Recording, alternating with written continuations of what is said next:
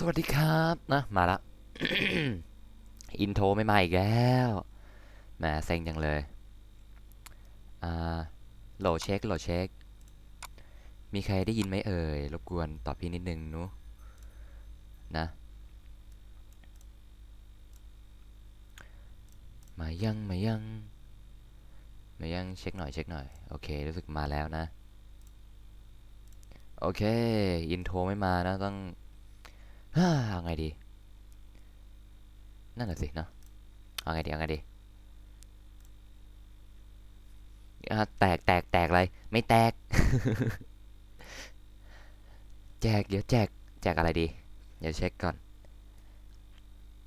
แจกทูแล้วกันนะแจกทูแล้วก็เดี๋ยวแจกวอลเล็ตมันเป็นเศษอะมันเศษวอลเล็ตอะ มีอยู่เศษมันเหลือ45 บาทอะใครมีวอลเล็ตก็เอาไปนะ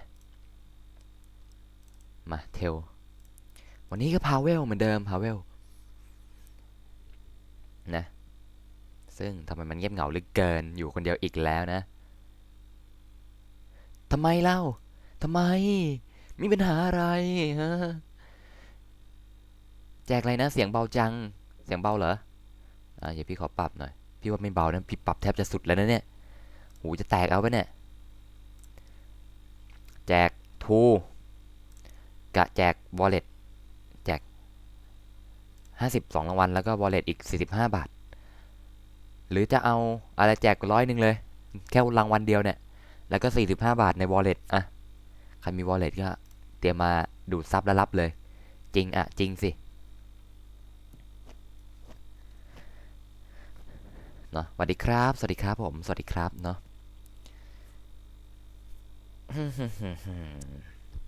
สภาพเพิ่งตื่นเลยเนี่ย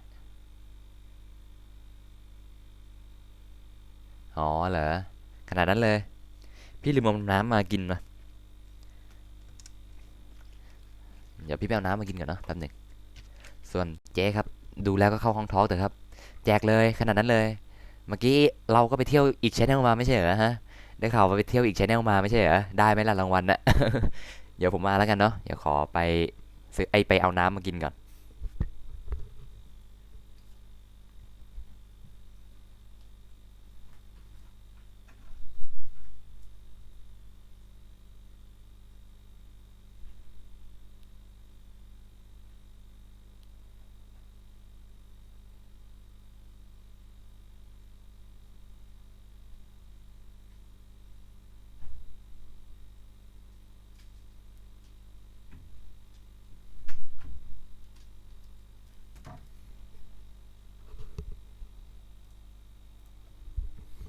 อ่าแจกตัวละครเทลเหรอมันมันก็เท่ากับเท่าไหร่นะ99ทูใช่ไหม99 บาทก็เอาไงดีอยากเอาอะไรเอาชิโฮะ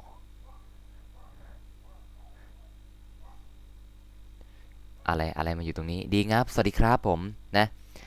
My Love Channel ว่าแต่ใครได้รางวัลไป50ทูเนี่ยพี่เข้าไปดูไม่ได้จะเอาอะไรเอ่ยจะเอาเป็นตัวละครหรือจะเอาเป็นทูเอาแล้วแต่ได้ทั้งนั้นแหละราคา100ทูอะแจก1 รางวัลนะแล้วก็45วอลเล็ตอีก1 รางวัลใครมีวอลเล็ตก็เอาไปเลยเนาะแน่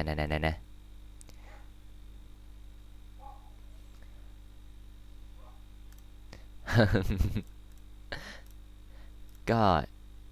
เดี๋ยวเราจะสุ่มเอาตัวละครใช่ไหมเอาลองโหวตกันมาก่อนจะเอาไงดีเนาะเนาะ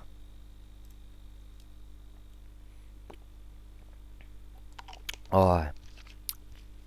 เอาตัวใช่ไหมสรุปเอาตัวละครกันใช่ไหมนั้นเอาเป็นว่า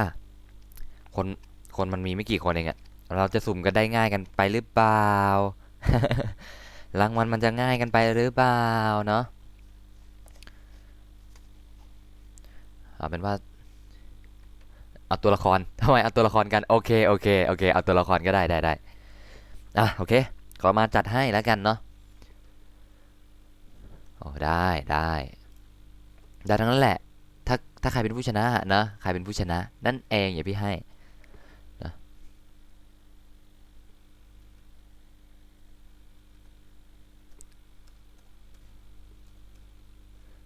เนาะเดี๋ยวรอแป๊บหนึ่ง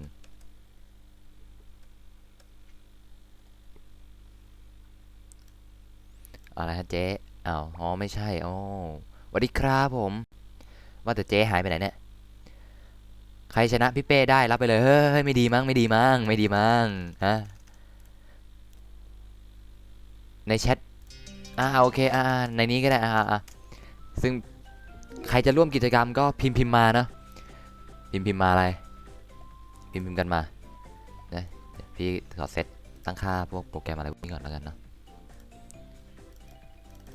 ไม่เอาสิไม่ค้างอย่างนี้สิอ่า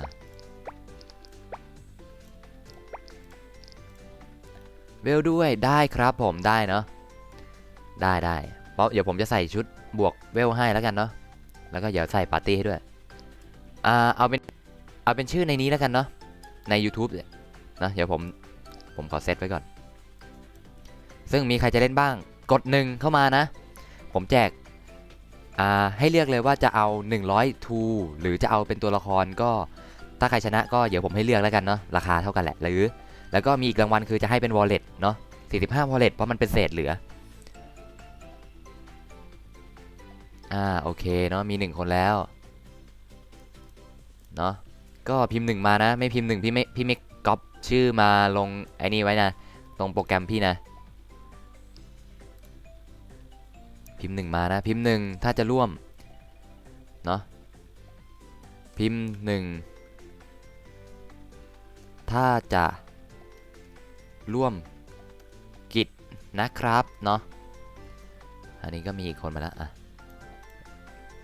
ฮายสวัสดีครับผมสวัสดีครับผมสวัสดีครับ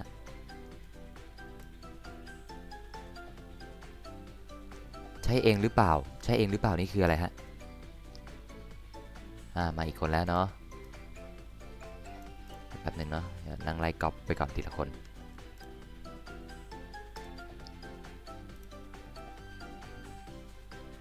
โอเคครับเนาะผมนั่งไล่ก๊อปชื่อก่อนทีละคนเนาะจัดแม่งแต่เช้าเลยไม่เช้าสิผมก็เพิ่งตื่นเนี่ยสภาพเนี่ยลุงเองสวัสดีครับผมโอ้นะฮะโอเคครับเอาพิมพ์แค่ทีเดียวก็พอเนาะลุงครับแล้วเจ๊เขาไปไหนฮะ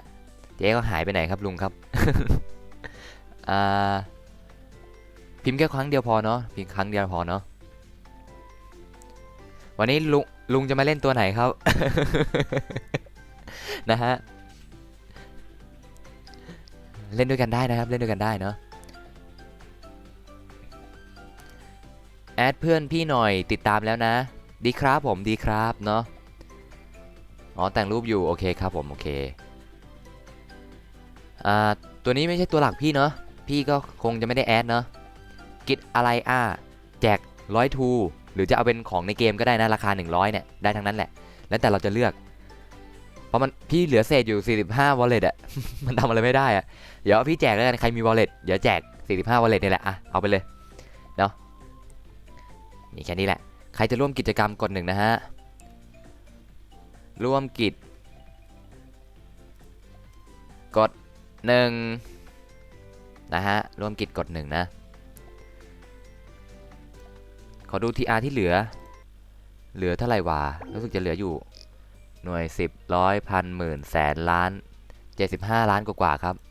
ขี้เกียจเขียนนั่นก็ไม่ได้นะเนี่ยโอเคครับผมจัดไปนะฮะคุณคอปเปอร์นะฮะเนาะก็พิมพ์1มานะฮะพร้อมร่วมกิจกรรมกับผมเนาะแจก100ทูหรือจะเอาเป็นของในเกมราคา100ก็ได้นะครับได้ทั้งนั้นเลยเนาะจะไปเติมเองหรือจะให้ผมเติมเข้าให้แจก5 ล้านก็ได้โอ้ขนาดนั้นเลยได้ครับผมอ๋อเดี๋ยวจะเรียกเจ๊ฟุกมาให้โอเคครับขอบคุณมากนะครับว่าแต่คุณลุงไม่เล่นด้วยกันเหรอครับ ว่าแต่คุณลุงนี่ไม่มานั่งเล่นด้วยกันเหรอฮะเนาะกี่คน1 2 3 4 5 6 7เอา10 คนพอนะ10 คนนะมีอีกไหมเอ่ยคงยังไม่มีใครเข้าหรอกเพราะว่าโดนพิกรเราแย่งคนดูกันไปเยอะแล้ว นะฮะเดี๋ยวขอย้ายฝั่งก่อนแอดหน่อยผมไม่แอดนะตัวนี้งานยุ่งอยู่อ๋อครับผมไม่เป็นไรครับไม่เป็นไรหรอกนะฮะ ว่าแต่ใครจะร่วมกิจกรรมกด1มานะครับกด1นะฮะพิมพ์1มาให้ไวเนาะ ส่วนเมื่อกี้สปอนเซอร์เขาบอกให้แจกได้ราคา5 ล้านครับผมมีงบ5 ล้านในการแจกของครับนะฮะสุดยอดฮะ5 ล้าน TR นะฮะดีครับดีครับเนาะร่วมกิจกรรมกด1นะร่วมกิจกรรมกด1นะร่วมกิจกด1นะครับเนาะร่วมกิจกด1นะครับเนาะแจก100ทูหรือของในเกมราคา100 บาทนั่นเองเนาะแล้วก็ TR อีก5 ล้าน TR อีก5 ล้านลงทุนมากนะฮะสปอนเซอร์เราขอบคุณมากนะครับโอเคกรอบชื่อมาแล้วเนาะพี่จะใช้การสุ่มโดยใช้โปรแกรมอะไรนะซูเปอร์อะไรสักอย่างซูเปอร์อะไรซูเปอร์สุ่มใช่ซูเปอร์สุ่มไปนั่งหาโปรแกรมมาพักหนึ่งนะฮะ ซึ่งวันนี้ก็เดี๋ยวจะพาเลเวลกันด้วยเนาะซึ่งเอาเลยปะล่ะจะให้สุ่มเลยดีไหมเนี่ยเฮ้ยยังเราจะสุ่มตอนกี่โมงดีไปห้องเวลก่อนพี่อยากเวลใช่ไหมระดับสูง30 คนเนาะมันจะได้เวลเยอะไหมวะมีคนเล่นเยอะไหมเนี่ยโอเคงั้นเอาเป็น Unity แล้วกันเนาะบ้านขนมหวานจัดไปเนาะชื่อห้องพี่จะตั้งว่าอะไรดีเบไป Channel แล้วกันเนาะเบไป Channel โอเครหัสผ่าน3 ตัวเหมือนเดิมเนาะ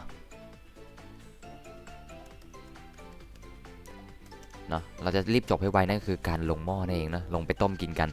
โอเคครับโอเคเนาะลิซาดอนคุงมาเล่นด้วยกันสิมาเดี๋ยวผมพาเวลเนาะวันนี้ก็พาเวลกันยาวๆเลยแล้วกันเนาะครับเข้ามากันเลยเนาะเข้ามากันเลยครับเนาะโอเคเข้ามาแล้วก็นะฮะมากันแล้วนะครับมากันแล้วเนาะครับผมใครจะร่วมกิจกรรมก็พิมพ์เข้ามานะฮะกด1ครับใครเข้ามาว่าฮัลโหลครับเจ๊ครับสวัสดีครับเขย่าอ่อนทำไมคนกำลังนอนอยู่คนกำลังนอน ผมไม่ได้เขย่าครับคุณลุงเขาปลุกไม่ใช่เหรอฮะพี่ปิดสตรีมแล้วหัวร้อน ขนาดนั้นเลยเหรอฮะร่วมกิจกรรมกด1นะครับกด1นะฮะร่วมกิจกด1ฮะร่วมกิจกด1นะครับแจก100ทูหรือจะเป็นของในเกมราคา100ก็ได้แล้วก็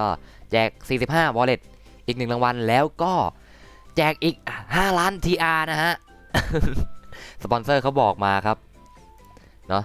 เขาบอกให้แจกได้ครับ5 ล้านเอาไปแจกซะเถอะโอเคครับรหัส1 3 ตัวนะ111เนาะ111พาร์ทห้องนะฮะเป็นห้องขนมหวานโอ้จะจามอีกแล้วโอเคครับเนาะก็เข้ามาร่วมกิจกรรมกันเยอะๆนะฮะโอ้เยอะเหลือเกินไหนๆก็ตื่นละเล่นเถอะครับผม กิจคืออะไรก็คือรางวัลที่1แจก100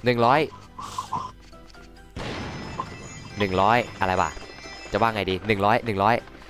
ทูหรือของในเกมราคา100นั่นเองเนาะรางวัลที่2 45 wallet ซึ่ง wallet มันเป็นเศษอะอีก5 บาทไม่มีอะแจกไม่ได้เป็น50ทูอะ ทู1,000ทูไม่มีวะไม่มีฮะเอาลืมตี้เลยแล้วก็TRอีก5 ล้านนะใครอยากได้อะไรครับพี่ชายเขียนถามไปเลยเขย่าอ่อนอะไรเนี่ยดังจังเขย่าอ่อนอะไร สุ่มเหรอสุ่มครับผมใช้ในการสุ่มเนาะเพราะผมเพิ่งเอาโปรแกรมอะไรมานะซูเปอร์สุ่มมาฮะลงหม้อใช่ลงหม้อไหนบอกว่าติดงานนี่แบบนี่เหรอ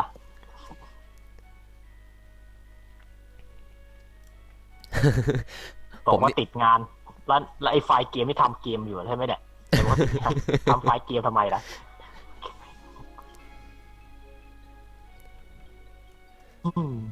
โทรไปยังปิดสายแล้วงอนอะไรกันฮะอะไรเนาะปิดสายที่ชวนเลยงอน ผมนี่งงเลยคุณลุงก็เข้ามาทักข้างในอ้าวหลุดไปหนึ่งหรือเปล่าน่าจะหลุดไปหนึ่ เดี๋ย ง วจะมีการปรับชื่อมาอีกว่าเป็นกายเห็นเลยเนี่ยเอาเถอะเอาเถอะ มาทางไหนโจโจ วันนี้ไม่เยี่ยมเด็กๆเลยพี่ชวาเนี่ย สวัสดีครับสวัสดีครับผมต้องสวัสดีฮะ จะใส่การคอเลย อ๋อ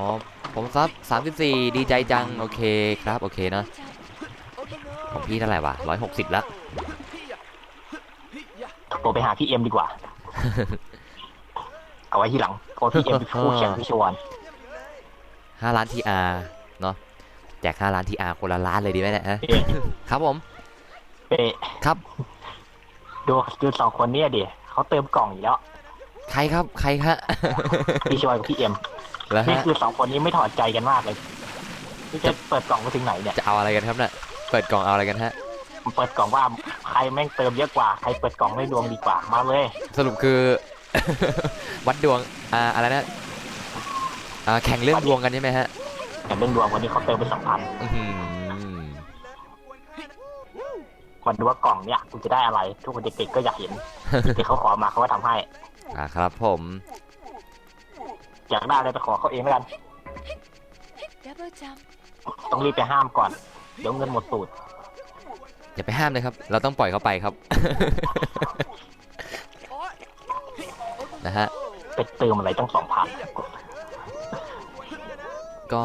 เดี๋ยวเขาก็ตอบมาครับเติม200มันไม่สะใจครับ ทีนี้ไปทำงานก่อสร้างมาได้ที่แกได้เงินเดือนมาเพียบเลยโอ้โห ครับธรรมดาฮะลงครับลงเลยนะลงเลยนะอย่าลืมนะว่าลงนะ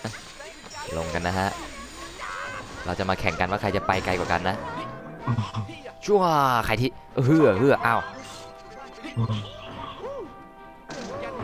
ทำไมลงไม่ได้แล้ววะโดนแก้แล้วเหรอฮะทำไมลงตรงนั้นไม่ได้แล้วเกิดอะไรขึ้น ก็เองเล่นระดับง่ายมันก็ลงไม่ได้ไม่ใช่เหรอ อ๋อนั่นน่ะสิเฮือเนาะโอเคไม่เป็นไรนั้นเอาผ่านไปแล้วกันนะก็ไม่นานหรอกแป๊บเดียวผ่าน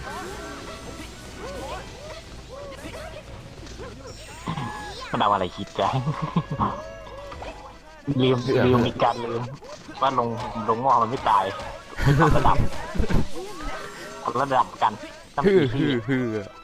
เดี๋ยวค่อยออกแล้วสร้างใหม่ครับสร้างเปลี่ยนระดับใหม่ฮะ Double jump. หาสัตว์เลี้ยงน่ารักมาสุ่มตู้เล่นดีกว่า จัดเลยครับ มาดูการที่แกเขาให้บัตรถูมา100 เดียวเป็น10 ให้ไปทั้ง10 ล้อไม่ได้เหรอวะบัตรถูเนี่ยล้อยังไม่ไหวเลยเป๊กเรียกว่า10 ล้อมาหน่อย เรียกใครนะฮะ เรียกว่า10 ล้อมาหน่อยดิ ทำไมครับจะทำอะไรล่ะฮะ ไปค้นบัตรถูเชื่อพี่ชวน ขนาดนั้นเลยเหรอฮะ ไปขอพี่แกหน่อยยืม อ๋อเหรอฮะ แข่งขันที่จะไม่อะไรดิแกไม่เอาของ เราก็จะขอของจากแกใช่ไหมฮะรู้สึกคุณลุงเขาจะแอบแฝงตัวอยู่ในไลฟ์ผมนี่แหละครับ ตัวกำลังดูแน่นอน ดูอยู่ครับตอนแรกเขาก็ เดี๋ยว มาทักผมก็ว่าใครว่าเขาบอกลุ เดี๋ ง ยวก่อน เองโอเคครับรู้เลยฮะลุงเองเนี่ยฮะ เองกลัวว่ากูจะรู้ หลบกูอยู่เพราะกูโกรธอยู่ เหรอฮะ โผล่มาอีกนี่คงตัว ฮ่าฮ่า อายุ25กับอายุนี่ใครจะแตกต่างกันวะ ว่าอายุ25 กว่า แกผู้อีก แกอะไรว่าเล่นเพียวเก่งชิบหาย ธรรมดา ทำงาน ธรรม ก่อสร้า ดาง พอได้เกียมด้วยไม่ปรากฏตัวให้เห็น บอกไว้ก่อน ต้องบอกเลยว่าใครอยากจะเห็นหน้าคนนี้ นี่ไง กูแคปรูปอยู่แคปรูปหนึ่งแต่พี่แกใส่แต่หน้ากาก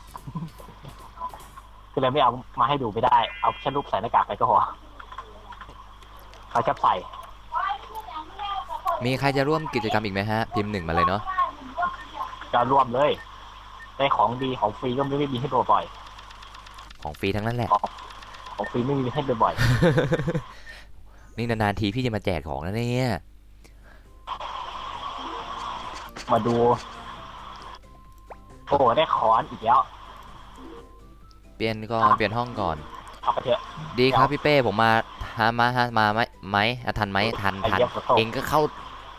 ฮอกมาสิเองจะไปอยู่อะไรเนี่ยต้องระดับไหนฮะฮาร์ดหรือนอร์มอนครับผมเจหายฮะดีครับพี่จำหนูได้ไหมจำได้เนาะแต่ลืมชื่อแล้วเนาะเบียร์ใช่ป่ะบีแบแบแบแบแบแบแบอะไรทุกอย่างนี่แหละ เป็นไงพี่ผมบอกแล้วว่าการที่ผมได้เป็นอันมาดีอย่างนี้นี่เอง เออ มันสามารถแกล้งพี่ เอา เป้ พี่ไม่ ได้ ปรับจอใหญ่เหรอโอเคอ๋อพี่ไม่เห็น พี่เป้ อ๋อเดี๋ยวแป๊บหนึ่งฮะ พี่เป้ อะไร พี่เป้แจกอะไรอ่ะ แจกทู มีของเล่นด้วย ขนาดนั้นเลยเหรอเองเนี่ย ไอ้เดินน่ะ ก็แล้วแต่เลยว่าจะเอาเป็นอะไรก็100ทูหรือจะเอาเป็นของในเกมก็ได้เนาะอ้าวไม่ใช่นี้สิอ่า แล้วเล่นยังไงอ่ะพี่ เล่นยังไงก็ออกจากเกมแล้วเองก็ไปไหนก็ไป โอ้โหโอ้โหคำโคตรคม ไม่ใช่มีดนี่คำไม่ใช่มีดนะหนู โอ้โหคำเลยละพี่ ไม่มีแจกนะอันนั้นไม่มีแจกนะเอ้ยพี่ ใคร ส จะ รุปนะพี่ ร่วมกิจกด1เนาะร่วมกิจกด1 ต้องกดฉะนั้นผมขอกดในท้อแล้วกัน หนึ่ง ผมขอกดในท้อ นะครับ ก็ พี่เป้ รางวัลก็จะมีเป็นอะไรนะฮะอะไรเองไม่เกี่ยวหรอกเองไม่ต้องหรอกกองไว้เท่านั้นแหละ จะเล่นด้วย ไม่ให้โว้ย เล่นด้วยเว้ย แล้วก็มันต้องเป็นด่านระดับไหนเนาะ ระดับอะไรเหรอพี่จะเล่นอะไร ลงหม้อเก็บเวล ลงหม้อเก็บเวลต้องเป็น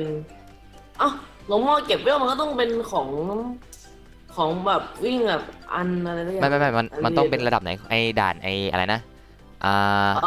ด่าน น้ำมอง บ้านขนมหวานน้ำมอนใช่ไหมโอเค เจฟุกได้บินเรียบร้อยแล้ว เอาละฮะ กลับมาแล้ว ก็ ผมเล่น พัดเดิม กิจ พัด กร เดิ รม ม ผม เนอะ เล่นด้วย พัดเดิมนะฮะ กิจกรรมผมเล่นด้วย พัดเดิมครับชื่อห้องเดิมแต่แค่เปลี่ยนเป็นระดับ normal นะ ผมตอนนั้นผมไม่รู้ด้วยเลย ระดับไหนระดับ N เนาะตอนนี้เป็นระดับ N แล้วผมก็จะร่วมกิจกรรมด้วย ไม่ได้ยินเลย ผมจะเล่นด้วยแล้วก็ร่วมกิจกรรมด้วย ฮ่า ฮ่า ฝนตก ชั่วร้าย ครับผม ไม่ได้ยินเลยอ่ะ แล้วฮะ ตัวนี้ไม่รับแอดนะฮะ แล้วนะผมขอเวลาเป็นตัวก่อนคือผมไม่ เดี๋ ได้ ยวแป๊บนึง เล่ เดี๋ยวพี่เอาเข้าปาร์ตี้ก่อน ครับ ตามเก็บชื่อคนนี้ไว้หน่อย อะไร คน ไม่ ที่ชื่อ อะ กายเก็บไว้หน่อยดิ รางวัลตอนนี้ก็จะมีเป็นอะไรนะ5 ล้าน TR นะฮะ5 ล้าน TR รางวัลอะไรอ่ะ ต้องเขียนต้องสร้างปาร์ตี้อะไรเนี่ย มีตังค์ก๋วยเตี๋ยวอ่ะ เชิญเข้าปาร์ตี้เชิญให้หมดปาร์ตี้รอบนึงนะพี่ผมขอเวลาใส่ชุดไปหนึ่ง ก็คนนอกก็ร่วมกิจกรรมได้นะครับผมเนาะไม่ว่ากันเนาะ ไม่จะเป็นที่จะเป็นเฉพาะคนในนะคนนอกเขาร่วมกิจกรรมได้แต่รอผมแต่งตัวสักครู่หนึ่ง ไม่รับ แต่งมา ไอดีนี้พี่ไม่รับแอดนะ ก็เถื่อน แล้วก็เดี๋ยว ผู้ชม วันนี้หาแอดเพิ่มอีก1 คน ซึ่งเมื่อวานก็ลืม เมื่อวานก็ลืม เฮ้ยพี่ทำไมพี่ไม่เห็นรับแอดผมเลยหรือว่าผมไม่ได้แอดวะ ฮะ ผมไม่ได้แอดเลยพี่ไม่รับแอด ไม่รับ ไม่ผมขอเวลา ใครกดแล้วก็ไม่ต้องกดเพิ่มนะครับเนาะไม่ต้องกดพิมพ์1มาเข้าร่วมกิจกรรมแล้วเนาะ ผมคนหนึ่งก่อน อ๋ออันนี้มันไม่ใช่ไอดีหลักพี่ไงพี่จะเล่นอันนี้เป็นแค่เอามาช่วยปั๊มเลเวลเฉยๆเนาะ ครับแต่ตอนนี้คนจะเห็นได้ว่าผมไม่กดสักทีเนี่ยขอแต่งตัวแป๊บหนึง มี2 คนไป ขอ 2 คน เวลาไม่นาน เนาะ แล้วแผ่นดิน รางวัลก็จะมีเป็น เดี๋ยวแนวบิน รางวัลก็จะมีเป็น100ทูหรือจะเอาเปลี่ยนเป็นของในเกมราคา100ก็เป็นก็ได้นะไม่ใช่ก็เป็นได้ แล้วก็อีกรางวัลเอาเป็น45 wallet ไม่รู้อะมันมีเศษอยู่45มันซื้อทูไม่ได้อะ ผมเท่านั้นผมเอา45 wallet เลย ไม่ใช่100ทูสิมัน50ทูมันต้องให้50ทู2 ใบมันไม่มี100ทูนะไม่งั้นก็ต้องเอาเป็น90ทู ผมหาเสื้อไม่เจอ โอเคไม่เป็นไรนั่นก็ เจนั่นแหละเรียบร้อยแต่ไม่นึงขอใส่ตราก่อน ฮะ 900กว่าแล้ว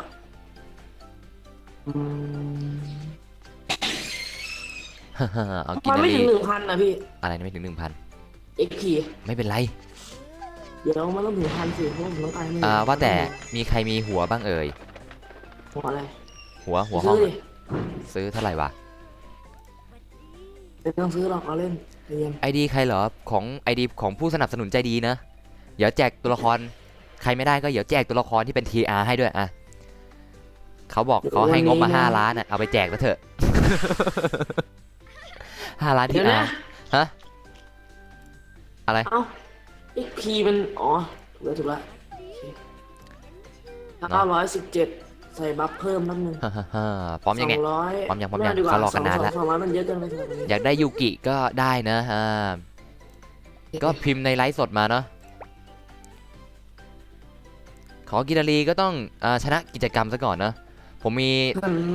หมดแล้วตัว TR ขอสิ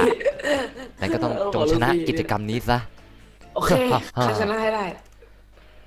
เนาะ ข้าจะเอาลูฟี่ให้ได้ หรือจะเอาไงดีมัน พี่ มัน ผม มัน ขอ ฮะ ผมขอสัก10 wallet ดิพี่ 10 wallet ไม่ให้อะไรครับ เอาจริงเด็ดสักลายอ่ะ พี่เป้ครับแล้วพี่เป้มาแจกพรุ่งนี้เหรอพี่ แจกวันนี้อะแจกให้หมดวันนี้อะพรุ่งนี้ไม่อยู่ อ๋อพรุ่งแล้ว พรุ่งนี้ตอนเย็นไม่อยู่นะ แต่กลางวันน่ะอยู่แหลกซะงั้น แล้ววันนี้ตอนเย็นพี่จะทำอะไรอะ ฮะ ต นั่ อน นน่ะ นี้ สิ ตอนเย็นก็แบบทำแบบเล่นใช่ไหมพี่ วางงานแล้วกัน เอาจริงเด็ด อะไรฮะ ว่างงานก็มาเล่นกับ จริงเด็ด อะไรจริงฮะ แกใจเหรอเนี่ย อะไรเนี่ย เพื่อเขาแน่จริงมากเลยอะ ทำไม พี่เป้ ฮะ เขาเปิดกล่องแล้วเขาไม่ได้เลย ขนาดนั้นเลยเหรอฮะว่าอะไรอาร์มเอ๋ย ผมสามารถเข้าร่วมกิจกรรมด้วยได้ไหม อะไรเอกจะเอาด้วยเหรอฮะ ใช่ผมจะเอาด้วย ขนาดนั้นเลย แต่ขนาดนั้นแหละ สองคนนี้ไม่ยอมเลิกแพ้กันเลยเนาะ เพใช่ไหมพี่ ตกลงนี่ใครแพ้หรือชนะกูก็ ผ ไม่ ม รู้ จะเอาด้วย ก็เดี๋ยวตอนนี้จะเพิ่มรางวัลเข้าไปอีกอย่างหนึ่งก็คือให้เป็นแอดมินชแนล ผมไม่ ครับผม ผมไม่ว่าพี่ จะไปแข่งกับสองคนนี้หน่อย ใครฮะ แข่งชนะเขาให้ได้ก็พอนะ คุณลุงเหรอฮะ จะได้แบบไม่ต้องเขียนกันอีกสองคนเนี่ย คุณลุงหรือใครครับ ไอคนที่ติดตาม อุ้มกับเอ็มไทยแลนด์อ่ะลุงชวนกับเอ็มไทยแลนด์ ลุงโชว์วอนไทยแลนด์ แล้วก็เอ็มไทยแลนด์ชื่อมีตัวเอ็มตัวเดียว ส่วนแล้วก็ต้องใช้ชื่อนำท้ายว่ามีไทยแลนด์อยู่ด้วย สรุปคือแต่ละคนนี่ลงท้ายด้วยไทยกันหมดเลยใช่ไหมฮะ น้องเคก็มา พี่รู้ไหมว่าตอนนี้ผมแค่พูดชื่อพี่ได้แล้วอีกนิดเดียว เหรอ คุณพยายาม อ้าวฮ่า โชว์เด็กอายุ11 ขวบไหม 11 ขวบทำไมครับ ก็มันก็เล่นเทลนี่ไงมันเป็นเด็กใหม่แล้วน้องเขาชื่อว่าน้องเค น้องเค คนใน นะ แก๊ ฮะ งพี่เชวานี่ เนี่ย อ๋อ แน่ใจนะเด็กใหม่พี่อยู่แคนพี่โชว์วอนเนี่ยก็มันไม่น่าจะใหม่นะ ลองเขียงดู มันยศอันนั้นเองถุงเท้าเอง เหรอฮะ อยู่แคนพี่โชว์วอนท่านี้ก็ไม่ใช่ธรรม ข ดา นาด นะพี่ ขนาดของคุณลุงก็ยศลูกเจี๊ยบก็ยัง ไงอยู่เลยฮะ อย่างจะชนะได้อย่างสบายใสชัวร์ หม้อนะฮะลงหม้อ ห นะ ม้อ ฮะ นะหม้อนะฮะเดี๋ยว หม้อนะฮะ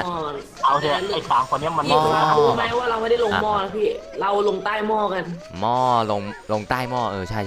ตามไปซื้อกระทะมาให้กูหน่อยดิ ครับทำไมครับ ทำไมอะพี่เอา จะไปต้ม เอาเดมอนเดอะซีรีส์พี่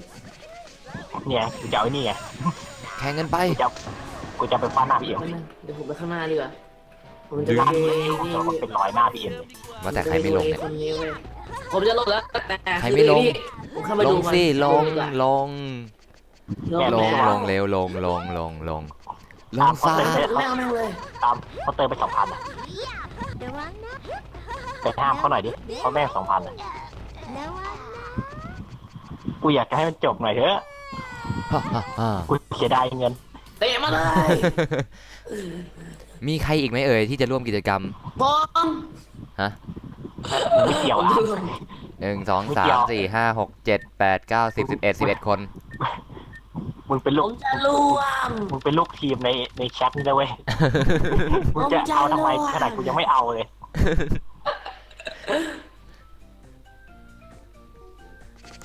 นะรางวัลก็จะมีเป็นสุ่มทูสุ่มวอลเล็ตแล้วก็อะไรนะ สุ่ม อะไรอะ TR แจกไม่สุ่มอะ TR เดี๋ยวแจกไล่แจกเลยค่ะ เลยแจกพี่ระวังหมดตูดนะพี่ งบ5 ล้านอะ เดือนไว้ก่อนระวังหมดตูด ขนาดพี่ชิวายังไม่หมดตูดเลย แล้วก็ ไม่อันนั้น อะ อัน ไร นั้น นะ พี่ชวอนอัน แล้วก็ อันนี้ สุ่ม พี่ หา เป้ แอดมินอีก1 คนเนาะ พี่ชวอนเขาโหดอยู่แล้วแต่พี่ พี่ไม่ เป้ ใส่คูณอะใส่คูณอะไรวะ ไม่ใช่เขาเขียนไว้ให้กูว่าแม่งยศโหดเนาะมาเขียนกูมา ใส่คูณอะไรเหรอคูณอะไรคูณ เปนี่คุณอยากจะหนักหน่อยเนาะหนักใจหน่อย อะไรฮะ นั่นนะผมจำได้ผมมีถุงมือบวก ชอบกว่านี้ นะฮะตอนนี้ก็ใครจะเข้าร่วมกิจกรรมก็เข้าร่วมได้นะครับพิมพ์1มานะฮะเราจะแจกก็คือ100ทูหรือจะเป็นของในเกมเทลราคา100ก็ได้ เย้เย้ และ เย้ ก็คือ45 wallet ซึ่งมันเป็นเศษใน wallet ของผมอีก5 บาทมันก็ไม่มีให้นะแล้วก็อะไรอีกนะผมจะ45วันเลย แจก TR อีก TR อีกเท่าไหร่5 ล้าน TR อามกูหลุดหรือยังวะ แล้วก็ แล้วพี่ หาแอดมินเพิ่มอีก1 คนจากการสุ่มชื่อในนี้นะ เนอะ ไม่ต้องเอาผมไม่นะเพราะว่าผมอยากแกล้งพี่เป้อยู่ งั้น ใครมีหัวห้องบ้างครับ เขียนชื่อแต่ละคนไว้ในกาลิน่าได้ไหมเนี่ย ยำยำยำย โอเค นั้นอย่าเพิ่งรีบออกกันนะ เดี๋ยวบ่ายโมงพี่จะมาจับกลางวัน มึงมีไอ้โปรแกรมสุ่มชื่อไหม มีครับมี ำ เพิ่งโหลดมาเลยฮะ ผมคิดว่าใช้สุ่มเลขดีกว่า ผมเพิ่งโหลดมาครับผม งั้นก็เคลียร์เลยเอาชื่อใส่ไว้ก่อนนะเผื่อไอ้นั่นอีกเผื่อมีคนเพิ่มอีกเดี๋ยวมันจะได้ไม่ขี้เกียจ ผมกำลังไล่ใส่อยู่ครับ ดีนะฮะก๊อปชื่อใส่ได้ อะไรกันเหรอ เหลืออีก1 คนครับ เจ๊ครับ เจ๊มีหัวห้องไหมฮะ ออกมาดี ครับ นั่นก็ลาก พี่ คอ เดี๋ยว มาเลย ผ ฮะ มจะดูในแนวพี่นะพี่ว่ามันขึ้นอยู่พี่อยู่ที่มันขึ้น ล็อกห้องมาทำไมไม่ล็อกห้องไว้เลยล่ะ ล็อกไว้แล้วครับ เหลืออีก1 ค โอ้ นครับ มีคนอยู่ตั้ง20 คนนะเกือบ20 เข้า คน มา นะ ใหม่ๆเลย เหลืออีก1 คนเท่านั้นฮะ อะไรกันวะ ขอไม่ได้เนาะ เดี๋ยวพี่สุ่มให้ สุ่ม หนึ่ง เราจะใช้วิธีการสุ่มนั่นเอง โอ้ย เองด้วยเหรออ่ะอยากเล่นก็เอาได้อ่ะ เย้เย้เล่น มาละเหนื่อยมาก ไหน กว่า ค จะ รับ เข้าได้ ไหนครับ อ๋อ ไหนไม่เห็นฮะ ที่กลัวแหละโอ้ย เย้ปุ๊กเดี๋ยวผมก็วิวอัพแล้วผมจะตาม ก็ เจ ร อ หัสผ่าน หน่อย 1 3 ตัวนะรหัสผ่าน1 3 ตัวครับ แกทำไง นี่เจ๊ฟุก โอเค มีอีกคนแล้ว เจ๊ โอ้ยค้างเลย ค้างเลยเจ๊เข้ามาทีนี้ค้างเลย เครื่องกูค้างเลยอ่ะ ครับ เดี๋ยวผมรอฮะ เฮ้ย ไม่ได้นะพี่ ฮะ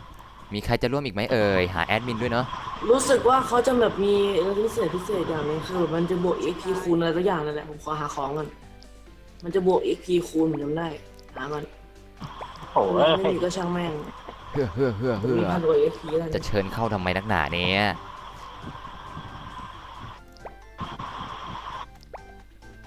เองมีบัตรคูณไหมล่ะแต่ละคนมีใครมีบัตรคูณบ้างล่ะ ผมไม่มีบัตรหัวครับ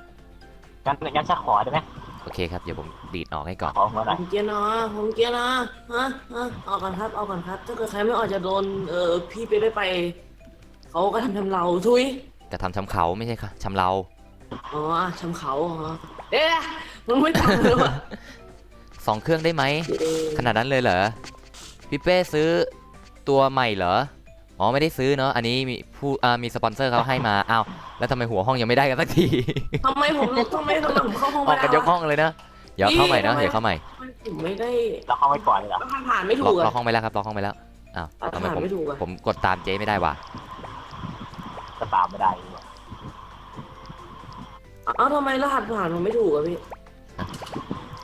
แล้วห้องไปไหนวะ ห้องหาย ห้องหาย ห้องหา งั้น ย ผมสร้างใหม่แล้วกันนะ ใครจะร่วมกิจกรรมนะกด1นะ เดี๋ยว1พี่หาแอดมิน2พี่แจก100ชู3พี่แจก45 wallet แล้วก็ ผมขอแค่ผม ก็อยาก อีกหลายรางวัลก็คือ5 ล้าน TR นั่นเองแจกให้หมด ตุ๊กตาเองกันเลย อะไรนะฮะ เจ๊มานี่ อยากไปเรียนทำตุ๊กตาจริงเลย เหรอฮะ เจ๊ทำไม่ได้ก่อนเจ๊ เจ๊สร้างยังครับเจ๊ เดี๋ยวมาเลยนะผมขอ แป๊บหนึง ยั ยังไม่ใส่รหัสผ่านเลยรหัสผ่านไม่ถูกต้องเฉย ช่วยออกก่อนครับช่วยออกก่อนเอาก่อน โอเคเนาะ เอาก่อนจะเดี๋ยวจะให้เจฟฟุกเขาเป็นหัวเอาก่อนเอาก่อน ไม่ใช่ไม่ สอง ใช่ ตัวนี้ออกไปก่อน อันนี้พี่มาอัพเลเวลเนาะตามชื่อ ไม่ พา งั้ ร์ น ท 3 2 1ไม่งั้นผมเตะออกนะจะออกดีๆหรือจะให้ผมไล่ออก ฮะอะไร ผมเป็น ออกก่อน2 คนเนี้ยคือผมจะให้เจฟฟุกคือไม่แน่ใจไงเอาไปเถอะมาเจฟฟุกได้เป็นหัวปะ ฮะถึงคนที่คุยกับพี่เป้อยู่ จะโทรมาทำไมรู้สึกช่องนี้ ไม่มีความสนุกเพราะพวกพี่นี่ขนาดนั้นเลยเหรอ โอเคนะ โอเคมาใครมีออสบ้างเนี่ยฮะบวกออสอีกสักทีอีกสักชั้น เป็น ได้ไหม จริ เนี่ ง ย เป็นจริงนะผมมีออสนะพี่ ฮะแล้วไม่เอามาบวกอะ ไม่ผมเดี๋ยวผมก็อยากเลือกอัพเหมือนกันนะ โอเครหัส1 3 ตัวนะรหัสผ่าน1 3 ตัวเหมือนเดิมเนาะ ถ้าเกิดเดี๋ยวถ้าเกิดผมไม่ว่าเอาเดี๋ยวผมออสให้ยาวเลยผมขออัพก่อนอยาก เนาะ อัพ รหั เร็ ส ว ผ่าน มากเลย 1 3 ตัวเหมือนเดิม เป้ช่วยเก็บสมองปืนได้นะ ไม่พี่ อะไรนะฮะ ไม่ได้ยินเสียง อะไรนะครับ รหัสผ่าน1 2 ตัวแล้วก็2 1 ตัว เอาเหรอสรุปใครเปลี่ยนอะ ผม อ่ะรหัสนี้อันนี้อันใหม่นะ แล้วก็ไม่บอกกันเลย เย้โหเอามามีคนเป็นหัวแทนเจ๊ฟุกอ่ะ อ้าว เจ๊ฟุกมีคนเป็นหัวแทนเจ๊ฟุกได้ยังไง อ้าวโอเค มีคนร่วมกิจกรรมอีก1 คนเนาะซึ่งคนนี้พี่พิมพ์ไปยังว่ารู้สึกว่ายังโอเค ซึ่งอย่าเพิ่งรีบออกกันนะเดี๋ยวบ่ายโมงเดี๋ยวพี่จะเริ่มการสุ่มอีกคนแล้วเหรอ แต่ว่าอันนี้ใกล้จะบ่ายแล้วนะ ก็ใช่ไงครับก็เล่นๆไปก่อนไงฮะ ทำไมเร็วจังไม่ถึงกี่นาทีเองอะเร็วจัง ขนาดนั้นเลยเหรอฮะ พี่ครับใกล้บ้านแล้วพี่ ดีจ้า ดู เนาะ ซิว่าผมจะได้สัก4.5 ตอนนี้ไปสลับหัวห้องแล้วนะเจ โอ ไม่ได้ เค นะใครมีบัตรคุณชื่อเป็นหัวหน้าห้องหน่อยใครแต่ละคนเนี่ย รหัสผ่านห้อง112เนาะเป็นการเก็บเลเวลเดี๋ยวพี่พาลงหม้อนั่นเองนะ โอ ลง เค หม้อ กูจะกว่าจะได้ เอาพี่ ฮะ ขออีกคนหนึงอ่ะอีกคนห แต่ นึง พี่ใส่ชุดอัศวินเอก เอาพี่ ผมบอกอะไร ทำไม เอ้ยถูกแล้ว เอ้ย ถูกแล้วอันเนี้ยพี่ใส่ถูกแล้ว ไม่ใช่บวก40%นะถูกแล้ว เองอะไรเองเนี่ย อีอะอึ โอเคดีครับผมเนาะดีครับเนาะเดี๋ยวผมจะเริ่ม อย่าฉีดน้ำกันใหญ่เลยอะอย่าฉีดน้ำบ้านกัน เดี๋ยวพี่จะเริ่มจับฉลากรางวัลตอนบ่ายโมงเนาะ เย้แล้วโอ้ผมก็ต้องได้ มาแล้ว ถูก โอเคจ้า 45วันเลย นะใครจะร่วมกิจกรรม พี่ ก ครั ด บ 1นะจ๊ะ พี่ครับหนึ่งพี่ครับทูนี่มันแบ่งเป็น2 รางวัลใช่ไหม100ทูก็แบ่งเป็น52 วัน อ่ะไปกดเลยนะ เดี๋ยวแป๊บนึงผมขอเชิญเขาตีกัน เย้โอเคฮะ คนที่เข้านี้ถือว่าผู้ที่โชคร้ายโชคดีนะครับ ว่าแต่ใครไม่อยู่ในห้องวะแป๊บนึงนะฮะมีคนไหนวะคนนี้ กดเลยไหม แป๊บนึง เดี๋ยวตอนแบบหลังจากจัดรางวัลเสร็จจะไปเล่น30 คนใช่ไหมพี่ ไม่พี่ นะโอเค กดเลยไหม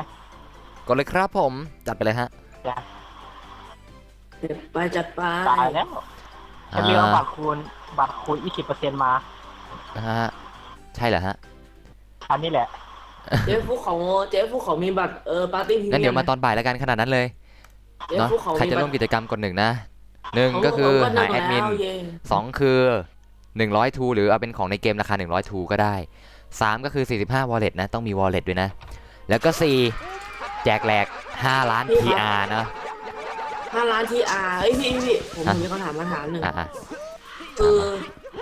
ทูใช่ไหม อ่ะ พี่แจก100ทูแล้วพี่ให้100ทูไม่ได้มันจะเป็น52 ใบ ก็ใช่ไงก็เป็น แล้วคือแจกคนเดียว52 ใบใช่ไหม ก็ใช่ไง แค่นั้นแหละผมก็ถามแค่นั้น ก็แค่นั้นแหละก็ตามนั้นแหละเนาะร่วมกิจกรรมกด1นะจ๊ะเดี๋ยวพี่จะได้ก๊อปชื่อไว้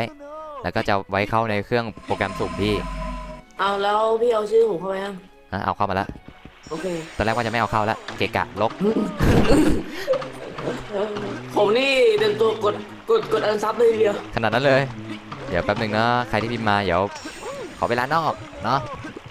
ขอเล่นตอนนี้ก่อนเดี๋ยว อย่าลืม ผม ก ก๊ ด อปให้ ซับสไครต์ก่อนที่จะเข้าร่วมกิจกรรมเลยนะ อย่าลืมกดสับตะไคร้กันด้วยนะจ๊ะ เพราะว่าถ้าเกิดคุณไม่สับเดี๋ยวตะไคร้มันบูดก่อนนะเดี๋ยวปรุงไม่ได้ โอเค ไม่มีใครเล่น แล้วก็แนะนำนะ อย่าเอามาปั๊มนะ อย่าไปย้ายใช้แนวแล้วมาปั๊มกันนะ อะไรของพี่นี่เป็นไร ฮ่าก็บอกแล้วไงว่าพี่เป็นคนเดินดินกินข้าวแกงธรรมดาไม่ใช่ลูกเศรษฐีกินอยู่อย่างราชา อ๋อ กดกระสิเร็วๆเดี๋ยวอะไรกับร้านนา อะไรร้านนา ร้านนา ร้านนาไหน ร้านนา ร้านนา อาณาจักร ด้านหน้าประตูผี ด้านหน้าผมไม่รู้จักประตูผีแต่ผมรู้จักแต่ประตู ประตูอะไร ประตูหน้า ประตูฮะใช่หรือเปล่าพี่ว่าเราเข้าประตูหลังไม่ใช่เหรอ ทางเข้าข้างหน้าพี่ เฮ้ยเราเข้าประตูหลังก็บอกพี่มาเถอะเฮ้ย อะไรไม่ใช่ผมไม่ใช่นิสัยอย่างพี่ไม่ต้องห่ว เฮ้ ง ยไม่ใช่พี่ละ พี่ปีนหน้าต่างเข้า โอ้โห ไม่เข้าประตูพี่ปีนหน้าต่างเข้าเลยจุดเอาโดดสิโดดสิเออเนาะอย่าลืมลงหม้อกันนะจ๊ะลงหม้อกันเนาะ ผมจะลง อ้าว พี่ ใครขึ้นไปแล้ว พี่ถ้าเกิดวันหนึ่งจู่ๆซับสไครต์พี่พุ่งแบบโคตรเร็วแล้ว พี่คิดแล้วจู่ๆก็วันต่อมาซับสไครต์พี่เหลือ0พี่จะคิดว่า ขนาดนั้นเลย มักิด เฮือโดดขึ้นไปทำไมเนี่ยต้องพิมพ์ใหม่ใช่ไหมเนะฮะถ้าบอกลงหม้อเดี๋ยวจะงงใช่ไหมต้องบอกว่าลงใต้หม้อใช่ไหม ใช่ต้องลงใต้หม้อ ลงใต้หม้อนะ ลงใต้หม้ออย่าบอกว่าลงมาต้องบอกว่าลงใต้หม้อ ลงใต้หม้อ เราไม่ได้ลงหม้อลงใต้หม้อ ใช่สรุปเนาะโอเคใครที่ดูอยู่นะจ๊ะอย่าลืมนะลงใต้หม้อ มันมีเลยผมกูก็แค่0.75%มั้ง หึอะไรวะ ไม่ไหวเลยนี่ผมก็แค่0.75%วันนี้ผมจะไม่วิวอัพให้ดู พอแล้วไม่ต้องพิมพ์หนึ่งมาแล้วนะคนที่พิมพ์มาแล้วเนาะอ้าวไปไหนอีกคนวะอีกคนไปไหน นี่ แล้ว ครับอีก9 นาทีนะ สวัสดีครับผมเนาะวันนี้แจกของนะจ๊ะกด1เพื่อเริ่มกิจกรรมนะ ซึ่งรางวัลก็จะมีเป็น1 Admin Channel เราจะต้องให้เข้า 100 True หรือของในเกมราคา 100 3 45 Wallet อันนี้ต้องจำเป็นนะต้องมี Wallet นะ แล้วก็ 4 5 ล้าน TR จัดไป 5 ล้าน PR นี่คือแจกให้ทุกคนเหรอพี่ อ่ะแล้วแต่ดวงสิ อ๋อคือแบบพี่จะกดสุ่มชื่อใช่ไหม ใช่เดี๋ยวพี่จะกดสุ่มเนาะ พี่อันนี้เพื่อนผมเองได้โอเคพี่มาอีกคนแล้วเนาะเดี๋ยวรอแป๊บหนึ่งเนาะ พี่ นะฮะ 100 ทูนี่พี่ก็50 True 2 ใบแหละ คิดน่อย ฮะ พอดีว่ามีคนเอาของมาให้ ครับผมให้อะไรฮะ จากแรงบันดาลใจจากคนดังคนนี้ ครับผมให้ใคร พี่ ฮะ ชิวะก็ส่งบัตรเปลี่ยนชื่อมาให้3 ใบบอกให้เปลี่ยนชื่อด่วนเลย เปลี่ยนชื่อใครครับ เปลี่ยนชื่อตัวละครที่นี่แหละ อ๋อ แล้วเขาไม่ส่งมาให้ผมจะเปลี่ยนชื่อไงวะเจฟฟุกก็เคยบอกให้ผมเปลี่ยนชื่ออยู่นะ บอกให้เองยังไม่แน่ใจชัด รู้สึกว่าเองจะรู้จักคนเยอะเกินเนี่ยพาพี่ตะวันสงสัยว่าเองนี่กำลังคิดร้ายกับอะไรเขาเปล่า ไม่นะผมจะคิดอะไรอะกับใครวะผมจะคิดอะไรผมคิดอะไรไปกับเขาบ้างวะ เอ เนี่ย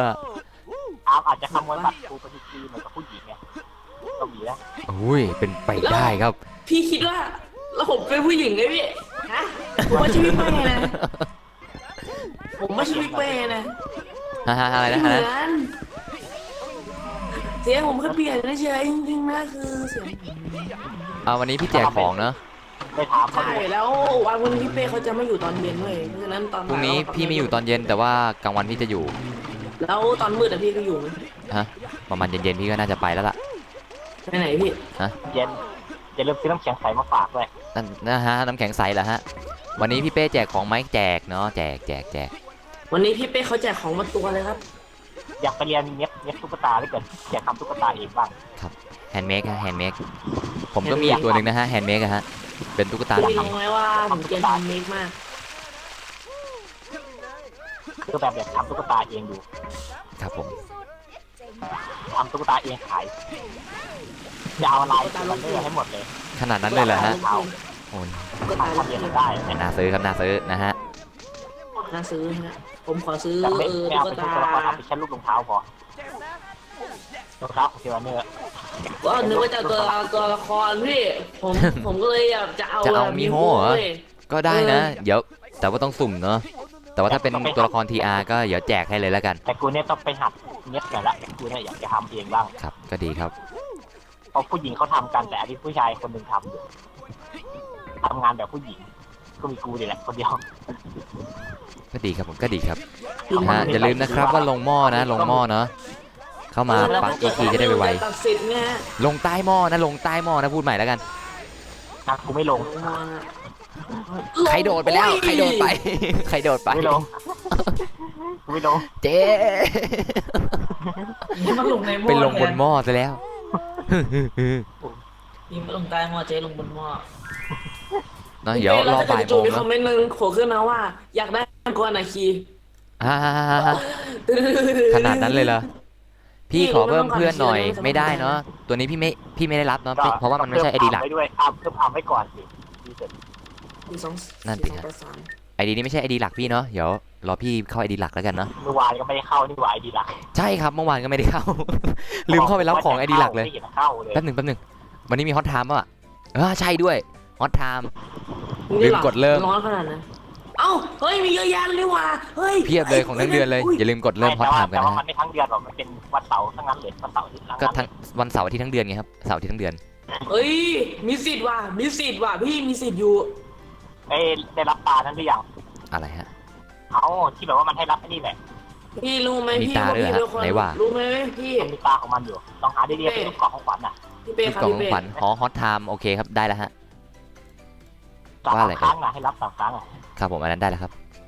อ้าวหัวเปลี่ยน อ้าวพี่มอนนะอ้าวพี่มอนเขาอ่อนละเอาน้ำดู อยากได้ ว ชุด นะ นอนขอหน่อย ชุดนอนนะ ชุด ไม่ น ได้ อน เลยชุดนอนไม่ได้เหรอพี่เป้พี่ไปลง ชุดนอนนี่ชุดไหนวะ เป้ ฮ่าฮ่าฮ่าอ่ะ ค้างเลย สมมติจะค้างตอนที่ว่ามีคนเข้าห้องมานะฮะแต่นี่ไม่มีคนเข้าห้องแล้วค้างได้ยังไงครับ ก็มันค้างแต่ยังไงก็เปิดรูปถ่ายอยู่ อ๋อมีคนเข้ามาแล้วอ้าวเชิญเข้าปาร์ตี้ ไม่รู้ว่ารู้รหัสห้องได้ไงเนาะ นั่นสิหม้อนะครับ ยังไงที่ถ่ายรูปตอนที่ลงหม้อมาด้วยแต่ละคน เหรอฮะ ถ่ายไว้ทุกรูป พี่ เลย ครับว่าแต่รหัสห้องนี่อะไรวะ ฮะ112ห้องเต็มแล้ว ถ่ายไว้ทุกรูปเลย ต้องเติมสิอะไรเนี่ยต้องเติมสิอะไร แป๊บนึงนะผมคิดว่าไมค์เสียงผมดังเกินไป ตา ว่ะ มเห็นไหมถ่ายทุกรูปเลยที่ถ่ายเก็บไว้ขอไปปรับแต่งใหม่หมดเอาแบบตลกหน่อย ก็ อาร์มเห็นอาร์มที่ได้หินมาด้วยเหรอเอาไปทำลายจริงไหม พี่ทำไมซับพี่มันเพิ่มขึ้นเรื่อย เนาะก็อย่าไปคิดมากสินะ อาร์มที่จ้างหินนี่ไปทำลาย ใช่ใช่ออกแล้วเข้าใหม่หน่อย ๆ เนาะ ทำ โอ ลาย เค อันนี้ซะ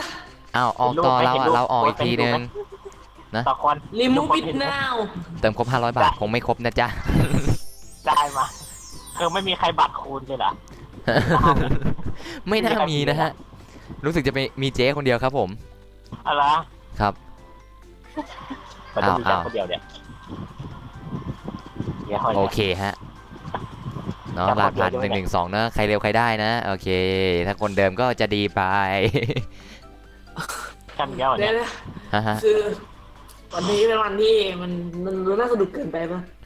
นั่นน่ะสิ พี่เป้แจกของมีกิจกรรมคอนทามพี่เป้ แบบครบทุกอย่างเลย มากมาย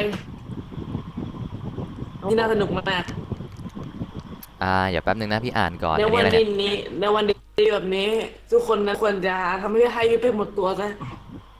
ทำไมพี่ไม่เอาตัวนี้เป็นตัวหลักอ่ะพี่แค่เอามาปั๊ม XP ให้น้องๆเฉยๆเนาะเดี๋ยวพี่เอาอีกตัวมาอัพเลเวลเหมือนกัน พี่เท่านั้น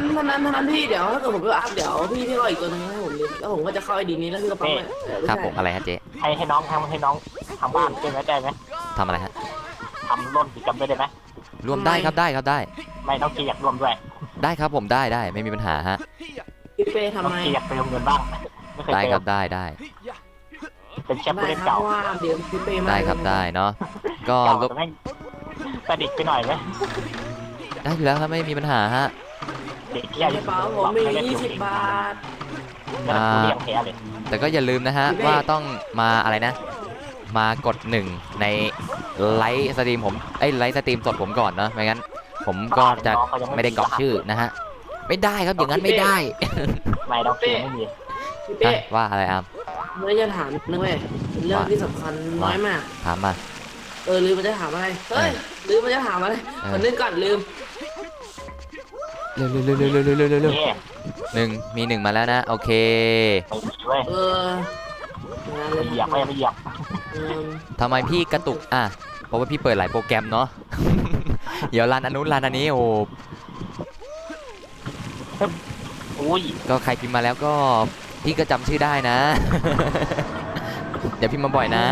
เห็นไหมเนี่ยพี่เป้พูดจนผมลืมแล้ววาผมจะถามอะไรพี่เนี่ อ่ะ ย แล้วเองจะถามอะไรพี่อะ นั่นสิผมลืมมั้งไง ครับผม พี่เป้เลยผม นี่ ลืม นี่ อะ ช็อกโกแลต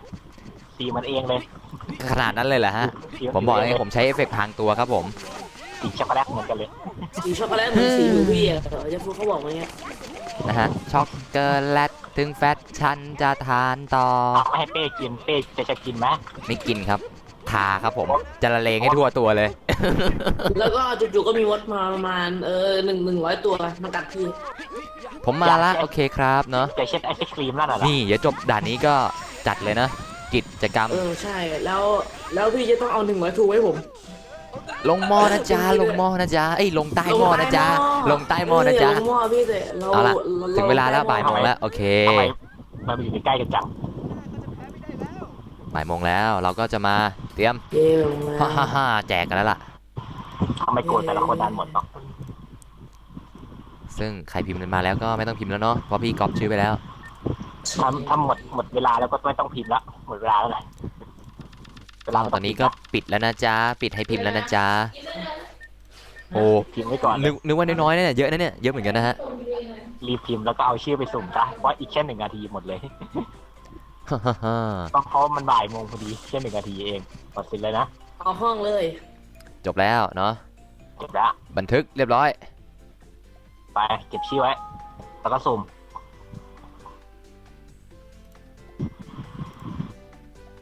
เนี่ยได้มา2 อันเลยหินเนี่ย แต่ว่าทำไมไม่ให้สีเขียวมาให้สีฟ้ามาทำไมเนี่ย สีฟ้าขาดสีเขียวอันเดียวจะหลอมได้แล้ว หลอมไม่ต้องเก็บต้องเยอะ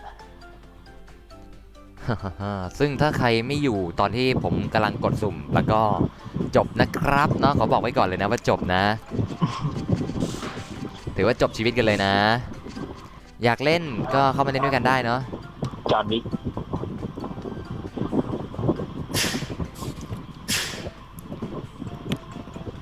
จอห์นวิกก็มีจริงด้วยนะ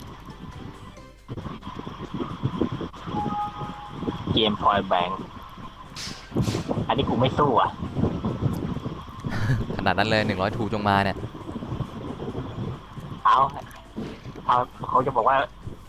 ทำอะไรทำอะไรนะเขาเรียกอะไร อะไรฮะ โอเค เนาะซึ่งเดี๋ยวจะเปลี่ยน คือ หน้าต่างก่อนเป็นไอ้นี่ เดี๋ยวนะ ฮะฮะ คือแอดมินไม่เกี่ยวข้องหรืออะไร อ๋อแอดมินเกี่ยวหมดครับ ได้ทั้งนั้นนะฮะ ถ้าหากว่า ผม ไม่ ไม่ เกี่ย ใช่ ว แอ ข้อ ด ง มินอยู่แล้วไง นี่เอาไอ้นี่ไปด้วยเนี่ยเอาไว้คุณใช้อาร์มไปด้วยร่วมด้วย อ๋ออาร์ม ก็มี อาร์มลากคอมาแล้วฮะ ถ้า ผ ผม มใช้อาร์มไม่ไปด้วยนี่เดี๋ยวเองอาจจะเกิดปัญหาใหญ่ ขนาดนั้นเลยเหรอฮะ นี่ไงเขาเรียกว่าน้องชายมันแล้วกัน หัวน้องชายมันจะมาแล้วมันเห่าอะไรวะเนี่ย นั่นสิทำไมนี่มันตั้งค่าไม่ได้วะ หมาพี่เห่าหมาตัวเล็กๆพี่เอง นั่นไม่เป็นไร เอาเปิดเพลง ขยับ หน่อยแล้วกัน เลื่อนหน้าจอก่อน พร้อมยังพี่ โอเค เริ่มแจกสักที โอเคเนาะ เอาละชิง เอาละครับ รางวัลที่หนึ่งจะเป็นใคร รางวัลที่หนึ่งเอาเราแจกอะไรก่อนดีครับ เจ๊ครับ เอา 100ทูเราต้องเก็บไปที่หลังใช่ไหมฮะ เอาของแบบว่าเรียงตามอันดับเลย เอาของหาง่ายก่อน นั้นอันดับแรกเราจะแจกอะไรดี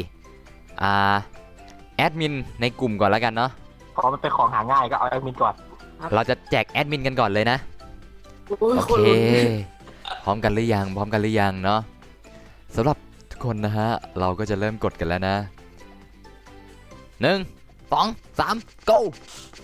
แตงแตงแตงแตงแตงแตงแตงแตงแตงแตงแตงตึงตึงตึงตึงตึงหยุดมาแล้ว อยู่ที่ ใครเนี่ยชื่อใครวะ ใคร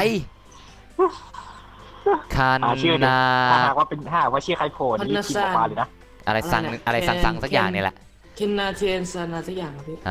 ว่าแต่ช่วยรายงานตัวด้วยนะครับผมเนาะ แดงชื่อใครเขียนชื่อมาด้วย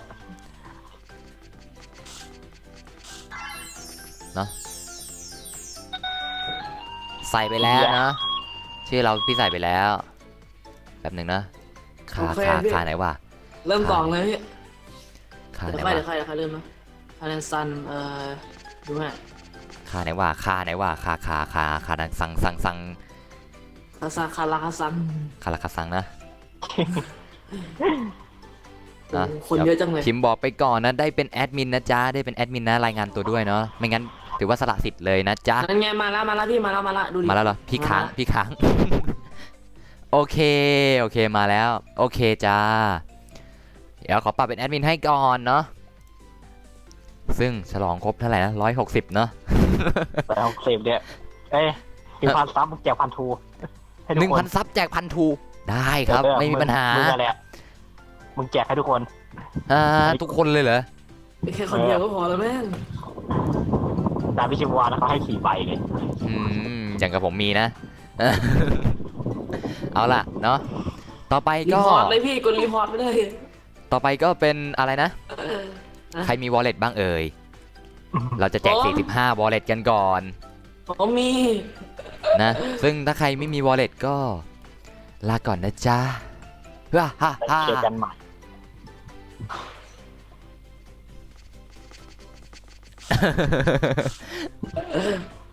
ขอเลขท้ายหน่อยครับ เลขท้ายอะไรเอ่ย เลขท้ายกี่ตัว 3 ตัวเหรอ อันดับแรกนะฮะ รบกวนช่วยเอาแป้งมาปะผมก่อนนะ แล้วก็ขูดๆไปเรื่อยๆ เดี๋ยวก็เจอเองค่ะเลขนะ เลขอะไรครับ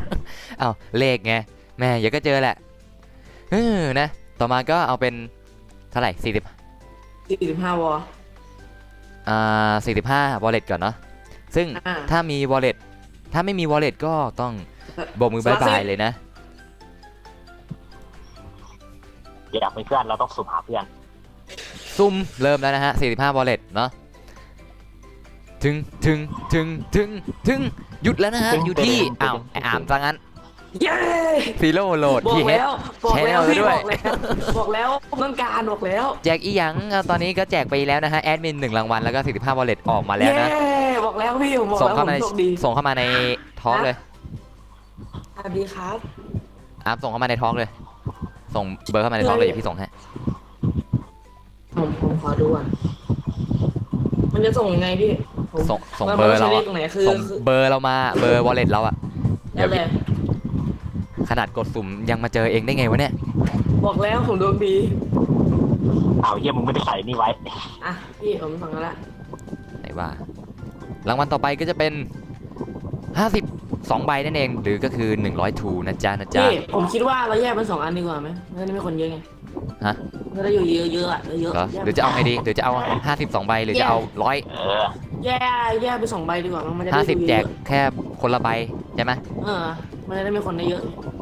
เดี๋ยวแป๊บหนึงนะ สมมุติแบบอ่ะเดี๋ยวให้ผู้ชมเขาดูแล้วกันนะคือ ถ้าเกิดคุณเอา100ใช่ไหมมีแค่คนเดียวที่จะได้คนนั้นอาจจะเป็นคุณ แต่ถ้าเกิดคุณไม่ได้คุณจะเสียใจ เป็นมิ นี่แบบคุณ2 ใบใช่ไหมคุณได้แค่ครึ่งนึงก็ยังดี โผล่ใน YouTube อ่ะ คนดูมีสิทธิ์ครับผม ใครเอาไปอ่ะ คนดูมีสิทธิ์นะ คนดูมีสิทธิ์เนาะ ก็ตอนนี้ พี่ค ผ รับ ม แล้ว ปิด พี่ รั ไม่ บ เซ็ แล้ว นเซ เนาะ อร์เบอร์ผมเลยเหรอ อ๋อไม่เซ็นเซอร์อย่างนั้นแหละ โอ้โหง่ายดีนะ ใคร อ่า ใครจะโทรหามันก็โทรไปดิ โทรเลยเนาะ ไม่ต้องโทรเลย ไปในทอล์กพี่ได้ไหม เอาเลย ก็ถ้าเข้าก็เข้าได้นะเดี๋ยวพี่เปิดไว้ให้ก็ได้อะแต่ว่าไม่ได้เปิดไมค์ให้คุยเนาะ เพราะว่ามันจะได้อะไรลดเวลาหน่วงอ่ะเดี๋ยวพิมพ์ข้อความส่งให้ก่อนนะต้องพิมพ์ข้อความเรียบร้อย ลิงก์แวะ27 คนแล้วเนี่ยดูกี่คนละ นั่นสิดูกี่คนเอ่ย 27ละ นะฮะ วันที่ตัว สี่เท่าไหร่ปะลืมเลย เมื่อกี้ดูเท่าไหร่ปะ42 388ไอ้338แล้วทำไม88มาว่าไงวะเนี่ยอ่ะโอเครับไปอาร์มเอ๋ยซึ่งเดี๋ยวคัดล็อกทอล์กไว้ก่อนเนาะ อย่า ก็อ่ะ เย่นะครับ นี่มาทอล์กได้นะครับเนาะ แล้วก็ มานี่อาจจะพูดไม่ได้ ต่อไป เดี๋ยวแป๊บนึงลืมเปิดห้อง มันลืมได้ไงวะ เอาล่ะเนาะรางวัลต่อไปก็เป็น wallet ไม่ใช่ wallet ดิทู52 ใบ1 รางวัล1 รางวัลถ้าไม่ชู2 นิ้วอะ1 รางวัล กระพริบ ทำไม มีคนมาแล้วนะครับเนาะก็เข้ามาได้นะส่งเดี๋ยวจะส่งยังไงก็เดี๋ยวช่วยทิ้งอะไรนะเบอร์ติดต่อหรืออะไรดีอะไรก็ได้มาให้ผมเนาะ ใช่ หรือจะเป็นเฟซหรือเป็นอะไรก็ได้นะ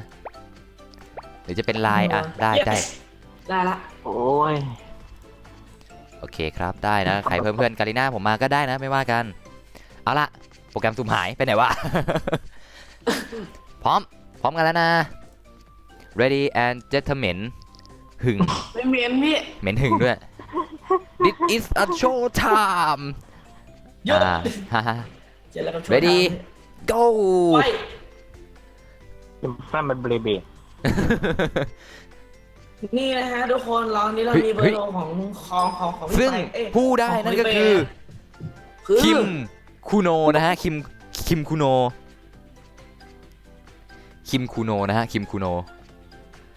นรบกวนรายงานตัวด้วยนะจ๊ะซึ่งถ้ายังอยู่นะถ้าไม่อยู่ก็จะได้เปลี่ยนคนแล้วนะจ๊ะ เอานี่นะทุกคนเดี๋ยวผมพิมพ์เบอร์โทรศัพท์ของพี่เป้ไปให้นะ ไม่ต้องพิมพ์อะ พิมพ์ตัวหน้าให้พอที่เหลือไปเราเอง แต่ของพี่ไม่ให้นะ พิมพ์ตัวหน้าที่เหลือไปเรา เดี๋ยวก็โด เอน ง แตะสักทีอะ แต่ เบอร์พี่ก็มีไงเบอร์พี่ก็มีอยู่ไอเนี่ย ของพี่ ข้างใต้เห็นนะไอที่ว่าตัวหนังสือเลื่อนอะพี่เลื่อนไว้ข้างใต้อยู่ ซึ่งถ้าไม่รายงานตัวก็คือว่าอดนะจ๊ะ เดี๋ยวไปดูนะเดี๋ยวผมขอวันนึง ฮะ เอาโทรศัพท์มาดิกูจะโทรไปหามึง ขนาดนั้นเลยฮะ จะได้ลูกของพี่เลย สุดยอด จะได้รู้เบอร์โทรพี่เลย แต่ย้ำไม่บอกใครล่ะ ครับผม ซึ่งเดี๋ยวผมส่งให้ในส่วนตัวแล้วกันนะฮะเฮ้ย แต่ย้ำไม่บอกใครล่ะมันรู้ ครับก็ของผมก็อยู่ใต้ไลน์ไงฮะ อะไร ของพี่นี่ของพี่ให้ดูไม่ได้ สรุปไม่อยู่เนาะถ้าไม่อยู่ก็ถือว่าสละสิทธิ์นะ กดไม่เลย ถือว่าสละสิทธิ์แล้วนะ เราจะนับถึง10นะ1 ถึง 10จบโอเค อยู่นี่มันกระสับพี่ เอาละ1 2 3 3 4 4 5 ไปตอบด้วย 6 อยู่เขาอยู่ เจ็ด ไม่อยู่ดิอยู่ปะ 8 จิม 9 10หมดอดรอคนต่อไป ตัดชื่อออกเขาเนี่ย ตัดชื่อออกไปแล้วนะจ๊ะ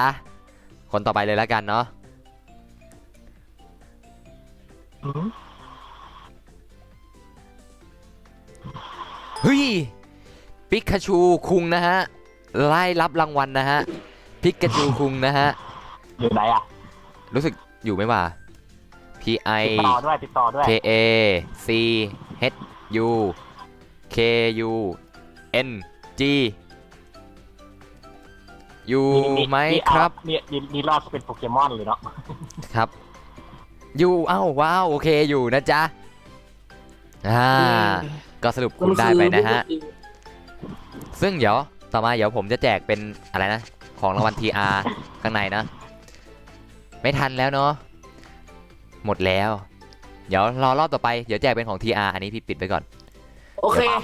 มาไม่ทันเองเลย โอเคเนาะ พี่มาพี่เดี๋ยวจะบอกก่อนก็คือ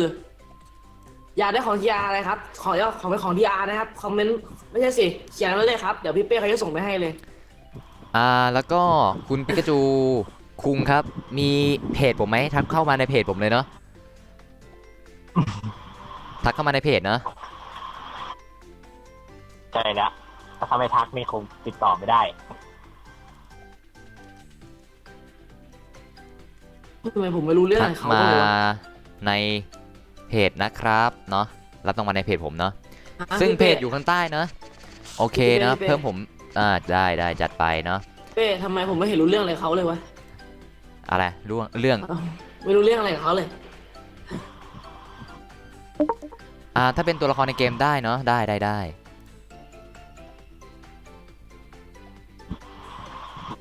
ฮะอะไรคือเคนยันเคนยัดนี่อะไรวะครั้งละ50 ทูนะพี่ฮะอะไรไม่ทันแล้วก็ตอนแรกก็บอกอะไรทีเดียวเลยไม่ใช่เหรอใช่ไหมมีคนบอกทีเดียวเข้าห้องส่วนตัวจะดูชุดทั้งหมดขนาดนั้นเลยซึ่งถ้าจะดูชุดทั้งหมดของตัวนี้แล้วก็ประมาณเกือบชั่วโมงนึงอะ อ้าวอะไรขึ้นเนี่ย เดี๋ยวหาชื่อก่อนชื่อโผล่ นะอย่าลืมนะฮะทักเข้ามาในเพจเนาะแล้วก็ นะ ใครจะร่วมกิจกรรมบ้างรอบนี้จะเป็นแจกตัวละคร TR แล้วก็แจกของ TR อยากได้อะไร เย่อยากได้อไ เดี๋ยวเราจะสุ่ม เรา กี่รางวัลเดียมี5 ล้านอ่ะหมด5 ล้านเมื่อไหร่หยุดสุ่มอ่ะอ้าวแล้วเราสุ่มไปเรื่อยๆด้วยโอเคเปล่าซึ่งรอบนี้ขอเป็นชื่อตัวละครในเกมนะส่งชื่อตัวละครในเกมมาพิมพ์มาเลยเนาะพิมพ์ชื่อตัวละครใน เกม พี่เป้ มานะครับเนาะ พี่เป้ครับพี่เป้ นะว่า มันให้เก็บ10 ใบผมไม่เก็บ15ผมเสียเวลาด้วยเปล่าประโยชน์ อ้าวแล้ว โอ้ my god อะไรเหรอ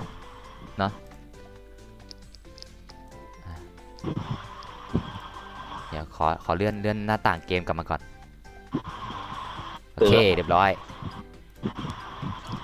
ซึ่งของก็ไม่ได้มีอะไรมากมายนะจ๊ะ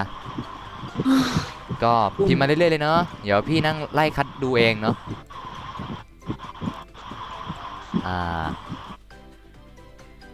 พิมพ์มากันเลย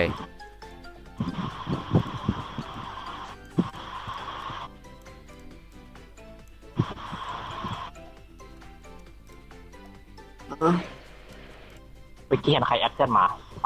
สามคน คนได้เพื่อนมาเดี๋ยวผมปิดสตรีมพี่กัน ปิดมาอ๋อเองนี่คือเปิดเพื่อเอารางวัลอย่างเดียวใช่ไหม นะก็ส่งกันมาเลยเนาะ เปิดเพื่อเราไว้อย่างเดียวฮะที่เหลือไม่สนใจแล้ว ก็ส่งกันเข้ามา ดี๋ยว เนาะ คอมใหม่เดี๋ยวจะได้เกมไอเจสันนั่นดู ให้เป้ไปด้วย เจสันอ๋อไอที่ว่านักฆ่าอะไรนั่นเหรอฮะ ราคาขนตานอนอ่ะไม่ใช่เดี๋ยวราคา ตา อะไร นอนก็ด้วยนะฮะ ราคาอะไรวะจำไม่ได้ เขาเรียกอะไรอ่ะ เป้ เจสันใช่ปะ ครับผม ราคาขนตานอนคิดได้ ม ไง อ วะ ร์นิ่ง เนี่ย พี่เป้สวัสดีจ้าเนาะ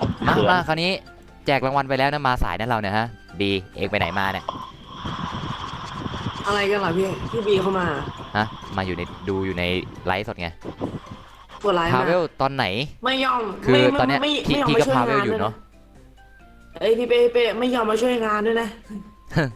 นั่นน่ะสิแอดมินอะไรเนี่ยทำไมไม่มาช่วยงานพี่ พี่เป้ครับเดี๋ยวพี่ อ่าฮะ เป้จะเวลต่อไหมเนี่ย ต่อเวลต่อเรื่อย เดี๋ยวผมเขาไปสวนก่อนเดี๋ยวจะไปทำชุดออสเนี่ยเดี๋ยวชุดออสทำเนี่ยโอ้ย ๆได้ทั้งนั้นแหละเนาะเดี๋ยวใครอยากได้อะไรก็ว่ามันเลยเนาะ เดี๋ยวพี่เป้เขาเพิ่งจัดให้ มีงบ5 ล้านอะ ทำอะไรได้บ้างของอีก5 ล้านน่ะแต่ทำไมผมเห็นในตัวละครพี่ไม่เขียนว่า7วะ 75 ล้าน เอา ก็ ที่ทักเขาแล้วเนี่ยเขาไม่ยอมมาอ่ะ ใครอ่ะ คุณลุง โควอนอ่ะ 1 2 3 4 5 6 7 8 9 10 11 12 13 14 15 16 17 คน เขาบอกว่ายุ่งอยู่ ทักเขาอยู่เนี่ยเขาว่าเขายุ่งอยู่ โหอีโม10 ปีนี่จะขนาดไหนวะนะ ไปเอาไง ฮะอะไรฮะ เขาไม่ว่างเขาบอกอะ อ๋อคุณลุงไม่ว่างเหรอฮะ ทักหลายรอบแล้วเนี่ยเขาไม่ยอมว่าง อ๋อ รายชื่อที่ปรากฏในเทรลเนอร์นี่มันอะไร มีอีกไหมเอ่ยมีอีกไหม แบบไม่ว่างเลยพี่ไม่ว่างเลยคือรันเนอร์อยู่ อ่า ที่ว่าจริงเหรอ โอเคเนาะ ทำไมรู้สึกว่ามันเห็นเข้าเสียงดาบตลอด ไม่ว่างเลยพี่ก็แบบเลิกแบบธุระเล่นอยู่ไงเล่นอยู่ ก็เดี๋ยวมีอีกไหมเอ่ยมีใครยังไม่ได้พิมพ์มาอีกไหมเอ่ย ผมเนาะ มีใครอีกไหม เอาแค่นี้ก็เหลือเฟือแล้ว ว้า ฮ่าซึ่งคุณปิกาจูคุงก็ทักมาแล้วนะฮะเดี๋ยวผมขอ แม่พอพูดถึงปิกาจูอยากให้ไอ้เป้แต่งตัวเป็นปิกาจู ขนาดนั้นเลยฮะ กูจะจับโปเกมอนปิกาจูกูไปจ่ายเป้ใส่มอเตอร์บอลให้หมดเลย ทำไม่ได้เป้อยู่ในมอเตอร์บอลอาจจะจับยากหน่อยเพราะมันเป็นปลู อ้าวสรุปใครชื่ออะไรบ้างเนี่ยก็ผมเกณฑ์เอาไปยังวะยังเนาะซึ่งมีอีกไหมเอ่ยหรือไปแล้ววะไปแล้ว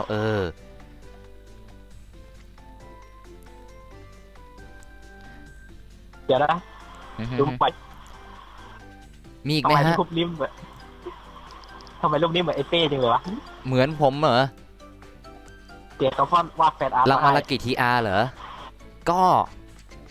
ไม่ได้ระบุไว้นะว่ากี่ทีอาร์ เป้ทำไมเป้น่ารักจัง ขนาดนั้นเลยเหรอฮะ ไม่ได้ระบุไว้นะว่ากี่ทีอาร์แต่ได้แค่1อย่างเท่านั้น ขอได้แค่คนละ1อย่างถ้าสุ่มได้มา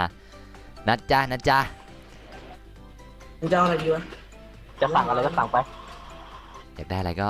แพงแค่ไหนใช่ไหม แพงเท่าไหร่ก็ไม่หวั่น แพงเท่าไหร่ก็ซื้ พี่ อไป เป้ครับพี่เป้ครับ ฮะว่าอะไรอาม ใต้คีย์บอร์ดผมมีอะไรให้ถ่าย อ่าโอ ใต้ เค คีย์บอร์ดผ นะ มมีอะไร มีอีกไหมเอ่ยมีใครอีกไหมเอ่ย พี่เป้ใต้คีย์บอร์ดผมมีอะไร จะไปรู้ไหมล่ะ เงินอยู่60 บาท ขนาดนั้นเลยอืม ไม่นะ มันเรียกว่าซ่อนให้ผลจากมือเด็ก มีใครอีกไหมมีใครจะมีใครจะมีส่งชื่อมาอีกไหมเอ่ยอีโม10 ปี10 ปีอย่าดูก่อนแล้วกันเนาะ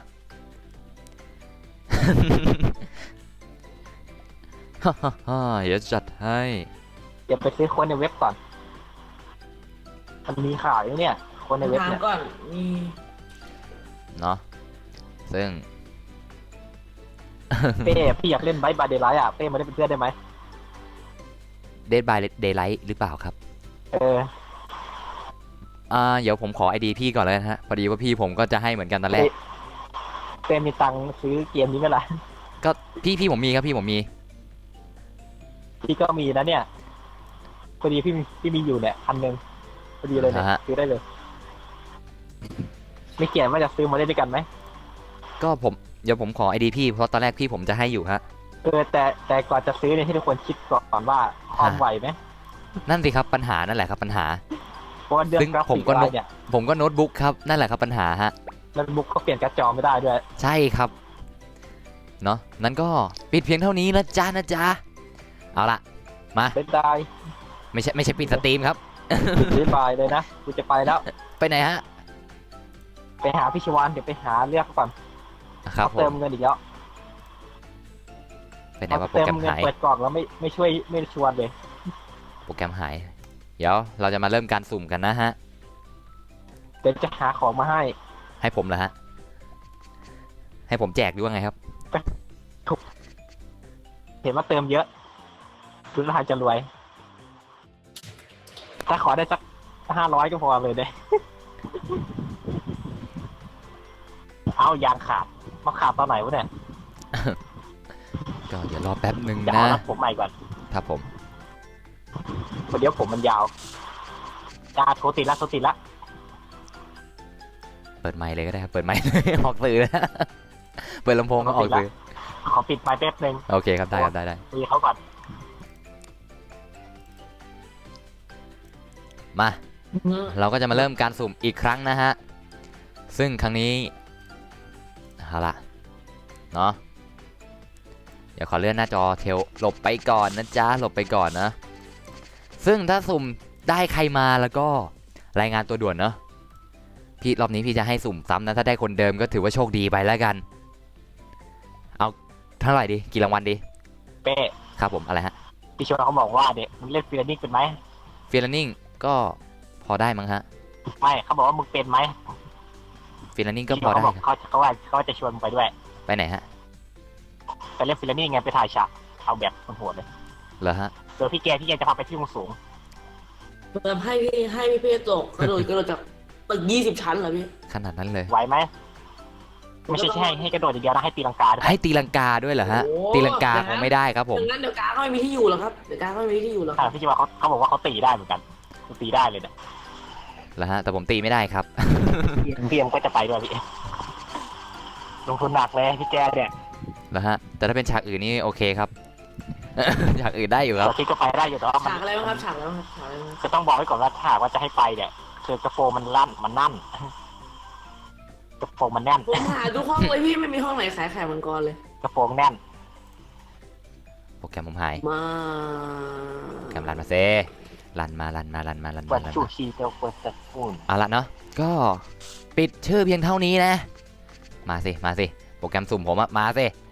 เปิดแล้วเนี่ยมาสิ ตกลงไปไหม ถ้าฟรีแลนซิ่งก็คงจะไม่ไหวนะฮะช่วงนี้ก็ติดงานอยู่ที่โรงเรียนเหมือนกันนะครับถ้าเป็นช่วงไหนฮะถ้าบอกช่วงได้ผมก็จะดีใจมากเลยนะฮะ เขาบอกว่าจะไปเชิญเล่นฟิลลิ่งกัน เป็นของเล่นที่เด็กๆเขาเล่นกัน ฮะ เพราะว่าพี่ชวัตเขาเล่นมาตั้งแต่เด็ก แล้วก็ไม่พิมพ์ส่งมาเราพิมพ์ส่งมาสิเห็นไหมพี่ต้องเข้ามาอีกเนี่ย ที่โทรถามในไลน์เลยเนี่ย เหรอฮะ เห็นว่าไลน์นี่เห็นเปิดแชทไหมเข้าไปหาหน่อย เทพพีมีครับมีเนาะทำไมโปรแกรมมันไม่มาแล้ว ทำไมพ่อค้าแถวนี้น้อยจังเลยเดี๋ยว ถ้าใครจะไปก็บอกนะ เฮ้ยเราไม่ถาม ผม หาเพื่อนผมก็ไหน พี่ชวัตเอาจริงเหรอวะเนี่ย สรุปคือนี่จะไปถ่ายทำอะไรคะเนี่ย เขาจะไปถ่ายฟิลลิ่งวันเนี้ย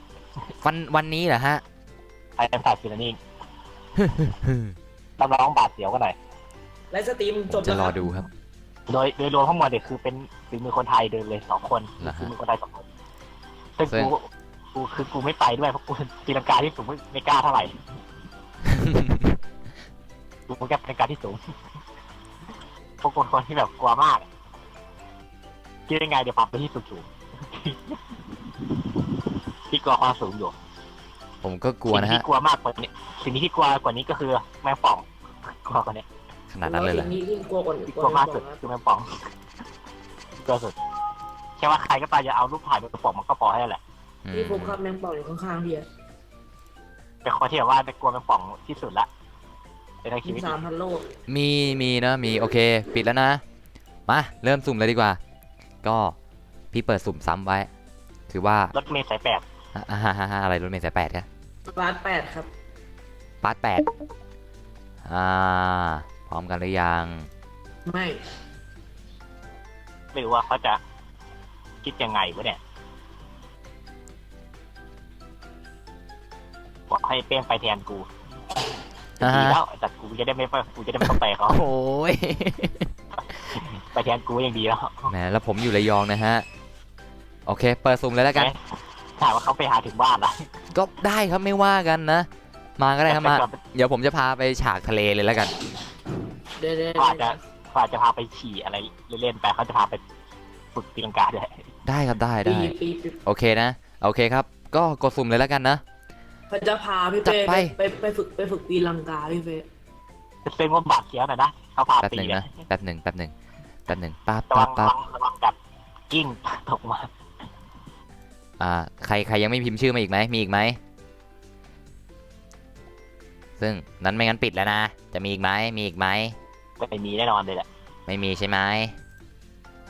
มันน่าเราถอยหลังอะนะ โอเคนะ นับถึง5นะ1 2 3 4 4 5โอเคสมจัดไปนะ เดี๋ยวหาฟูยุกิกันฟูยุกิสมนาฟูยุกิ ซึ่งถ้าได้ชื่อใครออกมาอ้าวผมเกียนอ๋อนะฮะผมเกียนอ๋อได้นะฮะเราด้วยโอเคครับนั้นรอบนี้นะมาฮะมานั้นถ้ารอบนี้โอเค ก็มาส่งชื่อมาครับผมส่งชื่อมาให้ผมนะส่วนผมเกียนอ๋อรายงานตัวด้วยนะครับ แล้วก็อยากได้อะไรก็บอกด้วยนะถ้าไม่อยู่ก็โชคดีบ๊ายบาย ทำไมชื่อไม่นั่นจัง ทำไมพี่ทิ้งคนนี้เหรอพี่ อยากได้อะไรก็บอกด้วยนะ เดี๋ยวพี่ส่งของให้ทำไมพี่ไม่โยนทิ้งไปเลยล่ะ อะไรกันฮะอะไร ออกไปส่ง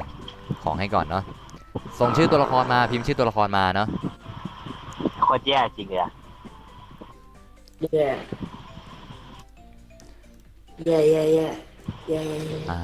แล้วก็ไหนว่า ต้องเตรียมไว้ก่อนแล้วเขาจะเข้ามาด้วย ยูกิได้อย่างเดียวสิอย่างเดียวนั้นพี่ก็ให้ยูกิเข้าไปไหนฮะ เขามาเนี่ยแข่งชนะเขาให้หน่อยนะ ขนาดนั้นเลยเหรอฮะ พี่หวังว่าเป้จะเก่งพอนะ ไม่น่าฮะ ก็2 คน ไม่ เนี้ย น่าเฮ้ยพี่เป้ครับพี่น่าจะแพ้ใช่ไหม ไม่น่าจะรอดนะ เขาบอกว่าเขาจะลูกเจี๊ยบนะต้องบอกว่าอยู่ ลูกเจี๊ยบแล้วไงฮะ ลูกเจี๊ยบแต่ฝีมือเขาไม่ใช่ลูกเจี๊ยบครับ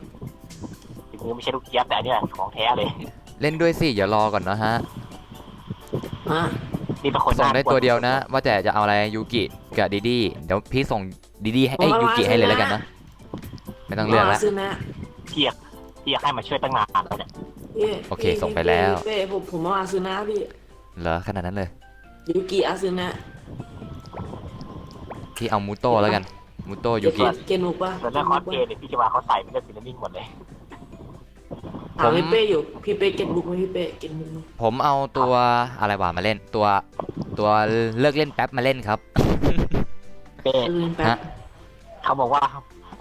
ไม่พายดำมาด้วยวะเนี่ย ไอ้ดำต้องมีแต่คนผิวแดง เขาเรียกมึงอะเป้ อืมเขา ว่าทำไมไม่พามาด้วย ไปไหนฮะ ไปเรียกเป็นแล้วนี่ ก็ผมจะไปยังไงฮะ รอคุณลุงมารับตัวผมจากระยองไปสิฮะ ถ้าหากว่าเขาไปแล้วมึงต้องมา มึงจะโชว์เลยถ้ามึงตายกูไม่รู้ด้วย โอ้โหขนาดนั้นเลยเหรอฮะรบกวนช่วยมีประกันชีวิตให้ผมสักนิดนึงนะ ประกันชีวิตแล้วพี่จะรอดพี่อยู่น้ำเลย ยากหน่อยเจ็บไหม อ๋อหาผมไม่เจอครับพอดีว่าเล่นอีกตัวนะเอาไว้ปั๊ม XP ให้น้องๆนะฮะ ก็ พี่สรุปพี่ใช่ผมออสให้ไหม ฮะก็จะออสไหมล่ะแล้วแต่เราเลย แล้วแต่เลย ก็แล้วแต่เราจะใส่เลยเนาะ เลยแล้วแต่พี่เลยเพราะว่าผมมาปั๊มไว้ด่านจ่าดีกว่าด่านจ่าไปไหนให้มันสนุกดี เหรอโอเคนั้นสุ่มต่อไปเนาะเราก็เปิดสุ่มซ้ำไว้สำหรับอะไรคนดวงดีนะฮะ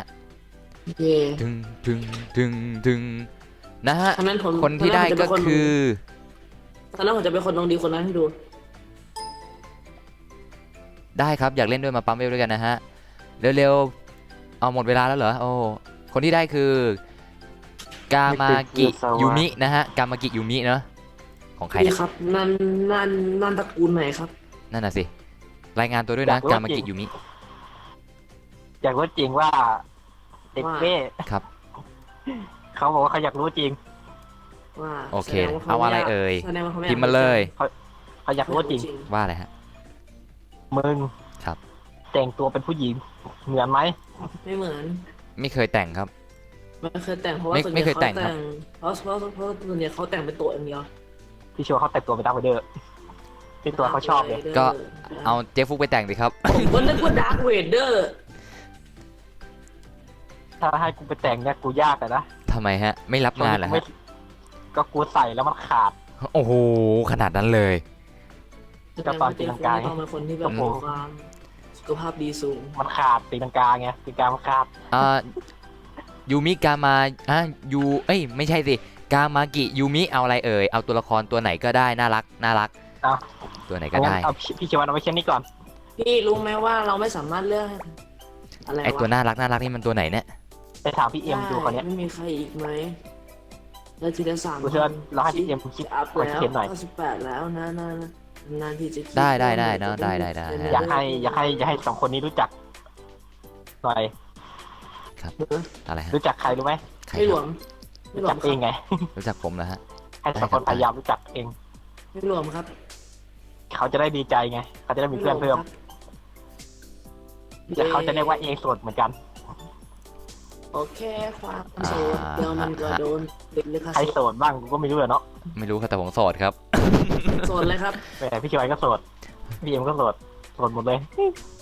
ไอ้แก๊งเนี้ยไม่มีใครมี ใช่ผมก็ไม่มี ไม่มี ส่ง เหี้ยอะไรวะ ไปให้แล้วนะ ไม่มี ตอนนั้นมันก็มีไม่ใช่เหรอวะ ไม่ผมไม่มี โอ อยู่ เค ตอนหนึงมึงมี โอเค มึงพาสาวมาห้องท็อปกูกับห้องท็อปมึงกันแหละกูจะจำได้พาสาวมาห้องท็อปกูห้องท็อปมึงเนี่ยกูยังจำได้อะ ตอนนี้ออกไป2รางวัลแล้วนะฮะแล้วก็มาสุ่มต่อเลยแล้วกัน ไอ้พี่อะไรก็น้ำไง รางวัลที่3 มึงพาสาวเข้ามาห้องกู เฮ้ยชื่อใครวะ พอกาลิน่าด้วยนะ ใครเนี่ย ว่าสิบอมีอีหยังเหรอ อย่า เนาะ เท่าไห คื ร่ อ แล้ ใคร ว รายงานตัวด้วยนะครับ ครับ รายงานตัวด้วยนะครับเนาะผมพิมพ์เข้าไปในไลฟ์สดผมแล้วเนาะ ครับ นะฮะซึ่งถ้าไม่อยู่เราก็จะข้ามไปนะครับ ซึ่งคุณก็จะอดได้ของนะ ครับ เดี๋ยวตกลงนี่แจกนี่ยังไม่มีใครได้หมดหรือไงวะเนี่ย เราเริ่ ผม ในวันพุธ เป้ เอาอะไร ถาม ค ห รั น่ บ อย ฮะอะไรฮะ ถามมาดิ ว่ามาเลยครับผม สม สมมติเป้มีเงินอยู่1 ล้านเป้จะเอามาทำอะไร ก็ตอนนี้พี่เป้เขามีเงินอยู่ทั้งหมด75 ล้าน ไม่กูหมายถึงเงินในชีวิตจริงมันเนี่ย อู้ ไม่ได้หมายถึง 1 ล้าน เงินในเกม อันดับแรกนะครับผมจะซื้อคอมดีๆสักเครื่องแบบแต่งแหลกแจกละเอียดเลยฮะสัก100,000 นะฮะ ยากหน่อยไหม อุ้ยเช็ด หาเรื่องใส่ตัวกูบอกเงี้ย เบลล่าเหรอ ความสวยกำลังมาเยือนนิด แต่ตอนนี้มันยังไม่ถูกหวยวะ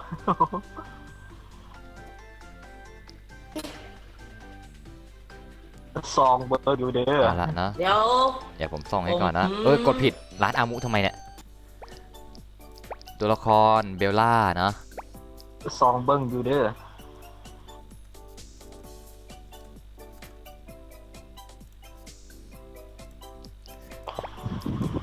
จัดไปส่งไปแล้วนะครับผมเนาะส่งไปแล้วเนาะ เดี๋ยวแป๊บนึงผมขอมาเพื่อบอกทิศออสก่อน เอาล่ะ นี่ไหน แล้วก็ วะ ครั้งต่อไปฮะอะไรฮะ ไอ้เหี้ย ที่มาผมสอนทิศออสอยู่ กดละซูมเลยจะได้ไม่เสียเวลาจัดไป พี่แม่ออสเหรอ แป๊บหนึ่งสิอย่าพึ่งสิ ออสออส ซูมไปก่อนอ่านครบ10 รางวัลก่อนแล้วก็เดี๋ยวค่อยแจกใหม่ วันนี้เขาออกจากห้องก่อนสักครู่หนึ่ง อ้าวดันมาคนเดิมแล้วนะฮะ เย้ กามากิยูมินะฮะอีกแล้วนะ เอาอะไรเอ่ยรอบนี้ฮะฮะเอาเหรอมีไม้เอกด้วยนะตรงไหนวะตรง อ้าว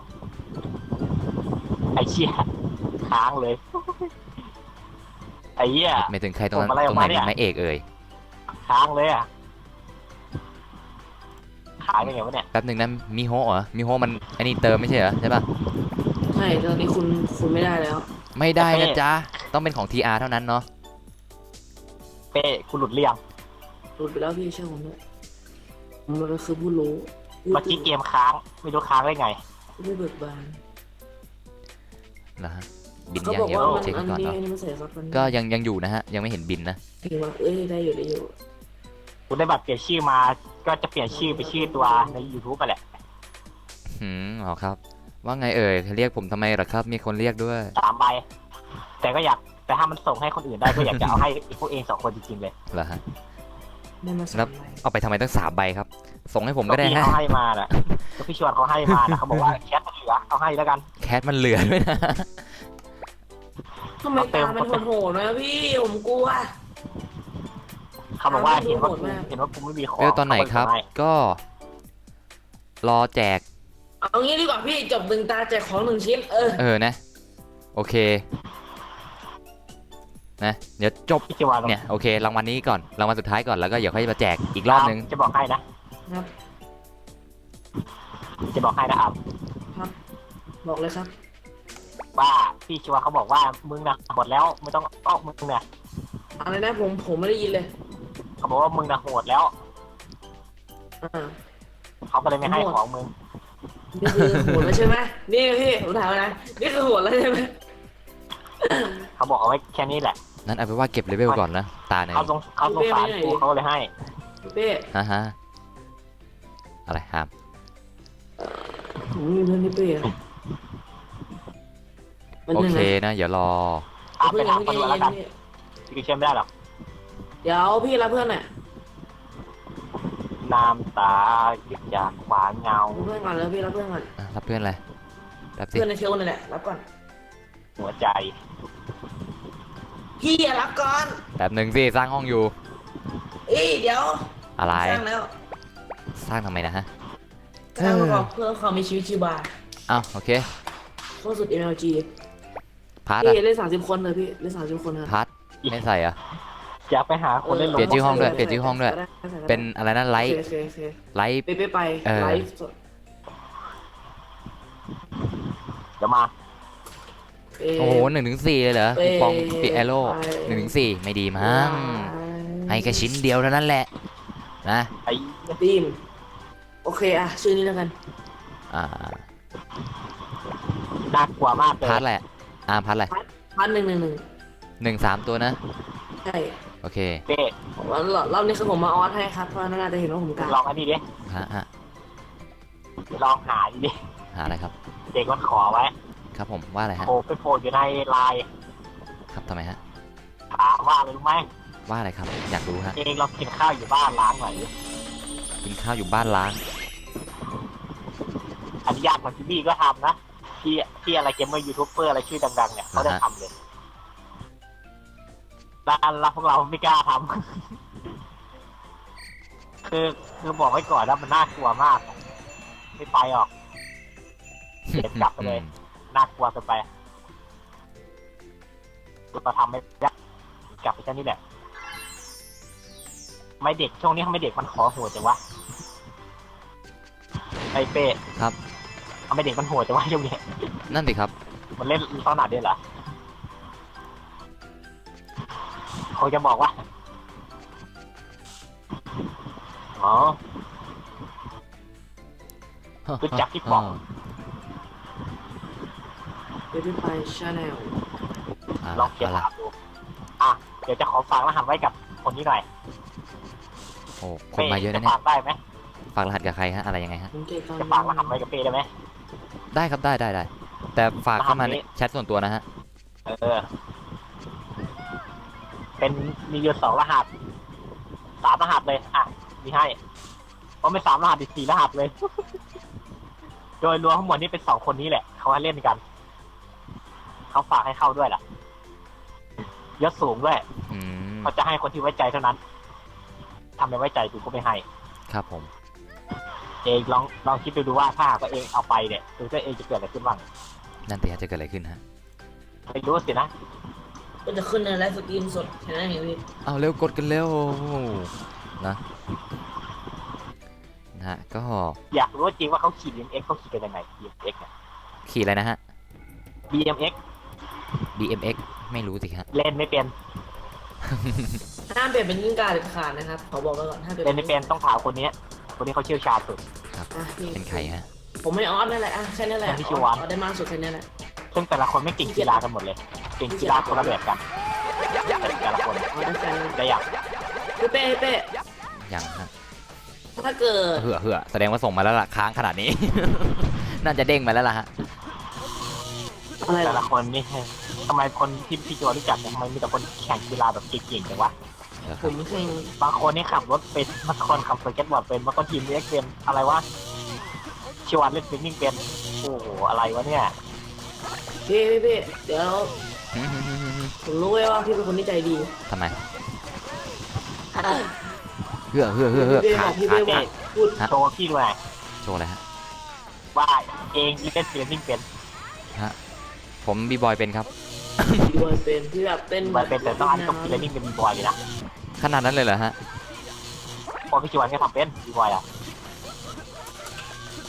บีบอยบีบอย แต่ต้องเป็นเองล่ะเองก็ทำได้นี่เองเป็นบีบอยได้เองก็ต้องเป็นเฟียนิ่งได้ดิ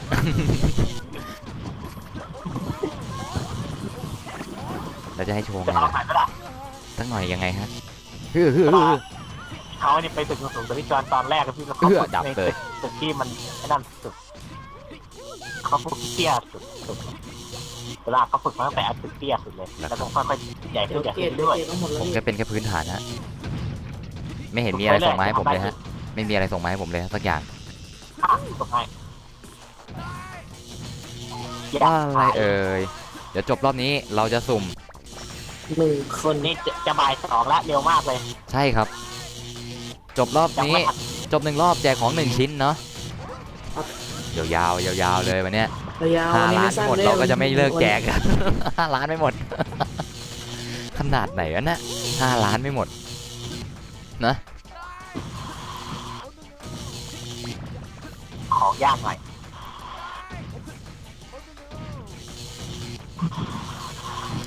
หมุนตู้สัตว์เลี้ยงผีได้นะถ้าขอเป็นพวกสัตว์เลี้ยงผีก็ได้นะ แต่ว่าขึ้นอยู่กับดวงนะว่าพี่จะได้อะไรมาและสุ่มให้แค่ครั้งเดียว ค นะ รับแล้วถ้าเกิดจู่ๆพี่ได้แบบมังกรผีขึ้นมาพี่ เอ้าก็เอาไปสิ โอ้น่าจะสุดยอดน่าดูนะ ก็เอาไปเลยสิเขาไม่เอาก็บ้าละ มันจะเป็นอะไรที่สุดยอดมากเลยคนนี้เป็นคนที่โชคดีที่สุ ซึ่ง ด ถ้าได้ตัวที่มีแล้วก็จะส่งให้อยู่ดีนะ เพราะว่ามันก็เป็นของแล้วเนาะ ไม่แจกคนเดิมสิเหรอต้องไม่แจกคนเดิมด้วยเหรอ ต้องแจกคนเดิมสิครับเพราะว่าตั้ง5 แป๊บ ล้า นึ น งนะ นะ พี่รู้แล้วพี่ลืมอะไร 5 ล้าน พี่ลืม เยอะ ดึงหน้า เลย จอกลับมา ก็ว่าอยู่ทำไมไม่มีใครเตือนเลยปะ ลืมดึงหน้าจอเกมกลับมา ก็มึงลืมเองจะว่าคนอื่นทำไม นั่นสิครับ มึงลืมเอง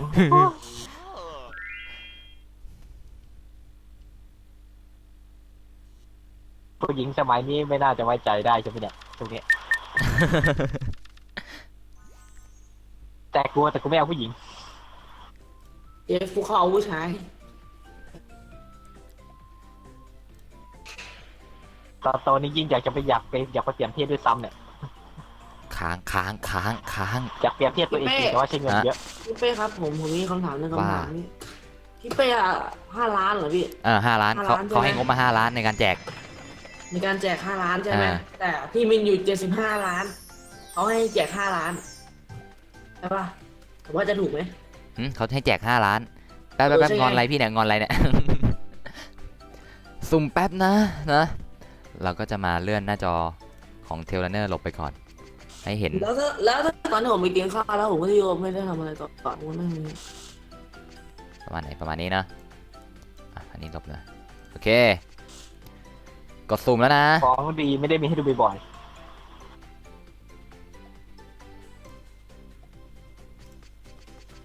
ซึ่งโบทคุงนะฮะได้ของนะครับผมรายงานตัวด้วยนะครับโบทคุงนะฮะซึ่งอยากได้อะไรครับผมก็รบกวนบอกผม ใส่ มา ชื่อผมไปเพิ่มดิ ทำไมไม่ใส่ ไอ้เถอะนะมีงี้ด้วยเหรอเดี๋ยวมากดดีกว่าพี่เป้ ฮะ กดเด้ กดอะไรอะ กดเทลนั่นแหละ กดทำไมกดอะไรอะ กดพร้อม ๆตี ผม แย่ เล่นสปินเนอร์ เอางอคงเหรอโอเคได้งอคงเนาะก็คุณปิกาจูคุงครับ รบกวนในเพจนะฮะคุยเข้ามาในเพจเลยนะครับสวัสดีครับมิสเตอร์ซีโร่นะฮะสวัสดีครับผมมีหมดแล้วก็เป็นของอย่างอื่นก็ได้เนาะที่ว่าเป็นราคา TR เป็นของราคา TR ได้หมดเลยเนาะ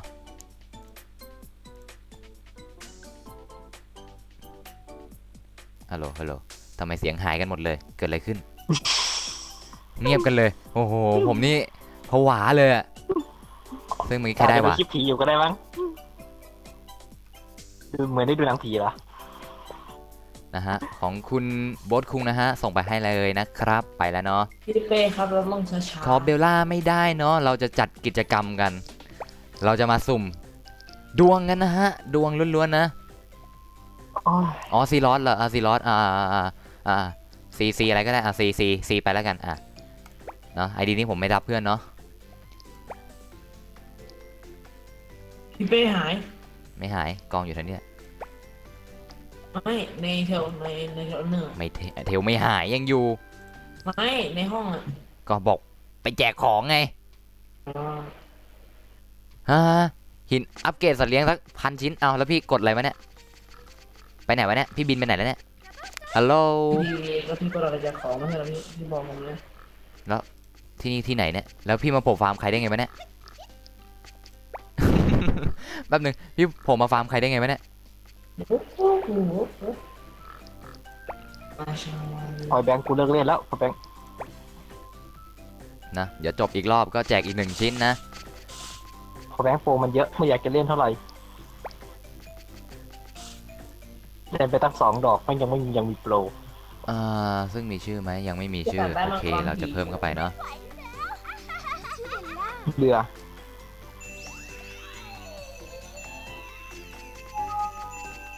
เต้ ฮะ คนในไลน์มันเขียนมาเนี่ย ว่าอะไรครับผม มึงกับกูเนี่ยไม่คิดจะเปลี่ยนเกมเล่นกันเลยเหรอเขาด่า นั่นน่ะสิฮะก็ไม่รู้จะเล่นอะไรอะผมอะ ได้ไหมครับพี่ เขาบางคนก็ชวนว่าเป็นไปเล่นเออร์ซอสดิไปเล่นโรบ็อกดิไปเล่นไมค์ครับไปเล่นวอร์ซีไปเล่นหาอะไรหมดแต่ อ๋อ ไม่ โอ้ เล่น ไม่ทันแล้วนะ เกมเล่น ผมไม่ทันแล้วนะเดี๋ยวรอรอบต่อไปนะอ่าฮะ ก็เซิร์ฟเวอร์ได้อยู่ อะไร ผมจะแหลกก็แต่ ไม่ครับเหรอ อย่า ไม่ครับ ก็ตอนแรกว่าจะไปเล่นอยู่เซิร์ฟหนึ่งอะไอเซิร์ฟอะไรเด็กอะไรสักอย่างเด็กเกรียนไทยอะไรยังไงอะไรผมอะไม่มีชื่ออ้าวแล้วก็ไม่ส่งชื่อมาให้พี่แล้วพี่จะมีได้ไหม เออ ไม่มีชื่อแล้วก็ไม่ส่งชื่อด้วย ส่งชื่อมานะสำหรับคนที่จะร่วมกิจกรรม ตอนนี้แจก GR นะงบมีอยู่5 ล้าน ซึ่งแทบจะไม่กระดิกเลยงบที่ส่งไปอะ ล้านหนึ่งจะหมดไหมเนี่ย อย่าชนผมนะครับเพราะนั้นพี่เอางี้ไหม อะไรเลย แจกที่หนึ่งของได้ครับแจกเราแจกคนที่สุ่มได้ ขนาดนั้นเลย ได้หรอเอ้าพี่บอกว่ามันแทบไม่กระดิกเลยไม่ใช่เหรอ ก็ใช่ไงมันแทบจะไม่กระดิกเลย โอ้โห เดี๋ยวสักพักก็จะหมดไวอีกอ่ะ เออ ใช่ไหมตอนแรกมันไม่กระดิกหรอกเดี๋ยวสักพักก็หมดไวอีกสรุปว่าอยากได้ยังไงพี่อยากให้มันหมดไปหรือยัง สรุป ช้า ก็นั่นน่ะสินะ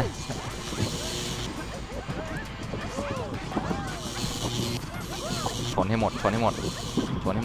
อย่าชนผมนะ ผมออสอยู่แรงผมน้อย ไม่รู้ว่าพี่เกดชนทั้งนั้นอ่ะ เกตชนถึงนี้แรงไหมไม่ใช่ปัญหา จะให้กูจัด10 อันดับเดี๋ยวนะยากหน่อยไหม 10 อันดับเกี่ยวกับอะไรครับผม 10 อันดับนักเล่นงานที่เคยมีชีวิตอยู่บนโลกโดน อัน ห ดั นึ่ บ ง คนที่เก่งที่สุดมึงจะจัดอันแรกก่อน พี่โชว์ ไอ้ลิงก์ที่มันเขียนเอาไว้อะ พี่ก็ลองมาโดนชนหน่อยก็ดีนะ ชุบ เอาเนี่ยกูทิ้งลิงก์ไว้ให้แอปไลน์ไลน์เองเพราะพวกเฟซกูโดนแบน อีกแล้วเหรอฮะ กูเฟซกูโดนแบนไม่รู้โดนเพราะอะไร เดี๋ยวรอแป๊บนึงนะเดี๋ยวผมมาไล่ โดนได้ อ่าน ไงกูก็ไม่รู้ แชทสดนะ จะเอาลิงก์ไว้ในไอ้นี่แล้วกัน ลิงก์ไว้ในไหนฮะ นี่ไงนี่ไงเห็นเปล่า ไม่เห็นครับ เอาไว้ให้เฟซสำรองไปเอาเองแล้วกันใครรู้ชื่อไปหาเอาเองกูไม่แจกเยอะ ฮึ่มโอ้โหเฉียดนิดเดียว สมบูรณ์มากเลยเนาะ พี่ผมว่าตอนนี้ผมกำลังพบกับปัญหาที่ อะไรปัญหาอะไร ดู ผมวิ่งช้า พี่เข้าใจนะพี่เข้าใจ แล้วทำไมไม่เอาออส40%มา จะได้วิ่งเร็วหน่อย ไม่ก็ถึงได้บอกไงว่า ครั้ ผม งแรก ไม่มีเว้ย ครั้งแรก โอ้โห ผมบอกแล้วไงว่าผม จบ เป็น เลย อันดับแรกว่าผมเพราะผมไม่เกี่ยวกับสมอื่นอันอื่นมันใช้งบประมาณแล้วก็การ์ดเยอะ ชื่อในเกมครับเนาะชื่อในเกมชื่อตัวละครในเกมเนาะ พี่เชื่อผมจะวิ่งทันไหม ไม่รู้พี่ไม่ใช่เอง ผมได้ขอน้ำนายแมวมาต้องชนมันเพื่อเกียรติและศัก ส่ง ดิ์ศรี ชื่อตัวละครในเกมมันนะ ต้องชนมันทิ้งซะ โอ้โห เพื่อเกียรติและศักดิ์ศรีต้องชนมันทิ้งซะ โอ้โห แล้วหาชั่วร้าย ใจพี่กดไลค์ให้ดูหน้าน้องไปก่อน อะไรฮะอะไร ใจพี่กดไลค์ให้โอ้โห ทำไมฮะ นี่รูปน้องเหรอ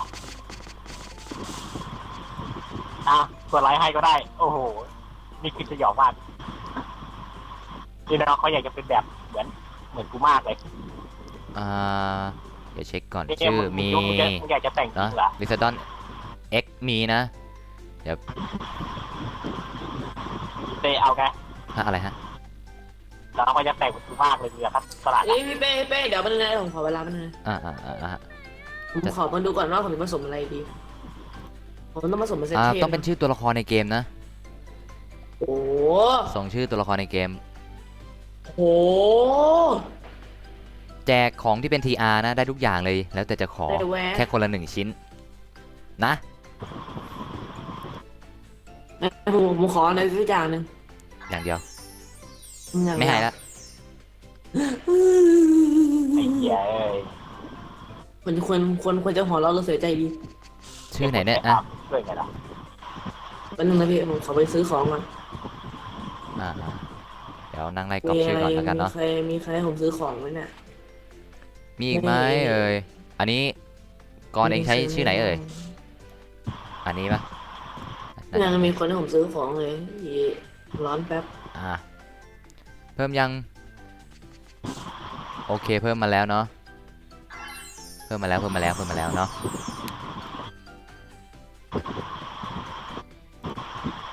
ป๊าบเซฟก่อน แล้วก็จัดใหม่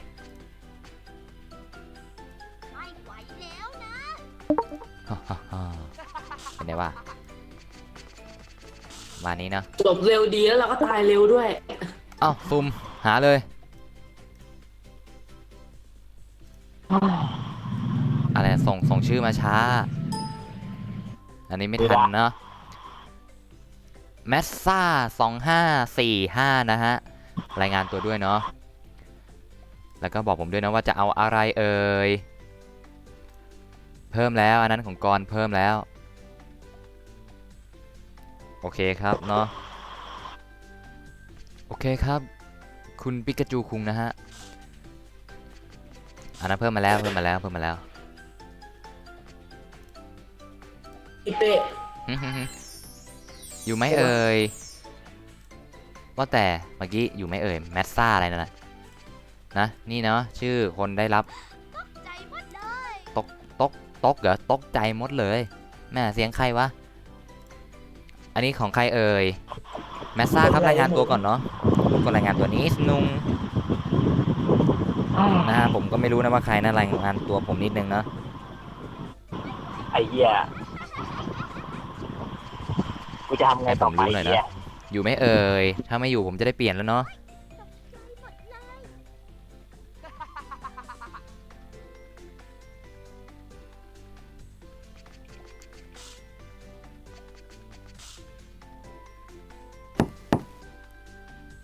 ฮ่า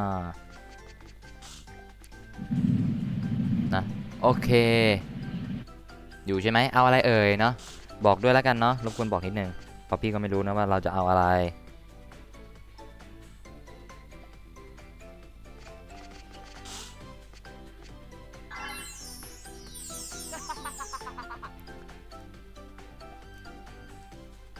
นะบอกมันเลยนะว่าเอาอะไรที่เป็น TR เท่านั้นเนาะ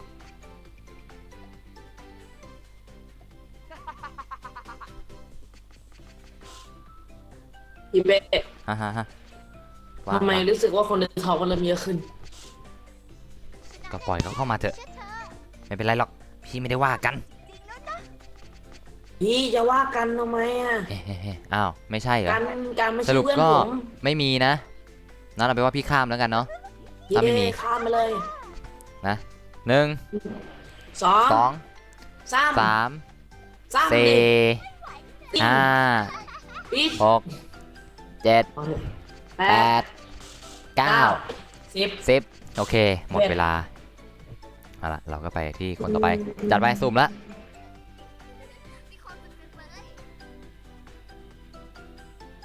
เดี๋ยวพี่ไปชาแนล มันอ่านว่าอะไรวะคาโนอะไรซ่าอะไรสักอย่างเนี่ยนะอยู่ไม่เอ่ยนะรายงานตัวให้พี่รู้หน่อยเนาะ พี่เป้ครับกดเถอะ กดเลย เจ้าของเขาบอกว่าชาร์จหน้าจะได้เล่น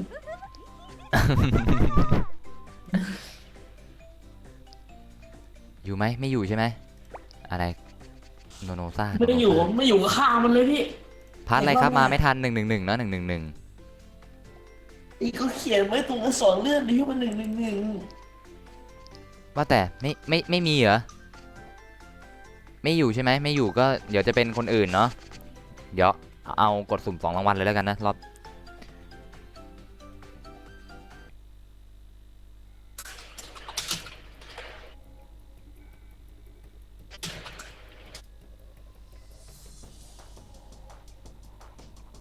ไม่ไป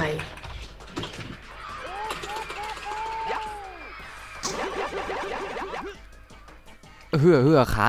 างลงมาค้างเลย โอ้โหลงมาเนี่ยผมบินเลยพี่ ค้างกันเนี่ยปล่อยแล้วเอา ปล่อยแล้วค้าง โอ้จบค้างแล้วเฮ้อ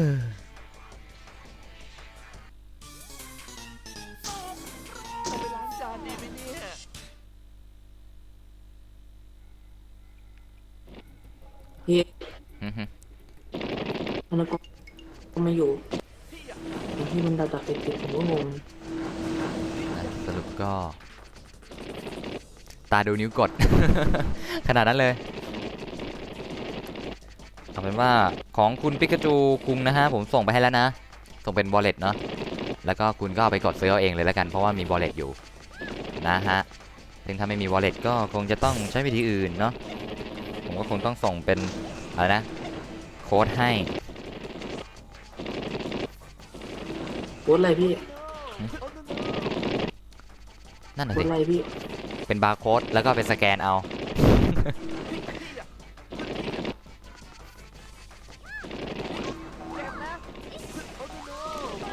เอ้า อ้าวจบแล้วละอาม ไป ไม่น่าเลย เออ ซึ่งตอนนี้ก็มาสุ่มกันก่อนเลยดีกว่าเนาะมาจัดไป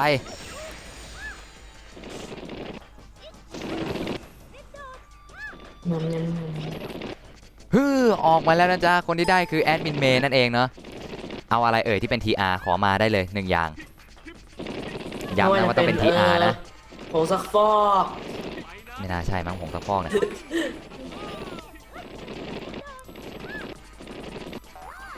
อีเป้ครับ45 wallet ทำไม่ได้ ก็เองก็ไปหาอีก5 wallet แล้วเองก็ไปแลกอ่ะไม่ก็เองก็ไปเข้าเซเว่นอ่ะแล้วก็บอกซื้อของชิ้นนี้ครับแล้วก็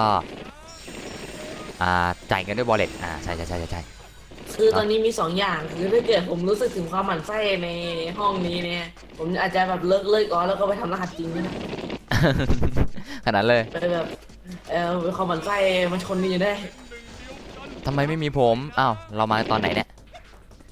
ฮะทำไมไม่มีแล้วเรา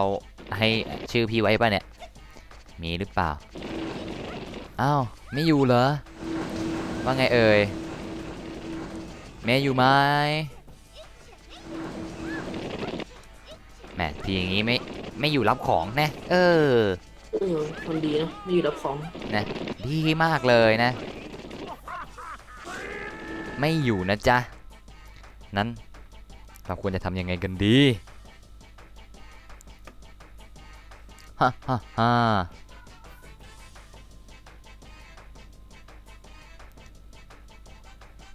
เจ้าอยากได้พลังงานของข้าไหมล่ะ เอาเป็นว่านั้นอะไรไม่มีชื่อผมพี่ก็ไม่มีที่ไหนนะมีเนี่ย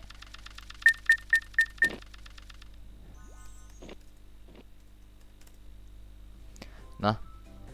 เอาเป็นว่าเราก็ข้ามไปเนาะทั้งหมดกี่รางวัลวะเนี่ย2 รางวัลเดี๋ยว อย่ารอแป๊บหนึ่งเนาะค้างอีกแล้วค้างอีกแล้วค้างอีกแล้วอันนี้อะไรเอ่ย2 3 4 5 6 7 8 9 1 0โอเคน านไหมอีก33 นาทีอ๋อจะหมด โอ้ยแล้วรีบหมดเถอะ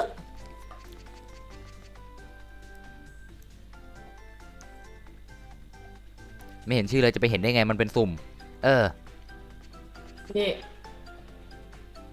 พี่เป้ครับ ฮ่าฮ่าฮ่าว่าแต่มีใครอีกบ้างเนี่ เพิ่ ย มชื่อผมเถอะ ฮะต้องเพิ่มเองด้วยเหรอพิมพ์มา ใช่ ไม่งั้นพี่ไม่เพิ่มนะครับ ผม อะไรเนี่ยทักทำไม พิมพ์ชื่อมา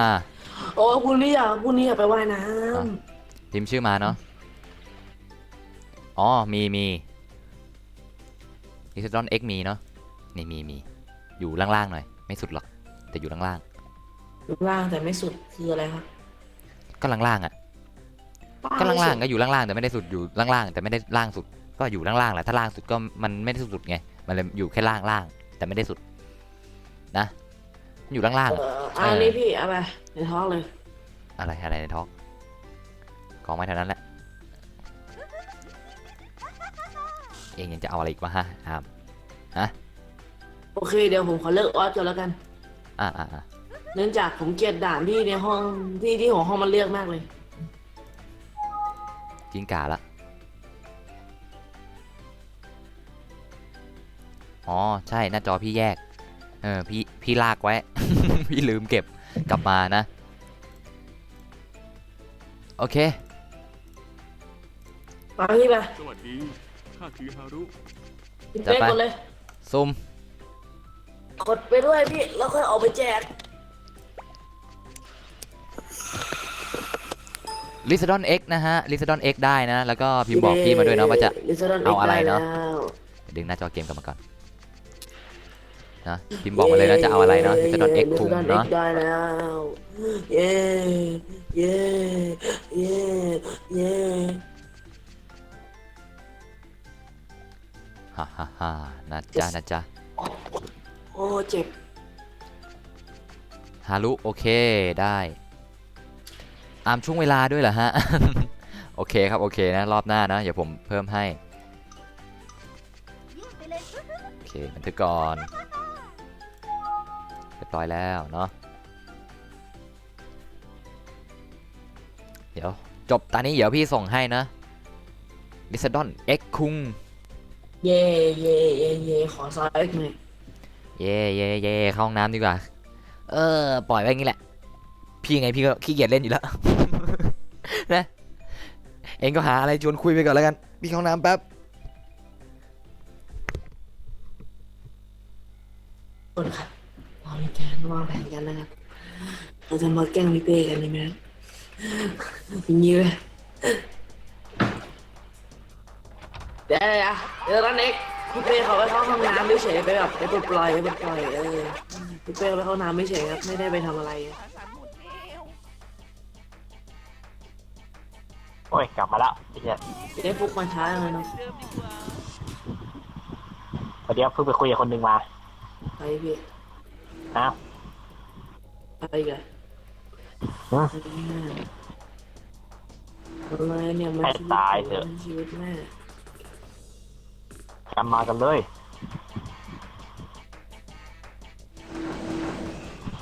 ไอ้คุมจะคิดว่าเกม เอา เนี้ย จริงเลยยังไม่ได้กินเลยสิ สร้างเกมมาแล้วเกมจะสมบูรณ์ไหมเนี่ย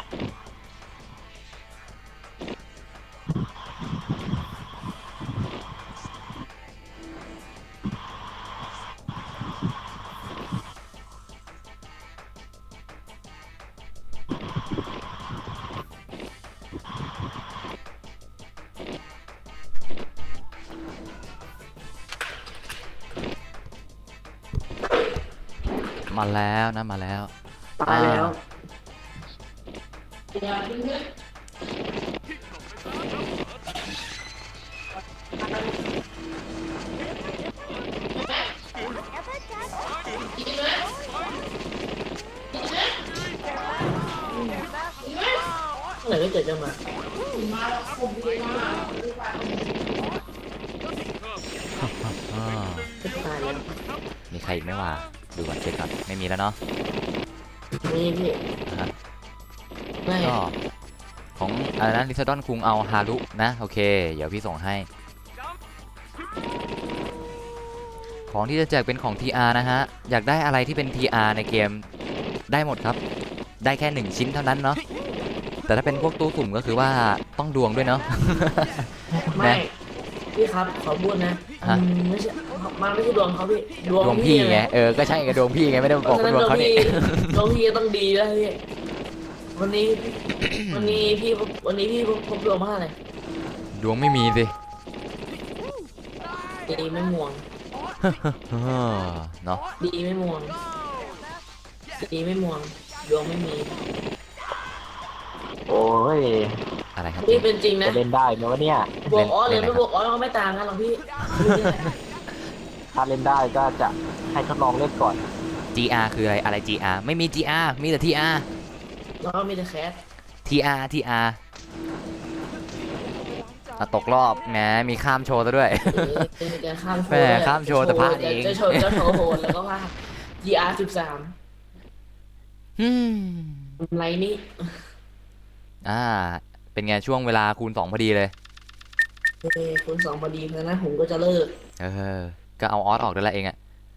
ไปเอาออกไปแล้วไม่งั้นผมจะกา โอเคเนาะใช่ โอเค TR นะ อย่างเดียว เพราะว่ามีแค่ TR อย่างเดียวที่แจกอะแต่ว่าเป็นอะไรก็ได้นะที่เป็นของ TR ได้หมดเลย เพราะว่า แต่ยังไม่เสร็จอยู่นะ ยังครับแจกเรื่อยๆครับ 5 5 ล้าน เลย ครับเจ๊5 ล้านครับจะหมดไปแล้วฮะ ไม่ใช่500,000เจ๊5 ล้าน TR คืออะไรคือตังค์ในเกมเนาะ TR แล้วพี่ ก็มาเขียนให้เห็นอยู่ว่าทีอาร์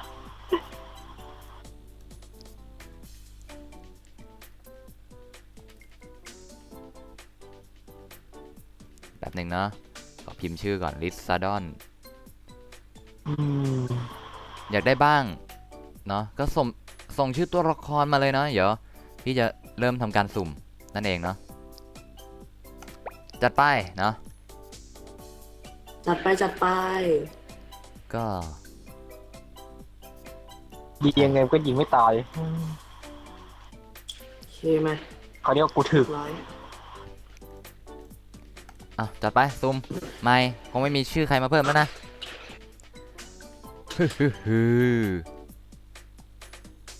ลันอีกแล้วนะฮะลันอยู่ไม่เอ่ยรายงานตัวด้วยเนาะมีหมดแล้วของที่อาอ่ะโอ้เอาของตกแต่งฟาร์มก็ได้ ส่งให้ได้หมดแหละนะเดี๋ยวพี่ลันอยู่ไม่เอ่ยเนาะรายงานตัวด้วยเนาะบอกโพยอิทใช่ไหมจบกันเลยเนี่ยไม่เคยได้ขึ้น รอรอบต่อไปนะโหชื่อนี่ยาวเกือบหน้ากระดาษเลย เออ อยู่ไหม่เอ่ยรันอยู่ไหมรันสวัสดีครับเนาะ ตามไปจะถึง200แล้ว ผมเหรอ เออ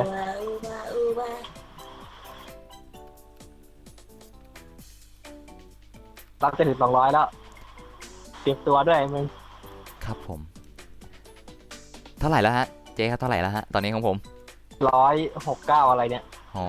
สุดยอดฮะ169เลยเหรอฮะโอ้โหสุดยอดครับสุดยอดก็ขอบคุณทุกคนที่มากดไลค์นะฮะ 69 อยู่ไหม่เอ่ยไม่อยู่ใช่ไหมไม่อยู่นั้นเปลี่ยนแล้วเนาะตอนนี้ช่วงเวลาที่เราจะมาใช้ดวงนะฮะ มีคนหลายคนที่อยู่ในท้องนี้พี่เป้ไปนะ ไม่อยู่เนาะโอเคนั้นชื่อต่อไปแล้วเนาะ พี่เป้มา พี่แจกอย่างอื่นไหมก็แจกไปหมดแล้วไงอย่างอื่นอ่ะเดี๋ยวรอครบเท่าไหร่ดี180ซับเดี๋ยวแจกแอดมินอีก1 แจกมันเรื่อยๆสุ่มใหม่กดไปก่อนเลย กดไปก่อนเลย อีก22 ชั่วโมงโอเค เฮ้ยใครเนี่ยอันนี้ชื่อใครวะ KOอะไรเนี่ย KO player S O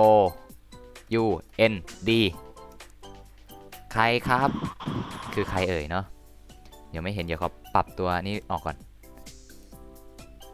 พี่เป้วันนี้ผมมีแผนการเลย แผนชั่วๆของเองอะนะ ใช่ไม่ผมไม่ได้ช่วงผมแค่เลวเฉย นี่คำพี่หนู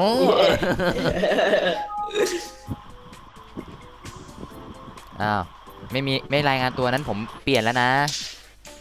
นะฮะ10 9 9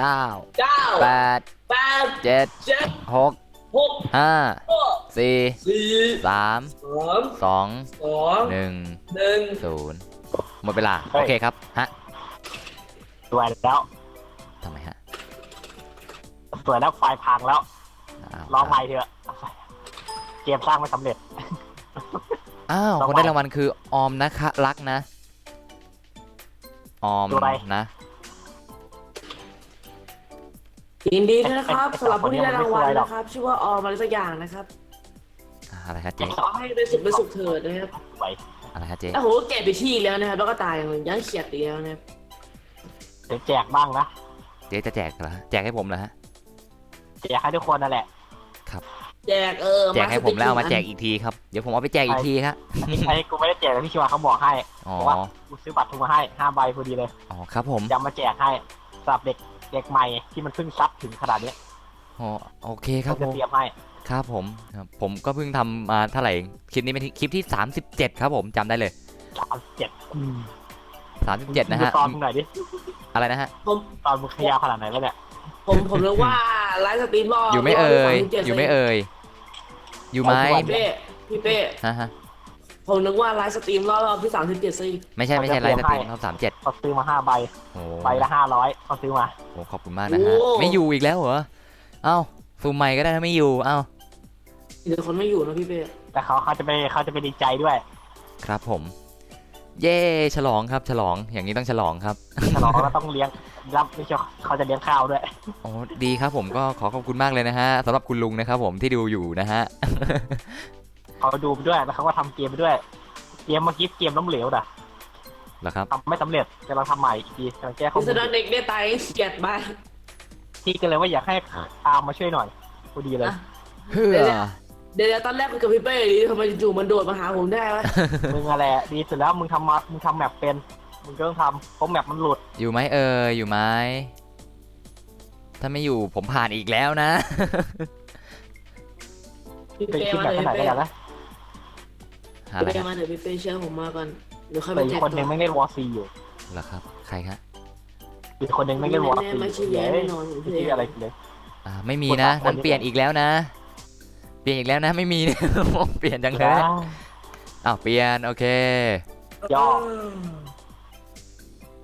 ไปฉายยอดส่วน อ่าอะไรคนไหนอยู่คนไหนอยู่ อะไรใครอยู่คันนี้เปลี่ยนใหม่แล้วคันนี้ใครเนี่ยเอาชื่อตัวละครอันนั้นด้วยเหรอโอเคโอเคเดี๋ยวพี่เพิ่มให้อีกทีหนึ่งเนาะอยู่ไหมครับคนนี้อยู่ไหมคนนี้อยู่ไหมเอ่ยเนาะ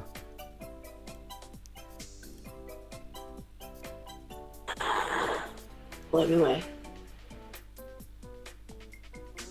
รอบที่ผ่านไปแล้วก็คือว่าจบกันแล้วนะจ๊ะอันนี้เราเหรอเอาอะไรเอ่ย เมื่อไหร่จะสุ่มในชื่อผมวะหรือชื่อผมหมดแล้ว เอาอะไรเอ่ยก็พิมพ์มาบอกพี่เลยเนาะที่เป็น TR ได้ทุกอย่าง พี่ชวานถามเลยอยากให้เกมไทยไหนเปิดเซิร์ฟสุด เกมไทยเกมอะไรนะ เกมฝีมือคนไทยเนี่ยอยากให้เกมไหนเปิดสุด เกมฝีมือคนไทยเหรอฮะ เออ เกมที่คุณลุงทำครับ เขาทำเขาจะทำไม่เสร็จมันล้มเหลวอยู่ ก็ถึงบอกไงครับว่าเกมที่คุณลุงทำครับรอให้เปิดเซิร์ฟนะฮะ แล้วก็ เอา เกม เกม นี้ ที่ ด้วย คุณลุงทำครั เขา บ อยากจะเอามาเปิดอยู่เหมือนกัน อันนี้อะไรวะ เคยเล่นไหม ไม่ฮะไม่ ตำนานพระสมเด็จ อ๋อโอเคอย่างนั้นก็รู้แล้วอยู่ไม่เอ่ยแคนอะไรเนี่ยแคนโนไอซ่าอะไรเนี่ย คุณลุงจะขอเฟซด้วยเองช่วยเอาเฟซมาหน่อย ได้ครับได้อาหารสัตว์เลี้ยงโอเคได้เนาะ เขาต้องการเฟซบุ๊กหน่อย เดี๋ยวผมส่งให้เจ๊อีกทีแล้วกันครับผม เขาจะเอาไปแอดเพื่อนที่ติดต่อเองมา ได้ครับได้ แล้วเผื่อเขาว่างเขาจะมาติดต่อเอง ครับผมอย่าทักมาให้ผมงงแล้วกันนะฮะ ก็เดี๋ยวผมทิ้งเฟซผมไว้ก็ได้แป๊บหนึ่งนะขี้เกียจนั่งก๊อปเดี๋ยวขอเสียเวลาแป๊บหนึ่งนะอาหารส่งไปแล้วนะจ๊ะเนาะ นี่มึงเอาตัวแต่ละของแฟนคลับมาเนี่ยมึงเอามาส่งหมดเลยเนาะ อันนี้เขาบอกให้ใช้ไปให้เถอะครับ5 ล้านครับเขาบอกให้งบ5 ล้านฮะเอาไปแจกบ้าง แม้แต่เงินตัวละครกูยังไม่หมดเลย เย่คนดูเยอะดีนี่ใช่ครับพี่ครับโอ้โหวันนี้ผมมาแจกครับมาแจกแหลกไม่เหลือตังค์ครับ หิวจังเลยตอนนี้ผมหิวมากเลย พี่ก็หิวเหมือนกันไม่รู้จะกินอะไรแล้วเนี่ยหมดบ้านแล้วกินตั้งหมดบ้านแล้ว งั้นเราไปกินข้าวกันก่อนไหมเราก็พักไว้แค่นี้ก่อนเถอะวะ โอ้30 คนเลยนะขอบคุณมากนะที่เข้ามาดูกันนะฮะ ก็ เราก็ไปแล้วครับ เจ๊ไปแล้วเหรอ เอาไว้ตอนกลางคืนเข้ามาใหม่ไหมดีไหม เย้พี่ เดี๋ยวประมาณ ผ บ่าย 3ครับบ่าย 3เดี๋ยวบ่าย 3ผม จะ ขอ บ่ายว่าใกล้อยู่แล้วล่ะ ใช่ครับก็บ่าย 3ขอพักก่อนฮะแล้วก็เดี๋ยว6 โมงเจอกันอีกทีหนึ่งเนาะ จะก็เลยไป อีก16 นาทีผมจะไปพักออนฮอตตอนนี้ผมออนฮอตไทม์อยู่ไงพี่ไปครับ ฮ่าแล้วก็ พี่ เนาะ ปอเปปุ๊บปะเป เดี๋ยวผมส่งเฟซไว้ข้างใต้คลิปเลยเนาะแล้วก็บอกคุณลุงด้วยแล้วกันนะฮะมากดเอานะฮะ อะไร พี่ครับ กดซับเหรอ พี่ปอเป เฟซครับเฟซผมฮะกดเข้าไปเลย ผมมีใช่ไหม อ๋อนี่ชื่อเหรอชื่อบวกอะไรชื่อบวกนะงั้นก็เอาเป็นว่าสุ่มอีกรางวัลแล้วกันเอ้าจัดไป พี่เป้ซื้อของผมหน่อย นะฮะ โอ้ย สุ่มหลังตอนนี้จะได้ของ พี่เป้ ชื่อใคร ของให้ผมหน่อย ชื่อจงมามิโฮมิโฮนี่ชื่อใครวะ ชื่อเจฟุกก็ไม่ใช่ คือใครครับเนาะรายงานตัวด้วยเนาะรบกวนรายงานตัวนี้นิดนุงนะนิดนุง นิดนุงนี่คือใครครับ นิดนุงนี่คือพี่เองนะนิดนุง อู้นิดนุงอู้สุดยอดเลยนิดนุงอู้ เนาะ เบื่อ อันนี้เป็น ผมทำ เฟซ ไงดี ผมนะฮะก็ฝาก เมื่อไหร คุณลุงก็กดได้เลยนะครับคุณลุงครับผม คุณลุงจะฝากให้เองเอาคลิปลงให้ด้วยนะ คลิปอะไรฮะ เทเลเนอร์ฉากที่หาพบเห็นโคตรยากที่สุดเท่าที่หามาได้ พี่เป้ ได้ครับได้ เขาจะโชว์อะไรแปลกๆในเกมทูเนอร์มาให้ดูทุกคนดูเลย อืมไม่อยู่อีกแล้วนะสำหรับคนที่เข้ามาใหม่นะฮะหรืออยากจะร่วมกิจกรรมก็ส่งชื่อตัวละครเข้ามาข้างใต้คอมเมนต์เลยนะครับผมเดี๋ยวผมจะเข้า คงจะหวังว่าจะไม่ให้ผิดหวังนะ พี่เป้ครับ อะไรฮะ เร็วหลุด เขาจะกลับมาใหม่ เพราะไทม์ผมหายไปในพริบตาเลยอีก16 นาทีผมก็ต้องเริ่มมาที่1 ชั่วโมงใหม่ อ้าวทำไมกดรับไม่ได้วะไม่มีเนาะอยากได้เบลล่าก็ต้องรอชื่อออกนะจ๊ะเอาล่ะขอสุ่มต่อเลยแล้วกันเนาะไม่มีอ่ะ เมื่อไหร่จะออกชื่อเราอะ แทรงซันนิ่งทีวีนะฮะโอ้โหซันนิ่งทีวีนะครับผมเนาะนะซันนิ่งทีวีอยู่ไหม่เอ่ยรายงานตัวด้วยนะซันนิ่งทีวีเนาะน่าจะอยู่แหละเมื่อกี้เห็นพิมพ์อยู่ เดี๋ยวผมต้องออนทัศน์แล้วผมก็ไปดูการ์ตูนซะดูเมะต่อเย่ แต่ว่าแม่งไม่ใส่เสื้อผ้าไอ้สัตว์ อะไรฮะเนาะซันนิ่งทีวีครับผมเนาะ ไอ้แปะไม่ใส่เสื้อผ้าเฮ้ยเอ้ย ไปแล้วมั้งด้วยโอ้โห โอ้โหมึงกล้าได้ไงวะเนี่ย สร้างเขาได้เดี๋ยวรอแป๊บนึงนะโอเคเนาะแล้ว มัน ถ้า ผม ออก กด ชื่ รั อบ ใคร ทัศ ก็ น์แล้ว ถ้าไม่อยู่ก็ถือว่าพี่ผ่านเลยเนาะไม่อยู่ใช่ไหมไม่อยู่ก็ไปต่อคนอื่นซะบ้างนะเอาอยู่ พี่ เอา ผมขไป เอาอยู่เหรอเอาอยู่เอาก็บอกมาสิเอาอะไรเอ่ยแหมดีเนี่ย พี่ถ้าเกิดมาขึ้นชื่อผมก็เรียกผมแล้วกัน ไม่เรียกอะ ปล่อยเอง โค ผ่านไป ม่ต้องเรียกโอเค แหมเองอะไรนะนะ ไปละ เอาอะไรดีเอ่ยนะฮะซันนิ่งทีวีครับเอาอะไรครับผม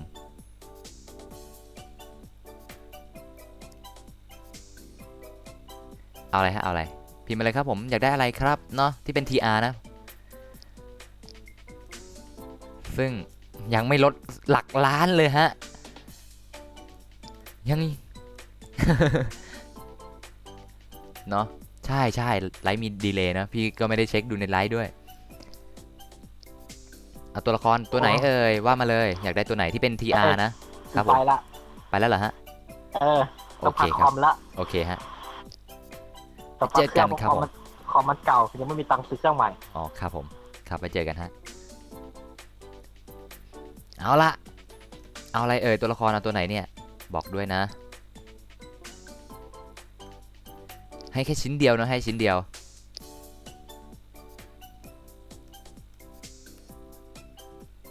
เอาตัวอะไรครับนะเอาตัวอะไรเอ่ยก็รบกวนบอกผมนิดนึงนะเพราะผมก็ไม่รู้หรอกขอบคุณคนที่มาถูกใจเพจด้วยนะครับขอบคุณมากนะครับเนาะส่วนกิจกรรมหรือข่าวสารอะไรเดี๋ยวผมจะลงไว้ในเพจเนาะเวลาผมว่าจะมาตอนไหนหรือว่าวันไหนไม่สตรีมอะไรยังไงก็เดี๋ยวผมจะลงไว้ในเพจนะฮะมิโฮะเอาที่เป็น TR สิจ๊ะ TR ของที่เป็น TR สิครับเนาะ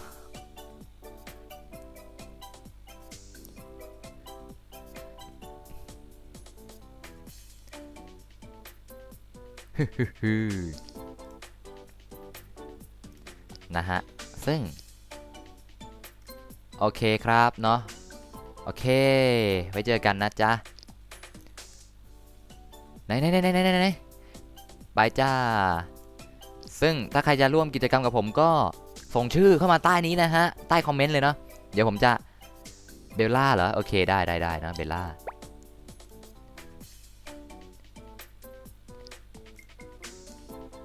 แป๊บนึงนะขอเช็คดูก่อนชื่ออยู่ไหนวะชื่อตัวละครไหนวะ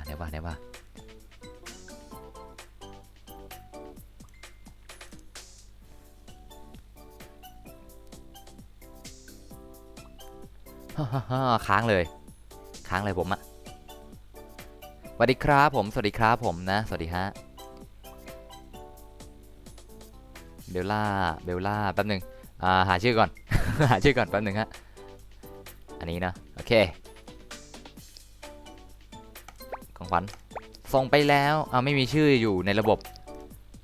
ไม่มีชื่อหมายความว่าไงเนี่ยทำไมไม่มีชื่อซึ่งไม่มีชื่อเหรอรบกวนส่งชื่อมาใหม่ด้วยนะฮะรบกวนส่งชื่อมาใหม่ด้วยนะครับผมเนาะแบบนึงนะหรือไม่เว้นวรรคกว่า ลองดูดิไม่มีชื่อ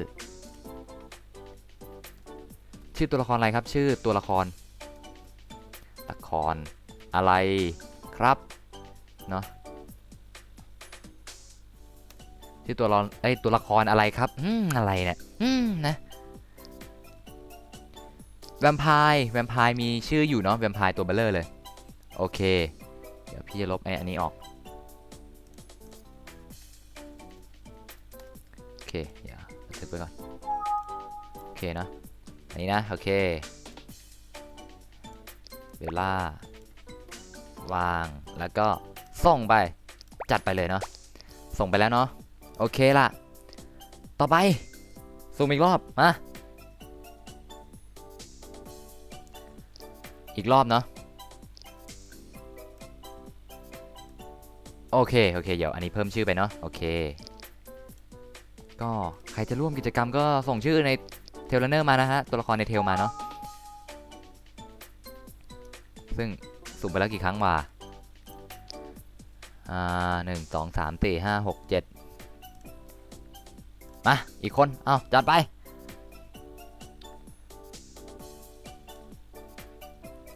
ถึงนะชื่อใครเอ่ยเนาะถ้าไม่รายงานตัวอดเหมือนกันนะจ๊ะ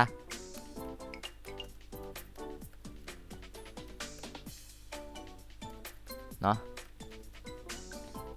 ฮ่ารายงานตัวด้วยนะไม่งั้นพี่ก็ไม่ส่งนะจ๊ะเนาะวันนี้มาแจกของเต็มที่เลยนี่โอเคอยู่เอาอะไรเอ่ยเอาอะไรที่เป็น TR เท่านั้นเนาะโอ้ดีมากนะดูไลฟ์สดได้แล้วนะโอเคนะสำหรับคนที่พิมพ์มาหาพี่เนาะ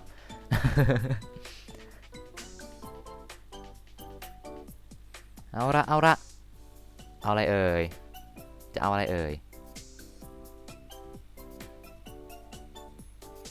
มีครับมีเนาะมีฮะอยู่ข้างบนคุณลิซาดอน X เลยฮะมีฮะ ชื่อฟีฟ่ามีครับมีเนาะฟิลลี่เลเวล1เหรอสัตว์เลี้ยงใช่ปะฟิลลี่ไหนวะฟิลลี่มันตัวไหนวะอ๋อนี่เหรอโอเคได้ส่งไปเลยจัดไปเรียบร้อยแล้วนะแล้วก็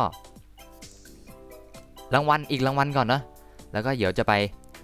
นั่งปั๊มเลเวลกันต่อโอเคป่ะซุ่มได้จ้าใครเอ่ยจะเป็นใครลิซาดอน X นะฮะลิซาดอน X พี่ครับทำไงให้เวลอัพเร็วๆครับก็เนาะก็คือเล่นช่วงอีเวนต์ที่ว่ามีพวกกิจกรรมบวก XP 200% คือช่วงนี้มันจะมีอีเวนต์อยู่คือเสาร์อาทิตย์นะตามเวลาที่กำหนดไว้จะบวก XP 200% แล้วก็ใส่ชุดที่มันบวก XP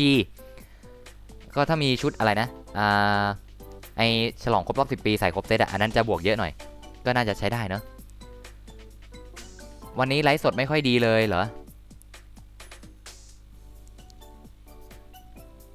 โอเคเดี๋ยวพี่สร้างห้องเล่นแล้วเนาะลิซอน X เอ๋ยอยู่ไหมอยู่ไหมฮะรายงานตัวด้วยเนาะถ้าไม่อยู่แล้วก็เราก็เปลี่ยนเป็นอีกคนแล้วนะ10 9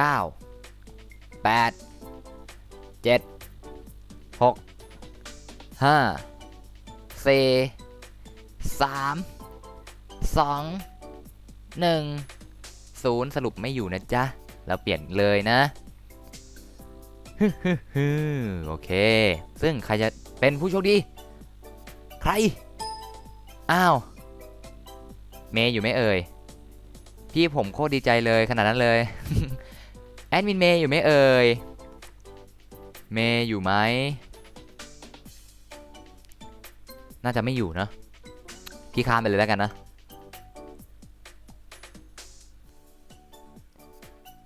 ใจเย็นเซต้องมีชื่อเราออกมาบ้างแหละโบ๊ทคุงนะฮะโบ๊ทคุงเนาะโบ๊ทคุงสวัสดีครับผมเนาะสวัสดีครับก็อย่าลืมกด Subscribe ผมด้วยนะฮะวันนี้มาแจกของครับผม ก็ถ้าใครอยากร่วมกิจกรรมรับของกับผมก็กดติดตามในเพจไว้ด้วยแล้วก็มาส่งชื่อตัวละครในเทรลเลอร์มาให้ผมเลยเนาะฮารุครับโอเคได้ไม่มีปัญหาฮารุใช่ไหมแป๊บหนึ่งนะพี่ลืมชื่อเรา แป๊บหนึ่งวันนี้หนูพี่เล่นให้คนละไม่กี่นาทีไลฟ์ได้ตรงเป๊ะฮะขนาดนั้นเลยสรุปเอาอะไรเอ่ยเอาฮารุหรือเบลล่าเอ่ยเอาตัวไหนดีให้ตัวเดียวตัวหนึ่งเท่านั้นตัวเดียวนะตัวเดียวก่อนทีละรอบนะทีละรอบอันยองว่าไงเอ่ยบีมากี่โมงเนี่ยเราเนี่ยฮะมาแต่เอาอะไรเอ่ยนะแจก TR วันนี้แจก TR งบมี5 ล้านเอาเบลล่านะโอเคเบลล่านะเดี๋ยวพี่ส่งให้แล้วกันอ้าวเอาใหม่ก็ไม่ก่อนหลุดเลยเมื่อกี้ส่งไปยิงส่งไปให้เรียบร้อยแล้วนะจ๊ะก็เดี๋ยวถึงบ่าย3แล้วก็เดี๋ยวเวลาเดิม6 โมงเจอกันอีกรอบหนึ่งเนาะเอาละมาสร้างห้องเล่นกันก่อนดีกว่า30 คนเหมือนเดิมเนาะเอาห้อง30 คนเหมือนเดิมระดับสูงเลยนะนะจ๊ะ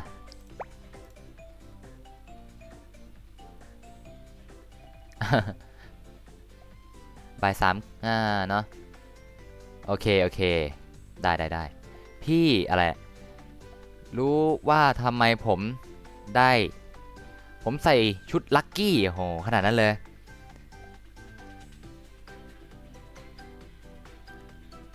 ขนาดนั้นเลย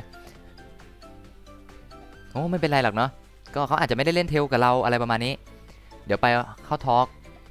โอเคจ้าเนาะก็ห้อง30 คนเนาะเดี๋ยวพี่เอาเป็นชื่อห้องกดซับแล้วกันเนาะกดซับ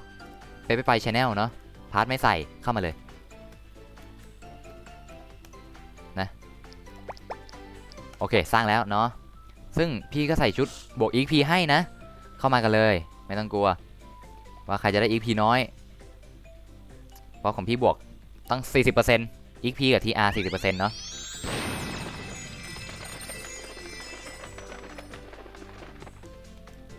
เอาล่ะ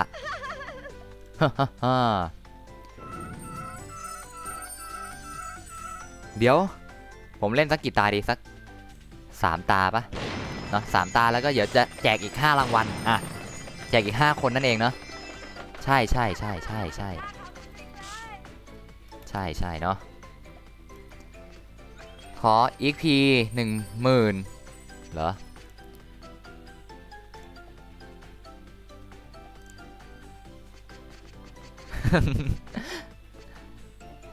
สุ่มครับนะสุ่มครับผมไม่ได้เป็นคนเลือกนะฮึอะไรชื่อห้อง CR อะไรเราเนี่ยอะไร เนาะ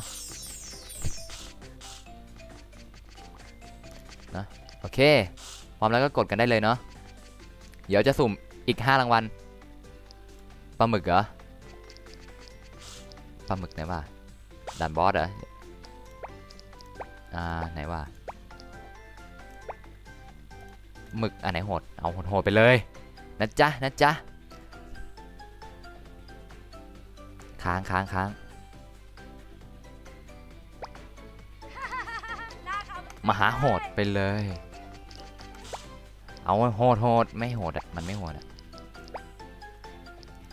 เอาอันนี้ดีกว่ามันก็ไม่โหดอ่ะเอาเหมือนเดิมแหละดีละอันนี้ดีกว่าอ่ะเอาให้ตายกันไปเลย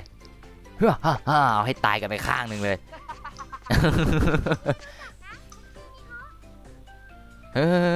CR นี่คืออะไรอย่าเพิ่งพี่ยังงงอยู่เลย CR คืออะไรฮะ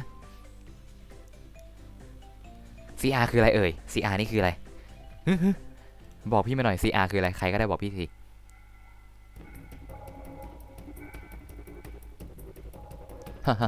นะฮะพาฟาร์มขนมทีเหรอโอเคไปห้องน้ำโอเคฟาร์มขนมเหรอฟาร์มขนมอันไหนว่า บ้านขนมหวานปะใช่ปะเอ่ย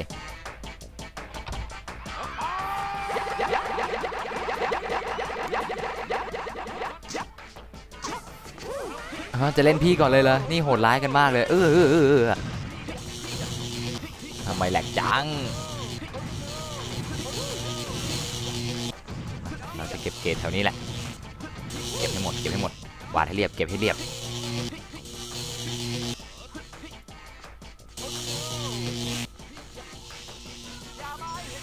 ชนให้กระเด็นเก็บให้ปิ้วเย้เขาเก็บกดเก็บอะไรกันหมดแล้ววะ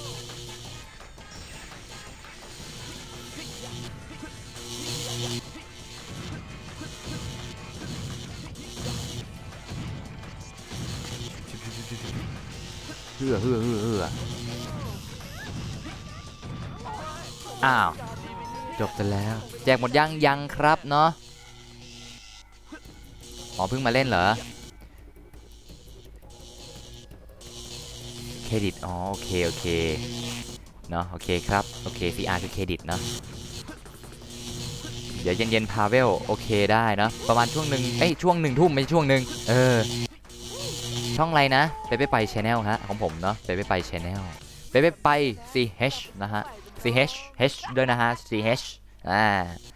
นะจะไปกดขอบคุณมากนะครับเนาะก็ชื่อช่องตามห้องเลยนะฮะ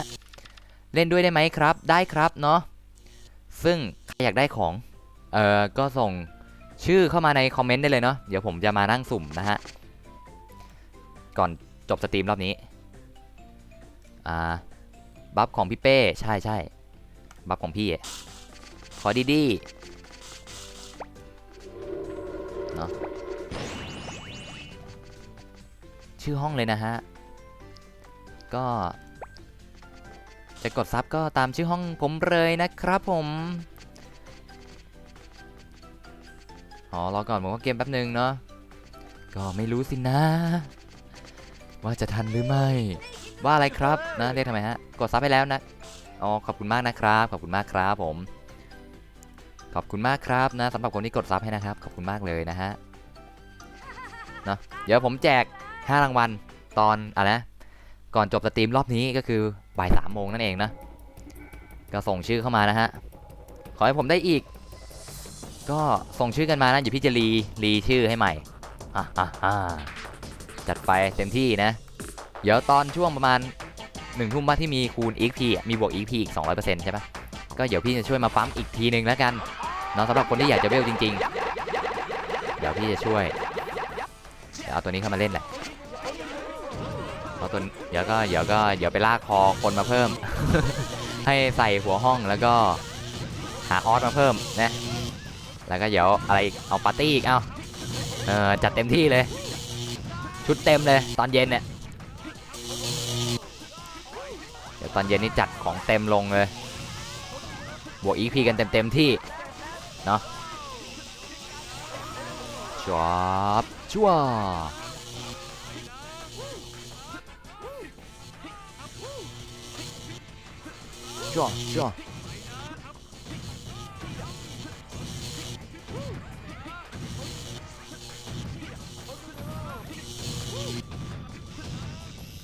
โอ้โหเฉียดสายฟ้าเอาแลกโหดีนะโดนก่อน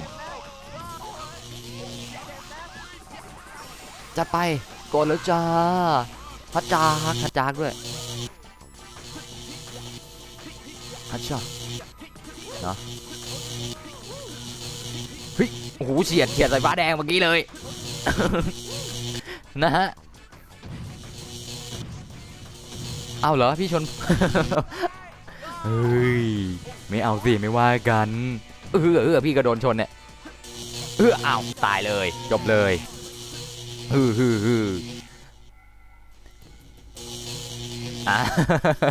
ลากคอเหรอเนาะหลุดเหรอฮะอย่ารอรอบหน้าเนาะชื่อห้องชื่อเดิมเลยนะครับเนาะพี่พาของหน่อยก็เดี๋ยวเป็นช่วงตอนมืดๆเนาะตอนเย็นๆเดี๋ยวพี่มาเดี๋ยวพี่สตรีมอีกทีก็คือรอบกี่โมงนะ6 โมงเนาะเดี๋ยวพี่จะสตรีมก็ประมาณอาจจะก่อนเวลา6 โมงสัก 5 นาทีหรืออาจจะช้ากว่านั้นก็ต้องขอโทษทีด้วยนะนะพี่ไล่อ่านก่อนเนาะ โบทจะเอาอีกได้อะไรซันนิงทีวีก็จะเอาเหรอลากคอนะแล้วบีพี่ก็จะลากคอเรามาเลยกดซับแล้วขอบคุณมากนะครับโอ้นะฮะ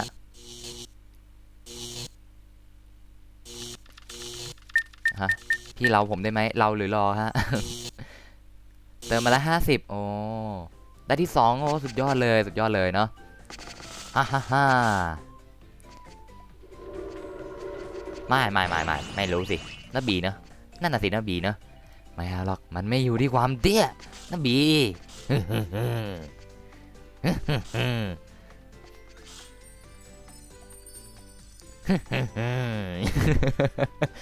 เราต้องโหดร้ายกับบีสักนิดนึงนะเอาล่ะด่านไหนก็ได้นะก็คิดว่าด่านไหนที่ว่าได้ EP เยอะก็กดเลยแล้วกันเนาะผมไม่ว่ากันหรอกซึ่งกดไม่ทันก็บ๊ายบาย ดีครับสวัสดีครับเนาะดีครับเดี๋ยวตอนเย็นนี่มีชุดหาชุดพวกใครจะมาอัพเลเวลก็มาตอนเย็นกลางคืนนะเนาะช่วงทุ่มหนึ่งมันจะมีช่วงกิจกรรมบวก EP อีก200%ไม่ใช่20% มันน้อยไปของพี่บวกชุดอีก 40% เนาะใครอยากเวลก็มากันได้เลยหรือถ้าใครมีหัวห้องก็รบกวนด้วยนะเหือแลกตายชื่อห้องกดซับเนาะกดซับไปChannelนะฮะสำหรับคนที่อยากมาเล่นด้วยกันก็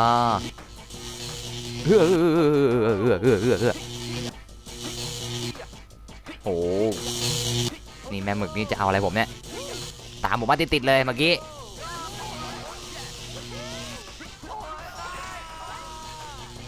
กดบ้างกดดิกดเร็วแม่หมึกมาแล้วมีจะชนผมซะด้วยนะฮะสุดยอดมากกดไลค์กับผมกันจังเลย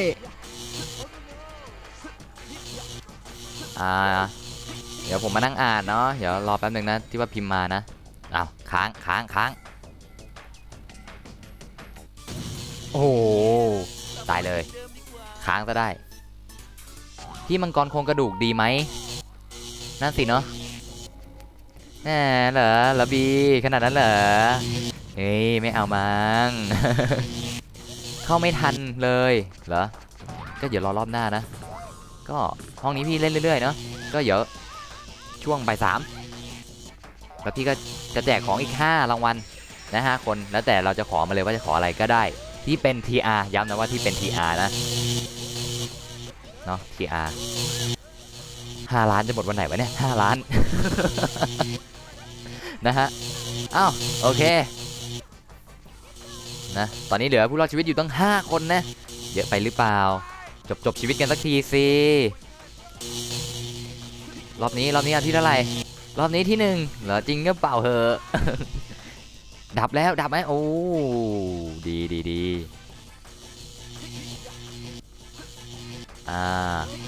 เนาะดีครับเนาะ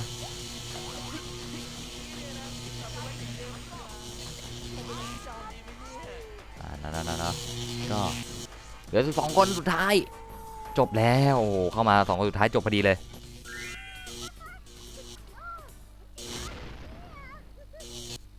นะ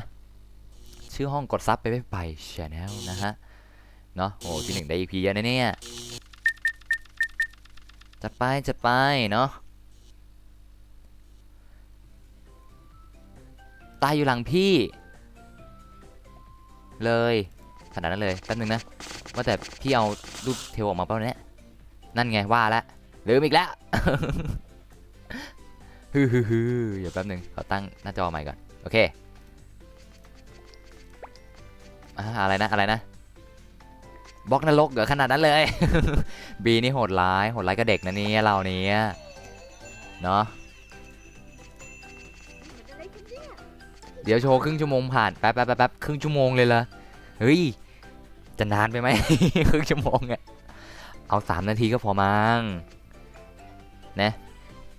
พี่ว่ามันจะนานไปนะครึ่งชั่วโมงเนี่ยเนาะ ฮ่าฮ่าฮ่าใครเข้าทอล์กมาเอ่ยโอเคเข้าได้แต่พี่ไม่ได้เปิดเสียงให้เนาะแล้วก็ไม่ต้องพิมพ์มานะถ้าพิมพ์ก็พิมพ์ในไลฟ์สดพี่เนาะพี่ไม่ได้อ่านในไอ้นี่ในอะไรนะห้องทอล์กทำไมบีต้องทำร้ายเด็กกันอย่างนี้ด้วยฮะไม่น่าเลยนะเราเนี่ยชั่วไปที่หนึ่งแน่ๆพี่เป้ว่าอะไรเอ่ย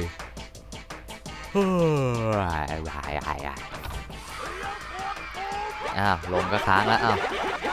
นะจัดไปเอาละค้าง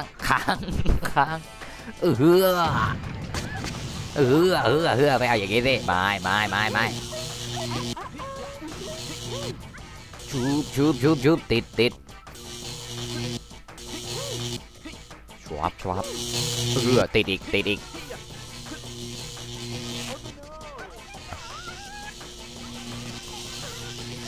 จัดไปแป๊บนึงนะเดี๋ยวพี่อ่านเนาะในไลฟ์สดเนาะเดี๋ยวพี่อ่านนะรอแป๊บนึงเดี๋ยวรอพี่ตายก่อนเดี๋ยวพี่ก็ตายแล้วล่ะไม่ต้องรีบหรอกชนให้แหลกใครบ้าง เราจะเอาคืนในรอบที่แล้ว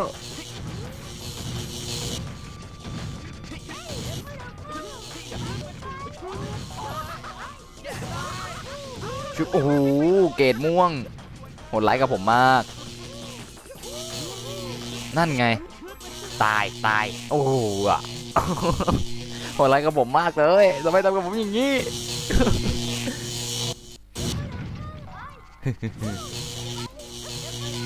เมื่อไหร่จะแจกก็จะบ่าย3แล้วก็รอบ่าย3เนาะฮ่าไม่ให้กายจะจับเยอะไรนะอะไรเราเนี่ยพี่ห้องไหนชื่อห้องกดซับไปchannel อยู่30 คนระดับไหนวะระดับสูงมั้งถ้าจำไม่ผิดเนาะลองหาดูเนาะพี่ไม่ได้ล็อกห้องเนาะเจอไก่ชน ตายหลังพี่2 รอบแล้วชื่อในเกมชื่ออะไรของผมชื่อเลิกเล่นแป๊บเนาะซึ่ง ID นี้ไม่ใช่ ID หลักผมนะผมเอามาสำหรับเอาไว้ช่วยอัพเลเวลให้น้องๆนะฮะซึ่งช่วงนี้มันเป็นช่วงกิจกรรมไอที่ว่าอะไรนะ EP บวก200%ไม่ใช่ 20%ที่1ของเราก็คือไม่นะตัวอะไรเนี่ยตัวเอง แจกอะไรเหรอครับก็ว่าจะแจกของที่เป็น TR ในเกมขออะไรก็ได้นะที่เป็น TR ได้หมดเลย1ชิ้น1อย่างอะไรก็ได้ที่เป็น TR ย้ำว่าเป็น TR อะไรก็ได้เพราะว่าก่อนหน้านี้ก็แจกทูไปแล้วออกไปแล้วจ้าแจกวอลเล็ตไปแล้วก็ออกไปแล้วจ้าแอดมินก็ออกไปแล้วจ้านะก็เจอห้องแล้วก็กดเข้ามาให้ไวกันเลยนะครับเนาะ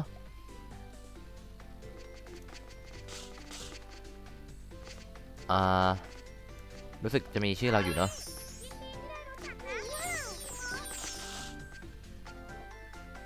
ทำไมต้อง TR ก็แจกทูไปหมดแล้วไงก็แจกทูไปหมดแล้วไงก็เหลือแค่ TR ไงนะ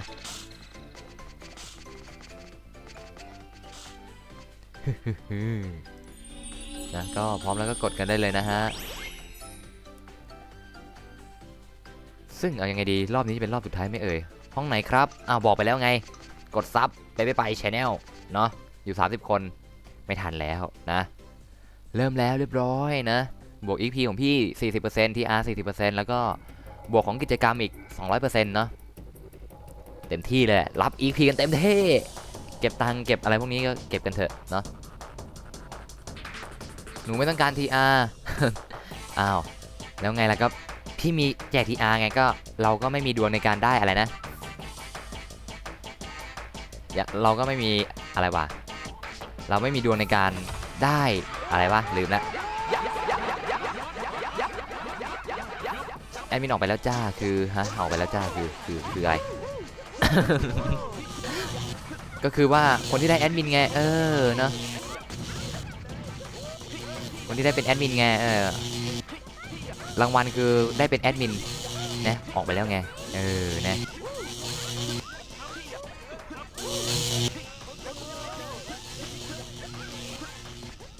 ชุบชุบช่อ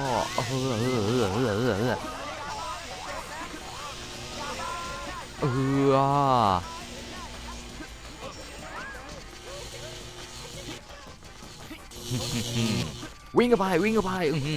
หโกรธกันเต็มที่เลยขออย่างเดียวนะไม่เอาแบบเมื่อกี้นะอะไรนะ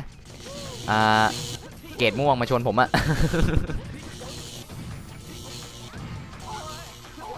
ผมว่าผมคงโดนแบบเดิมเลยมั้งเนี่ยนั่นไงนั่นไงชุบเฮ้ยเฮือชุบไม่ทันจบเลย จะแจกของตอนกี่โมงก็ตอนเดี๋ยวจบอีกรอบหนึ่งอ่ะเดี๋ยวพี่แจกของเลยเนี่ยเล่นอีกรอบหนึ่งเดี๋ยวพี่จะแจกของเลยเนาะซึ่งใครที่ยังไม่ส่งชื่อมาให้พี่เดี๋ยวรบกวนส่งมาด้วยเนาะเดี๋ยวจะได้แจกให้ถูกแล้วก็อะไรก็ได้นะ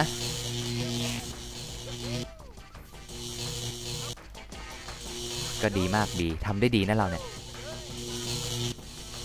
รางวัลคือของพี่คือกดซับ2 ครั้งไม่ดีมั้งกดซับ2 ครั้งเนี่ยครั้งเดียวก็พอพี่เกรงใจ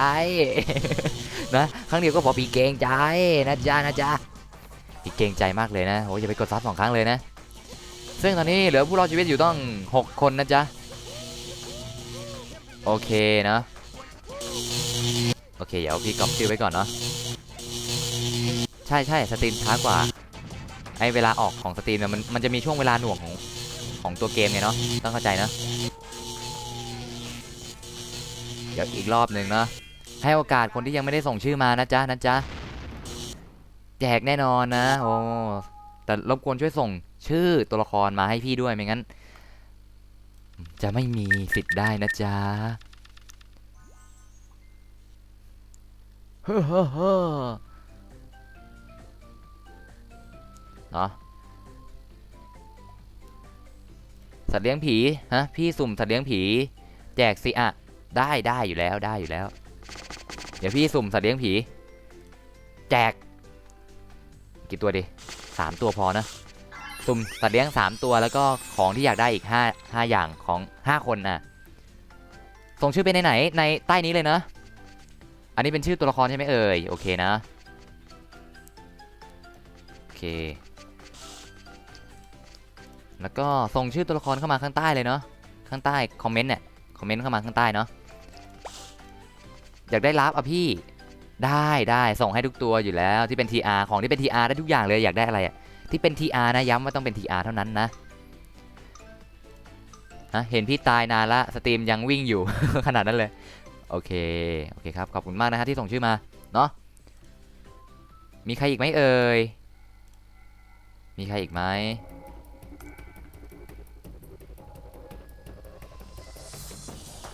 มีใครอีกไหมถ้าไม่มีก็รอบนี้เป็นรอบสุดท้ายแล้วนะแล้วก็อย่าไปสุ่มของกันนะเอา5 ตัวเลยแล้วกันจัดไป5 ตัว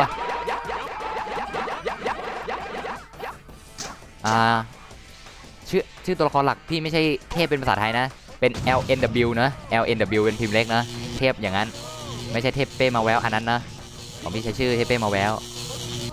ตัวหลักพี่เนาะใครจะแอดก็แอดมานะอยู่ข้างใต้มีชื่ออยู่ข้างใต้มันจะเป็นตัวหนังสือวิ่งอยู่เนาะชุPR ตัวนี้มีแค่เท่าไหร่เอง75 ล้านเศษเนาะ75 ล้านเศษเนาะ ขนาดบอกเศษด้วยนะช่วใครวิ่งชนให้หม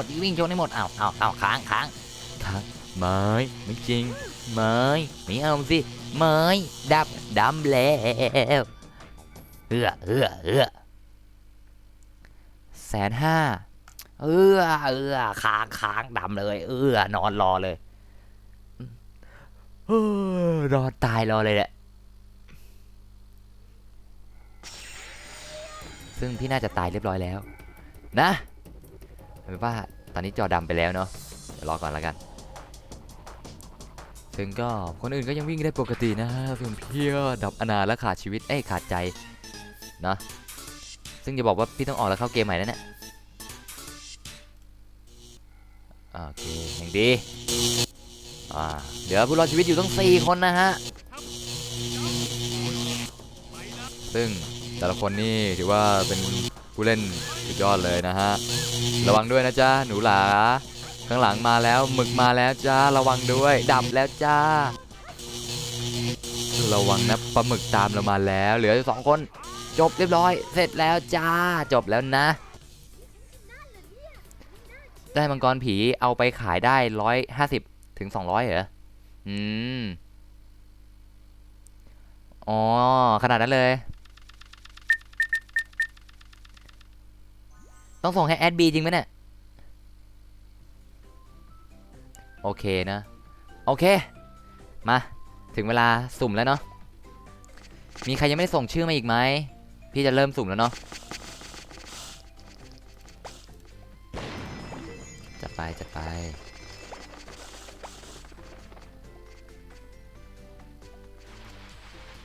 เอาละเริ่มสุ่มแล้วนะไปสุ่มละ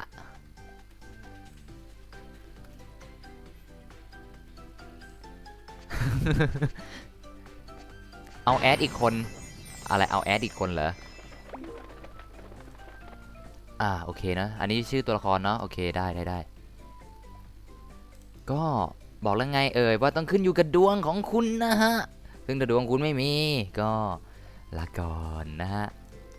โอเคเนาะเรียบร้อยแล้วเนาะซึ่งถ้าใครไม่อยู่ดูแล้วก็ไม่แจกนะจ๊ะส่วนสัตว์เลี้ยงผีผมจะสุ่มจากทุกคนที่ว่าต้องพิมพ์ในไลฟ์สดเท่านั้นนะเร็วเลยพี่ให้เวลาถึงกี่ตอนไหนดีให้เวลาสักพักหนึ่งต้องพิมพ์ในไลฟ์สดเท่านั้นนะไม่งั้นพี่ไม่อ่านนะไม่ต้องส่งข้อความมาด้วยนะตัวนี้พี่ไม่รับเพื่อนเนาะซึ่งเดี๋ยวเอาตัวหลักรับเพื่อนชื่อเทปเป้มาแววอยู่ข้างใต้เนี่ยอันนั้นผมเอาเพิ่มมาแล้วนะฮะคุณบัตรแองเจิลครับผมนะผมเพิ่มมาแล้วฮะเนาะโหเต็มหน้ากระดาษหนึ่งอันนี้ก็เพิ่มมาแล้วเนาะโอเคมีเนาะมีอีกไหมมีอีกไหมใครที่ยังไม่ได้พิมพ์มารบกวนพิมพ์มาด้วยนะครับผมโอเคเนาะมีอีกไหมอันนั้นเพิ่มไปแล้วเนาะแวมไพร์เพิ่มมาแล้วแล้วก็ฟ็อกเพิ่มมาแล้วครับผมมีอีกไหมพิมพ์ในนี้เท่านั้นเนาะใกล้จะหมดเวลาแล้วนะอีกตัวคนอีกตัวคนละตัวกันเหรอโอเคผมดูชื่อผิดนะเนี่ยอันนี้เมาดีนะมีอีกไหม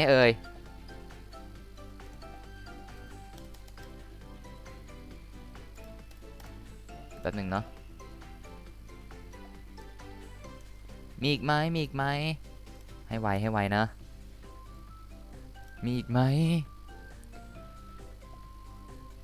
นัดสุดโหดเหรอนัดสุดโหดโอเคมีแล้วเนาะนี่แบงค์เหรออันนี้เป็นชื่อตัวละครใช่ไหมโอเคฮ่าหลายรางวัลอยู่นะเนี่ยออมนะคะรักเพิ่มมาแล้วเนาะเช็คก่อนโอเคเนาะมีอีกไหมเร็วอีก3 นาทีใกล้จะหมดเวลาแล้วนั้นไม่พิมพ์ในนี้พี่ไม่พิมพ์ในไลฟ์สดก็ไม่ได้นะต้องในไลฟ์สดนะออมเคยว่าเพิ่มมาแล้วครับผมออมนะคะรักก็เพิ่มมาแล้วนะครับผมเนาะซึ่ง5 ชิ้นให้5 คนคือสามารถเลือกได้ว่าจะเอาอะไรแล้วก็อีก5 ชิ้นคือการไปสุ่มตู้แล้วก็สุ่มให้คนที่ว่าเล่นกับผมมาวันนี้ทั้งวันนะไม่ใช่ทั้งวันเลยตั้งแต่ผมเริ่มไลฟ์ตั้งแต่เที่ยงเนาะเที่ยงกว่าเพราะมันมีปัญหาด้านโปรแกรมนิดนึงเนาะเพิ่มมาแล้วนะสายฟ้าโดเลอะไรเนี่ยโดเลมอ นะผมมีแล้วเนาะนัดมีแล้วเนาะของนัดมีแล้วมีนัดสุดโหดกับอะไรเนี่ย นะมีอีกไหมเอ่ยใกล้จะปิดแล้วนะอีก1 นาทีกว่าๆว้าฮ่าฮ่ามีอีกไหมมีอีกไหมดูพี่ทั้งวันเลยอ๋อขอบคุณมากนะ โอ้ฮ่าฮ่าเล่นไม่ได้เหรอใกล้แล้วนะใช่ไลฟ์มีดีเลย์นะผมละครับมีแล้วเนาะของเรามีอยู่เนาะดูตั้งแต่เริ่มเลยโอ้เดี๋ยวมีแน่นอนสำหรับคนที่ว่าพี่เห็นมาดูทุกวันนะพี่เอาแน่นอนโอเคครับอันนี้มีแล้วนะฮะนะมีแล้วฮะผมใส่มาแล้วเนาะโอเคมีครับมีครับมีอีกไหมเอ่ยนะซึ่งถ้า3 โมงตรงแล้วคือปิดแล้วนะใกล้จะหมดเวลาแล้วเอามาอีกแล้วเหรอดีครับเนาะโอเคนะแน่มาทันกิจกรรมพอดีเลยสุดท้ายของตอนบ่ายนะของตอนบ่ายต้องบอกว่าของตอนบ่ายนะเพราะว่าต้องบอกว่าของตอนบ่ายเพราะว่าเดี๋ยวตอนเย็นพี่มีอีกรอบนึงเนาะเอาละโอเคพี่จะเริ่มการสุ่มเลยเนาะซึ่งพี่จะสุ่มทุกคนแน่นอนโอเคนะยังของเรายังอยู่เนาะโอเคมาแล้วก็สั่นหน้าจอพี่แล้วกันเอ้ยสั่นไม่ได้พี่ไม่ปิดอันนี้ไว้เข้าทอล์กมาแล้วกันเดี๋ยวพี่คอยเช็คอยู่เรื่อยๆแหละทักมาก็ได้หาพี่ใจเย็นกดครั้งเดียวก็ฮะใครที่ยังไม่กดซับในกด2 ครั้งโอ้ขนาดนั้นเลยเฮ้ยใจเย็นๆนะเดี๋ยวพี่เอาหน้าจอเกมเทลออกก่อนจะได้เห็นเวลาเปิดลุ้นเนาะโอเคนะชวับจัดมาทำอะไรครึบนี่คืออะไรครึบพี่เป้ด้วยจะแจกของอีกแล้วนะเป็น TR เหมือนเดิมแล้วก็เดี๋ยวแจกสุ่มสัตว์เลี้ยงผีแจกนะถ้ามีแล้วก็ช่วยไม่ได้นะจ๊ะเอาแล้วนะเริ่มละคนแรกอันนี้ก็คือว่าขออะไรก็ได้นะที่เป็น TR ได้หมดทุกอย่างเลยอ้าวปอนนะกอนนั่นเองกอนเล่นไอดีนี้อยู่ไหมครับเนาะฮ่าโอเคดีมากกดซับ3 ครั้งดีมากกดยังไงก็ได้ขอให้ได้เป็นเลขขี้ นะอยู่ไหมเอ่ยอยู่ไหมไม่อยู่ใช่ไหม1 ถึง 10นะ1 ถึง 10นะ1 2ขอบูทหน่อยบูท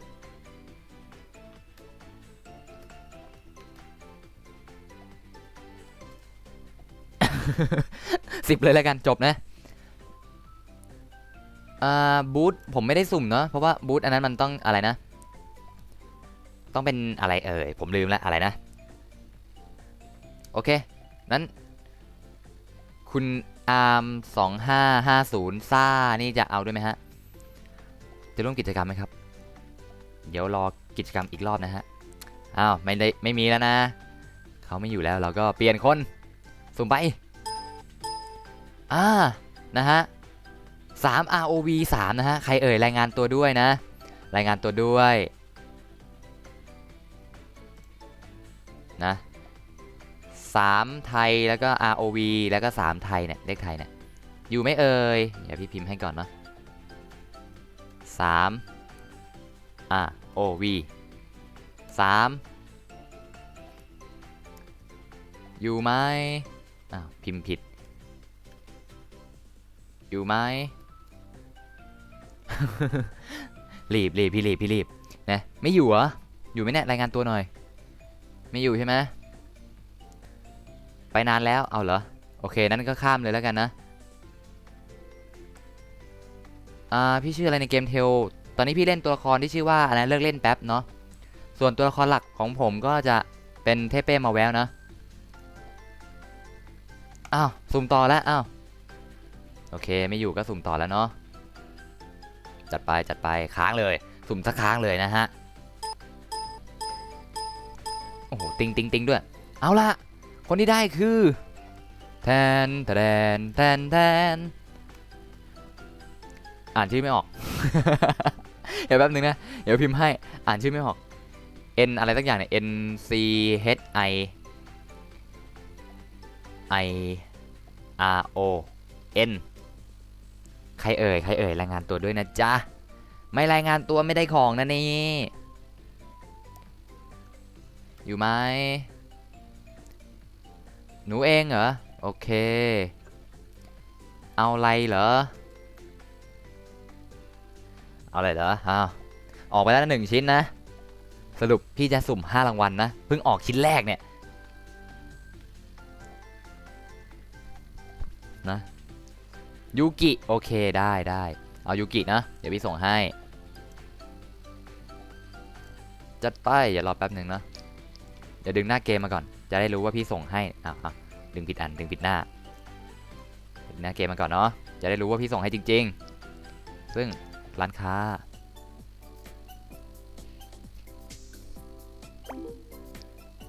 ลืมปิดอันนี้ไปติ๊กถูกไว้ก่อนนะไม่ต้องขึ้นมาแล้ววันเนี้ยพี่ไม่ได้เติมซื้อแน่นอนฮ่ายูกิใช่ไหมยูกิของขวัญให้กะโอเคจัดไปเฮ้ยโอ้ใครนินทาปะเนี่ย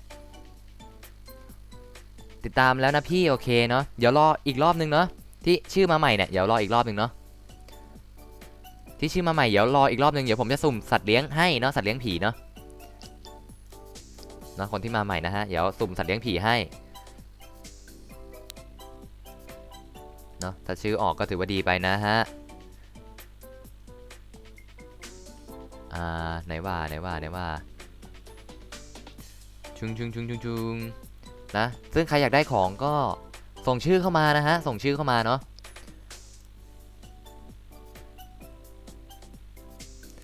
ตัวนี้เป็นตัวของสปอนเซอร์ครับสปอนเซอร์ใจดีครับเอามาแจกของครับผมนะซึ่งใครอยากจะอะไรร่วมกิจกรรมสุ่มของก็ได้ของ TR ก็อะไรนะเข้ามาพิมพ์ชื่อคอมเมนต์ชื่อข้างใต้นี้เลยนะฮะเนาะเดี๋ยวผมจะมาสุ่มเนาะฮะ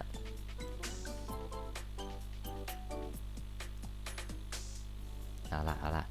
นะมีก็ต่อไปเลยเนาะคนที่2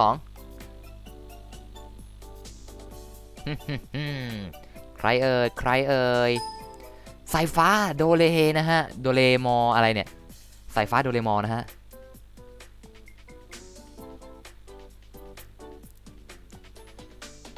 นะอยู่ไหมเอ่ยสายฟ้าอยู่ไหม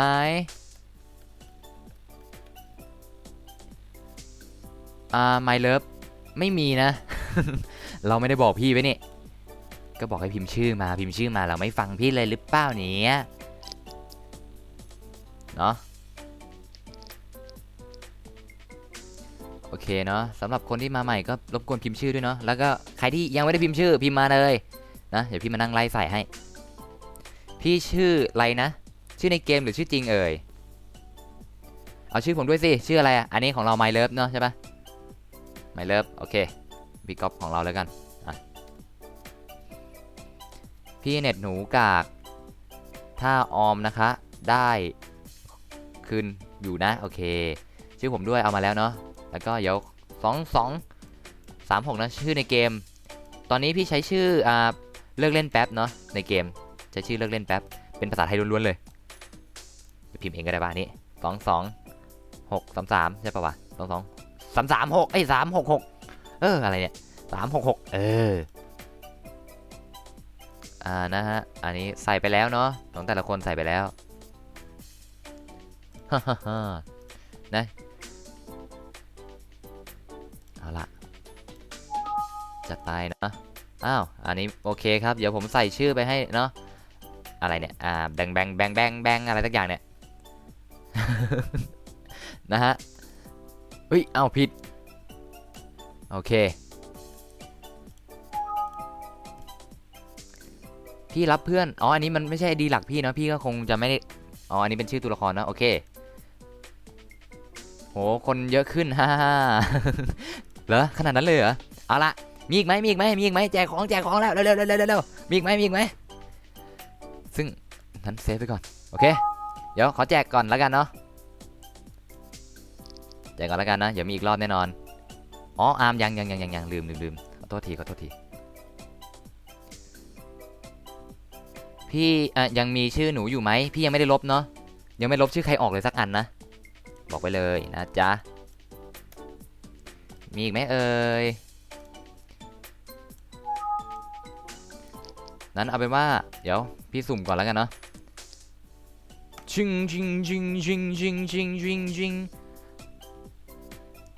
โดเรมอนไม่อยู่อะไอสายฟ้าโดเรอะไรเนี่ย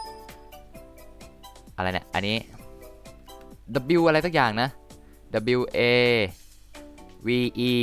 M A N A อยู่ไหมครับอยู่ไหมเอ่ยบอกมาทีฮ่านะเอาไม่อยู่เหรอ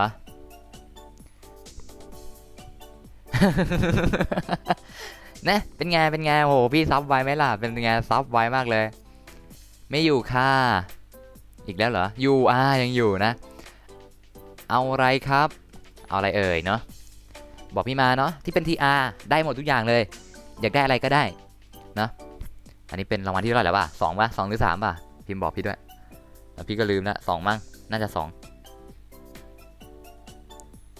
เพราะสายฟ้าไม่อยู่เนาะใช่ทำไมเราทำตัวอย่างนี้นะฮะยูมิไม่เอาสิไม่ทำตัวอย่างนี้ไม่เอาไม่ดีไม่ดี นะตัวละครครบแล้วเอาเป็นอย่างอื่นได้นะได้ไม่ใช่จำเป็นว่าต้องเป็นตัวละครอย่างเดียวนะสัตว์เลี้ยงเกรดม่วงเอาเบลล่าอันนี้เอาเบลล่าใช่ไหมโอเคได้เดี๋ยวพี่ส่งให้นะเบลล่าเนาะซึ่งของที่เป็น TR ได้หมดนะวงเล็บต้องเป็น TR เท่านั้นนะจ๊ะเนาะ TR เท่านั้นนะย้ำว่าต้องเป็น TR นะอ้าวมีแล้วไม่ใช่เหรออ๋อมีแล้วนี่มีแล้วมันส่งไม่ได้มีแล้วส่งไม่ได้ครับเนาะเบลล่าส่งไม่ได้อะเพราะว่าคุณมีแล้วเนาะ ขนาดนั้นเลยโอ้โหอย่าเศร้าไปสิอย่าเศร้าไปงั้นเอาอะไรเอ่ยมาได้เลยเนาะที่เป็น TR ได้หมดทุกอย่างเพราะว่าเพิ่งแจกทูไปออกไปแล้วนะ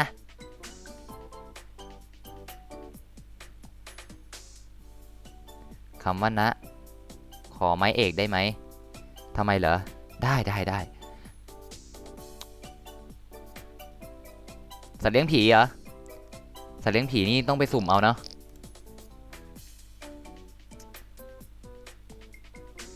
อะไรที่เป็น TR ก็ทุกอย่างเลยไอเทมอะไรก็ได้หรือจะเป็นพวกใบคราฟใบผสมของหรือไอเทมตัวละคร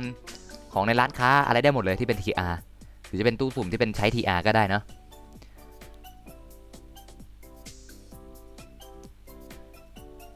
ก็คนที่มากับคนที่ชื่อฮะเอาละเนาะนั้นก็เอาเป็นอะไรนะสัตว์เลี้ยงผีใช่ปะได้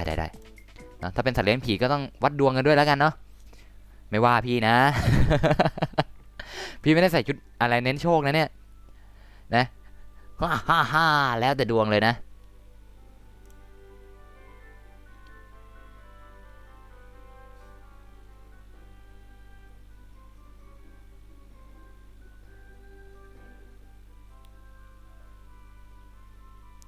เอาล่ะเนาะ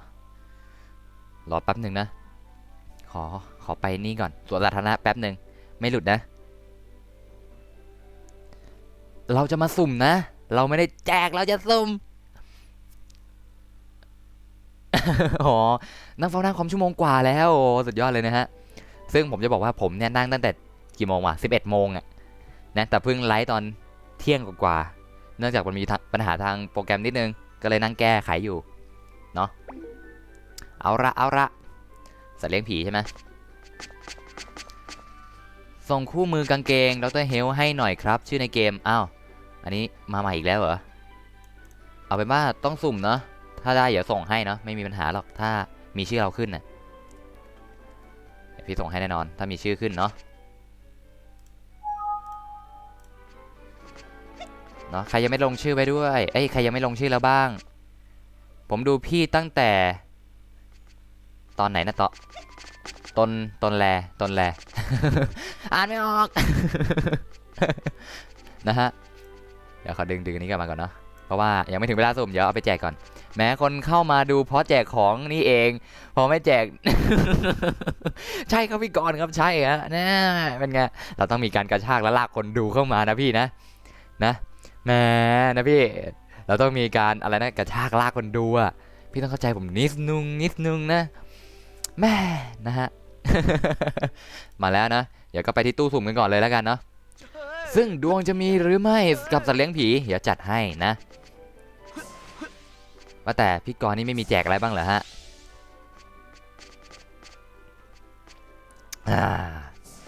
นะหิวข้าวแล้วเนี่ยโชว์แหลกๆเกินเนาะส่วนสาธารณะแหลกมากเลย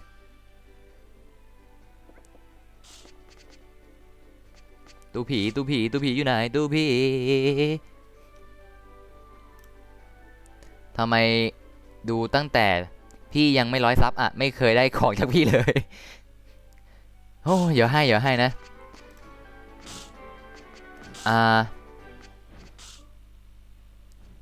อ๋อมันเป็นอะไรนะเอฟเฟกต์พี่ใส่เอฟเฟกต์เข้าไปให้มันดำแค่นั้นเองนะเฮ้ยมันไม่ใช่หน้าจริงพี่หน้าจริงพี่ต้องดูอันไหนวะอันที่เป็นคลิปอะไรทะมาม่าอะไรสักอย่างอะมาม่าเผ็ดๆอะนั่นแหละเนาะ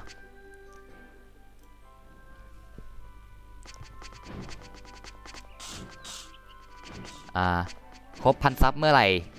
แจกหน่วย10 100 พันหมื่นหน่วย10 100 พันหมื่น50,000แคชละอ๋อครับผมขนาดนั้นเลยเหรอฮะซึ่งจะครบเมื่อไหร่ตอนนี้พี่ก็เท่าไหร่นะเกือบ700แล้วนี่ฮะนะของพี่กรณ์ก็เกือบ700แล้วนะฮะสัตว์เลี้ยงผีใช่ไหมนี่เนาะเอาล่ะพร้อมยังผมดูพี่ตั้งแต่56 ซับกำลังได้ของแค่1ครั้งอ่ะอ๋อเมื่อกี้ผมเน็ตหลุดอ๋อไม่น่าเลยนะซึ่งเอาล่ะถึงช่วงใช้ดวงแล้วนะรบกวนช่วยส่งชื่อมาอีกทีนะเมื่อกี้ชื่ออะไรวะอยากได้มังกรผีอ่ะ เล่นมา6 ปีละเมื่อก่อนค่าดาวความเกรด50ก็ถือว่าโหดละใช่มากสุดยอดเลยโอเคผมจำชื่อได้แล้วเนาะสุ่มแล้วนะถ้าได้ตัวอะไรผมก็ให้เลยเนาะไม่ว่ากันนะฮ่าจัดไปทริงออกมาเป็นผีพิงกี้นะจ๊ะ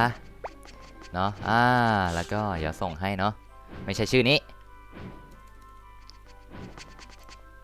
แต่คนนี้เข้าไปแล้วเนาะแล้วก็อะไรว่าวานาอะไรสักอย่างวาอะไรวะ ลืมชื่อพี่ผิวดำอยู่แล้วขนาดนั้นเลยแหมพี่ลืมชื่อขอแป๊บนึงเนาะ VE อะไรวะอีกรอบมานะเนาะโอเคส่งไปแล้วนะจ๊ะ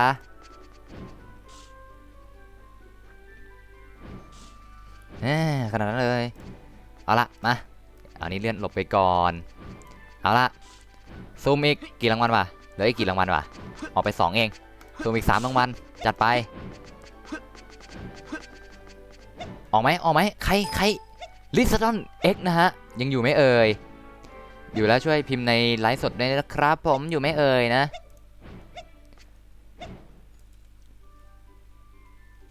เดี๋ยวพี่มาเวลตอนเย็นอีกรอบเนาะเพราะว่าเดี๋ยวพี่ขอกินข้าวแป๊บเนาะ อยู่ไหมถ้าไม่อยู่จะได้เปลี่ยนแล้วนะเว็บมานา เคนะไม่อยู่โหรีบตอบกันไวมากเลยนะอยากได้กันหรือเปล่าเนี่ย ไม่อยู่เหรอขอมั่งดิไม่นะโอเคนะโอเคไม่อยู่นะสรุปไม่อยู่นะครับเนาะสรุปไม่อยู่นั้นรอแป๊บหนึ่งเนาะ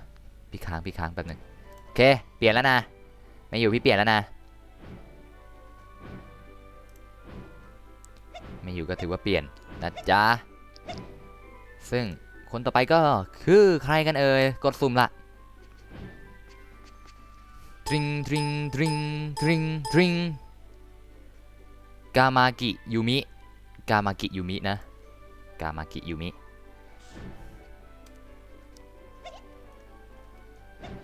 พี่ให้มันหมุนครบรอบทุกคนก่อน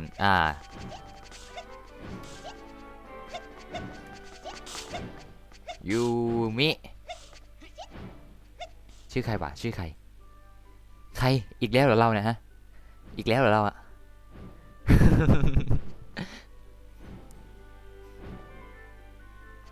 อ๋อเอาหอคงใช่ไหมเราอะโอเค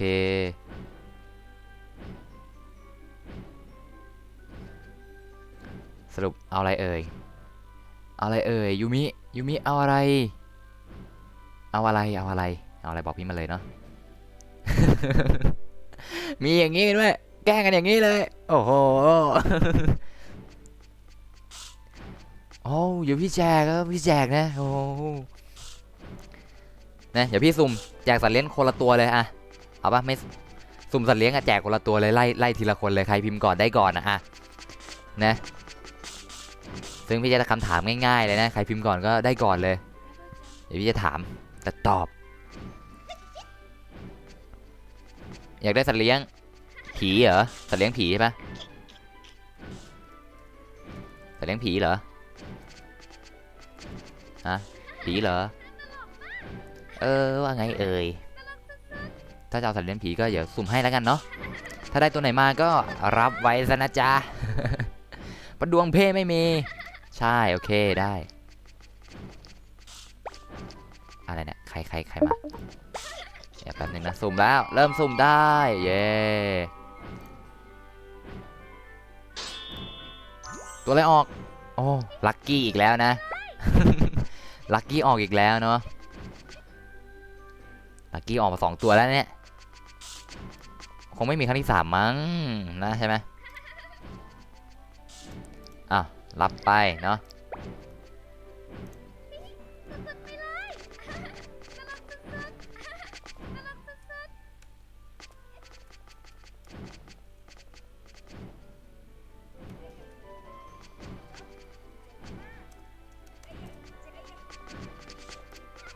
เอาละนะคนต่อไปก็จัดไปเนาะ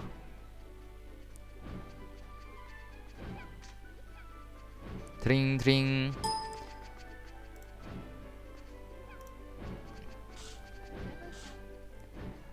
ชื่อออกมาแล้วนะฮะก็คือ TANUVORN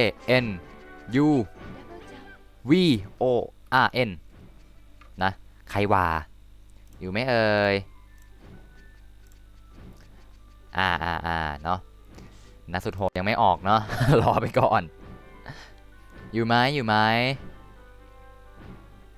ซึ่งไปกี่รางวัลแล้ว3 รางวัลแล้วเหลืออีก2อยากได้ผีก็ไม่ว่ากัน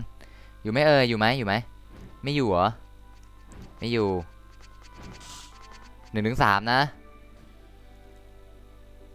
1 2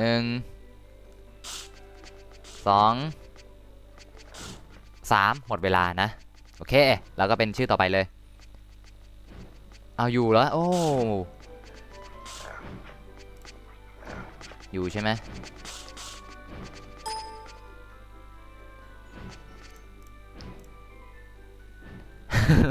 สรุปเอาไงเนี่ยเรามาช้าเนี่ยเอาไงกันดีเราเนี่ยฮะผมอยากได้เบลล่าสรุปอยู่ใช่ไหมโอเคอยู่ก็ให้แล้วกัน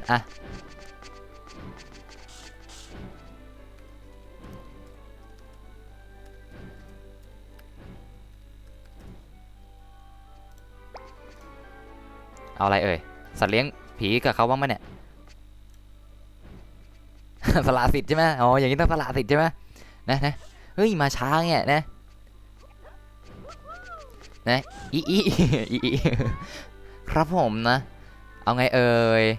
Sunning TV ฮะคุณจะเอาอะไรครับผมนะเอาอะไรเอ่ย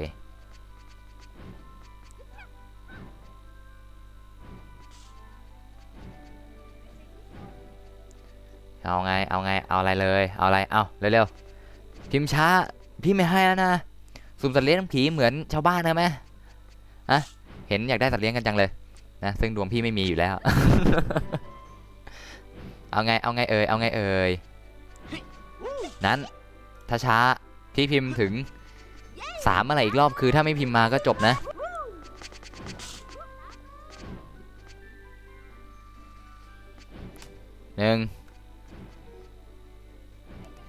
2 3สละสิทธิ์จ้า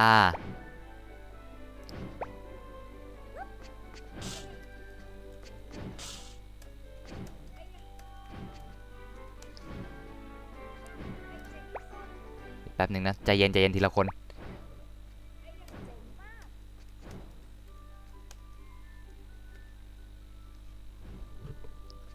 ใจเย็นจะพิมพ์อะไรกันมาเนี่ย ไม่ทันแล้วเนาะคุณพิมพ์ช้าเองนะฮะเฮ้อฮ่อค้างเลยเนี่ยเห็นไหมทักอะไรกันนักหนาเนี่ยอะอะไรรอก่อนสิใจเย็นไม่ต้องพิมพ์มากันขนาดนี้หรอกเนาะส่วน Sunning TV ฮะคุณพิมพ์ช้าไปนะฮะหมดแล้วครับผมหมดสิทธิ์แล้วฮะเนาะ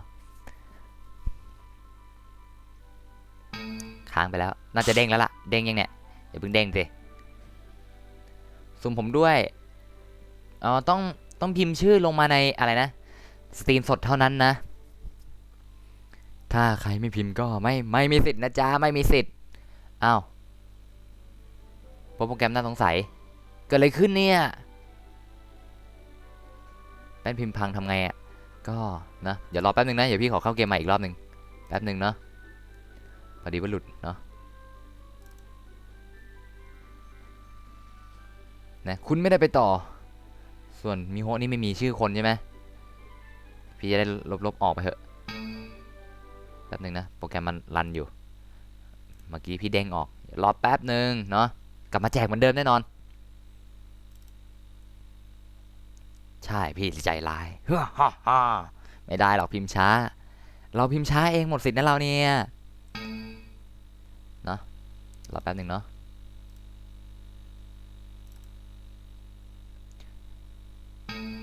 อ้าวเข้าเกมยังไม่ได้เลยทำไมดูต่อไม่ได้เกิดอะไรขึ้นเหรอ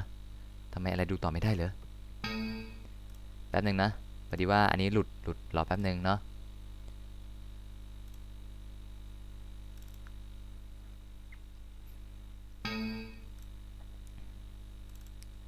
179แล้วพี่เป้โอ้โหขนาดนั้นเลยโอ้โหสุดยอดนะขอบคุณทุกคนที่มา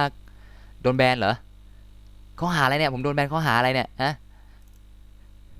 เกิดอะไรขึ้นผมโดนแบนข้อหาอะไรฮะ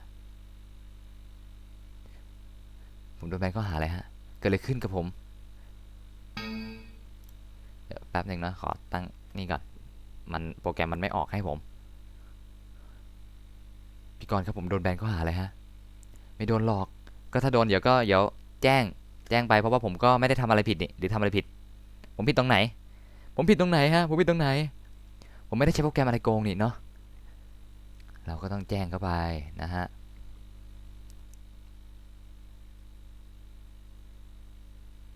แป๊บหนึ่งเนาะขอเวลาแป๊บหนึ่งพอดีโปรแกรมไอตัว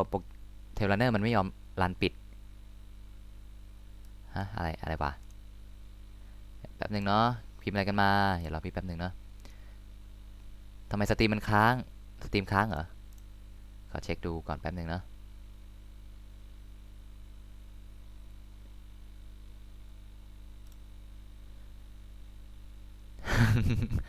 แหมมีพี่โทบิส่งของให้หน่อยด้วยนะฮะ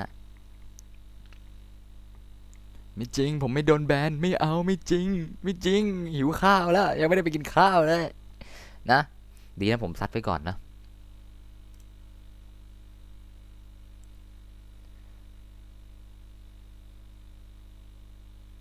โอเคนะรอแป๊บหนึ่งนะฮะเทเลเนอร์มันยังรันอยู่เลยขอปิดโปรแกรมตัวนี้ก่อนแรงแรงแรงแรงแรงแรงแรงแรงแรงนะมันไม่รันปิดให้ด้วยอ่ะโหนี่มันโหดร้ายกับผมมาก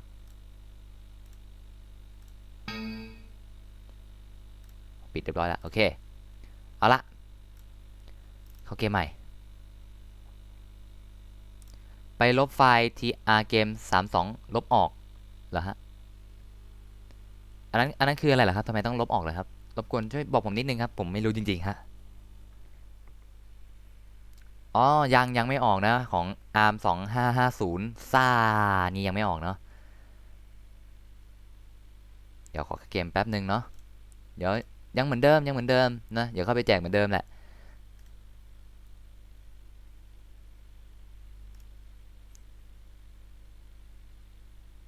รอแป๊บหนึ่งกำลังเข้าเกม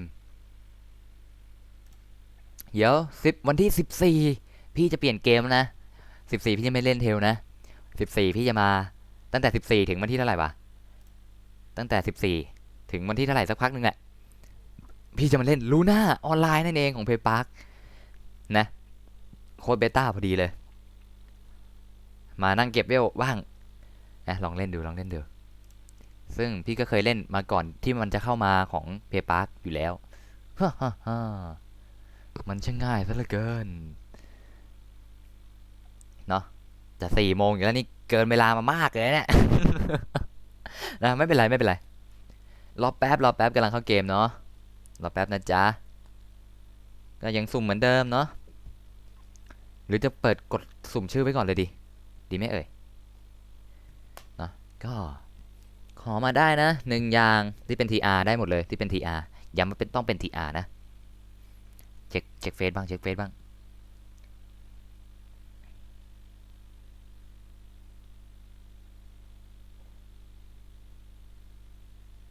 ว้าฮ่าฮ่านะ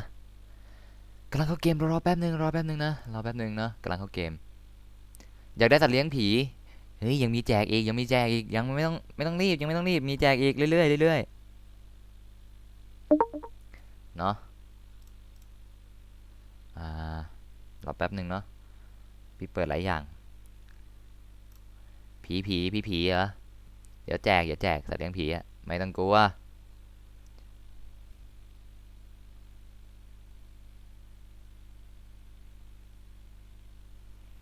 โอ้โหทำไมมันช้าจังผมอยากได้ที่อัปเกรดสัตว์เลี้ยงอะครับรบกวนส่งชื่อเข้ามาในนี้ด้วยนะฮะพิมพ์ชื่อเข้ามาข้างใต้คอมเมนต์เลยนะเดี๋ยวผมจะไปนั่งสุ่มถ้าโชคดีก็ได้นะครับผมเดี๋ยวส่งให้แน่นอนถ้าได้เนาะเฮ้ยใจเย็นรีบกดแล้วดิสไลค์นะ อยากได้ผีชิวเหรอก็ต้องสุ่มเนาะไม่ดูแล้วพี่จำไว้เนอะถ้าสุ่มได้หนูอีกสละสิทธิ์ให้โอเค180 ซับแล้วเย้นะมาแน่นอนสุ่มหาแอดมินเพิ่มอีก1 คนเนาะตามที่บอกสุ่มหาแอดมินเพิ่มอีก1 คนนะคนไทยใจงามครับโอเคเนาะเดี๋ยวผมเคลียร์ให้เนาะ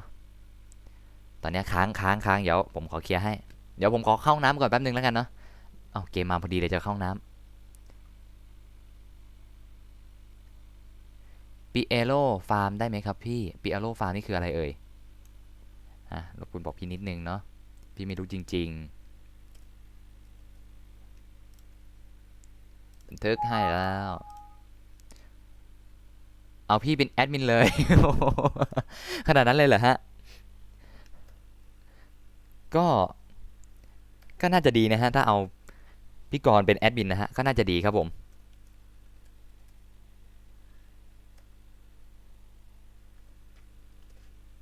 ก็น่าจะดีนะผมก็ว่าน่าจะดีนะถ้าเอาพี่กรณ์เป็นแอดมินนะอันยองอ้าวโหหนึ่งชั่วโมงเลยเฮือโดน1 ชั่วโมงอะไรเนี่ยนั้นเอาเป็นว่าเดี๋ยวผมจะขอซูมก่อนแล้วกันนะ ไหนๆก็โดนละ1 ชั่วโมงเหลืออีก50 กว่านาที เดี๋ยวมาแจกตอนเย็นแล้วกันเนาะแล้วผมโดนข้อหาอะไรวะอ๋อโอเคเนาะไม่มีคำว่านะ ขนาดนั้นเลยเหรอแหมเอาโอเคโอเคเดี๋ยวผมสุ่มไว้ก่อนเนาะเดี๋ยวผมจดชื่อไว้แล้วกันเนาะว่าใครได้ของแล้วก็รบกวนบอกมาด้วยนะว่าต้องการอะไรเนาะเดี๋ยวผมขอจดไว้ก่อนแล้วกันเพราะว่าตอนนี้ ID โดนระงับชั่วคราวนะเอาละผมสุ่มแล้วเริ่มสุ่มเลยแล้วกันเนาะเดี๋ยวขอหาปากกาจดหน่อยแล้วกัน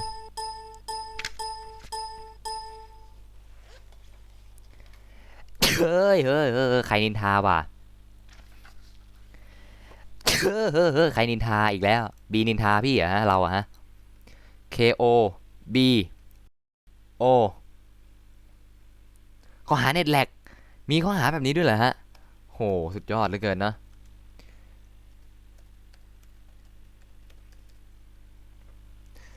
อยู่ไม่เอ่ยอยู่ไม่เอ่ย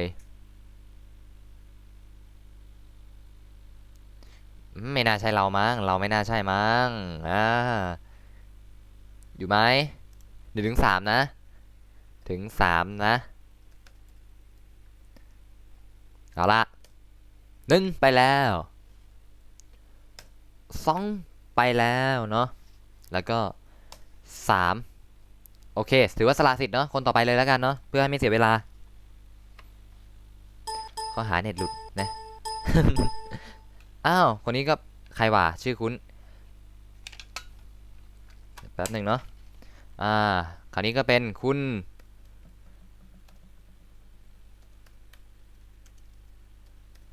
อยู่ไหมครับ1 ถึง 3นะแจกของรัวเกิน อยู่ไม่เอ่ยอยู่ไม่เอ่ย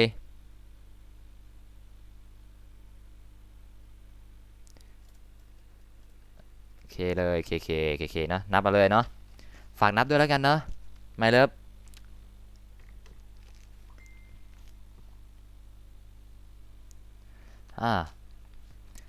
ก็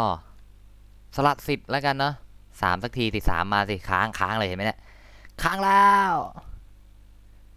ค้างเลยค้างเลยไม่อยู่โอเคต่อไปสุ่มละเรื่อยๆเลยนะ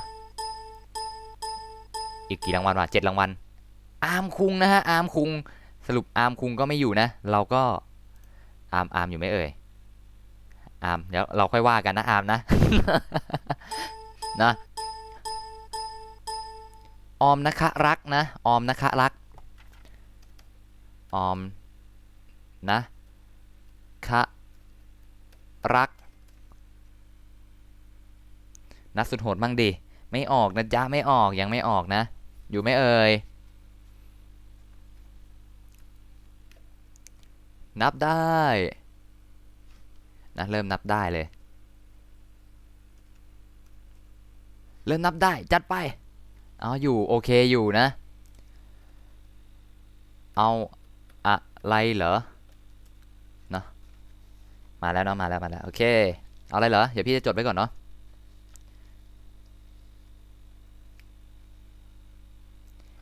เขียนแล้วของเราเขียนไปแล้วเนาะโอเคครับเนาะเอาอะไร เอาอะไรเอาอะไร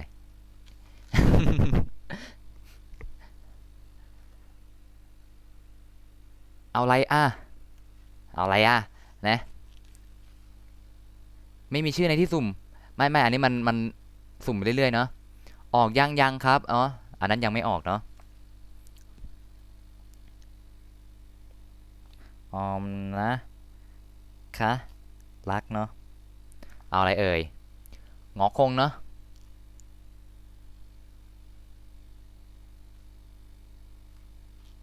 โอเคมาอีกแล้วกันฟีฟ่านะฟีฟ่าอยู่ไหมฟีฟ่าใช่ปะฟีฟ่า1 2 3 4รายงานตัวด่วนรายงานตัวด่วน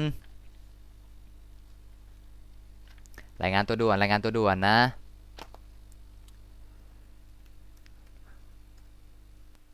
อยู่ไหมเอ่ย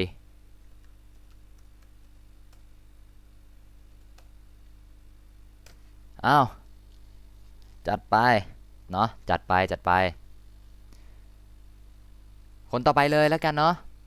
ถ้าไม่อยู่ เย้กลับมาแล้ว ไม่ทันแล้วเดี๋ยวเองค่อยว่ากัน ชื่อเองออกไปเมื่อกี้เอง โอ้โหงี้เหรอพี่ อ่า งี้ก็ได้เหรอ เออ เปลี่ยนใจมาได้คิดด้วยเนี่ย ชื่อเองเพิ่งออกไปก่อนหน้านี้2 คนเองอะ โอ้โห พี่บอกเลยเดี๋ยวเราค่อยว่ากันนะ เอาอะไรเอ่ย โอเคไม่เป็นไรพี่เดี๋ยวผมจะชุดกระชากหน้าคอเอง ขนาดนั้นเลยเหรอ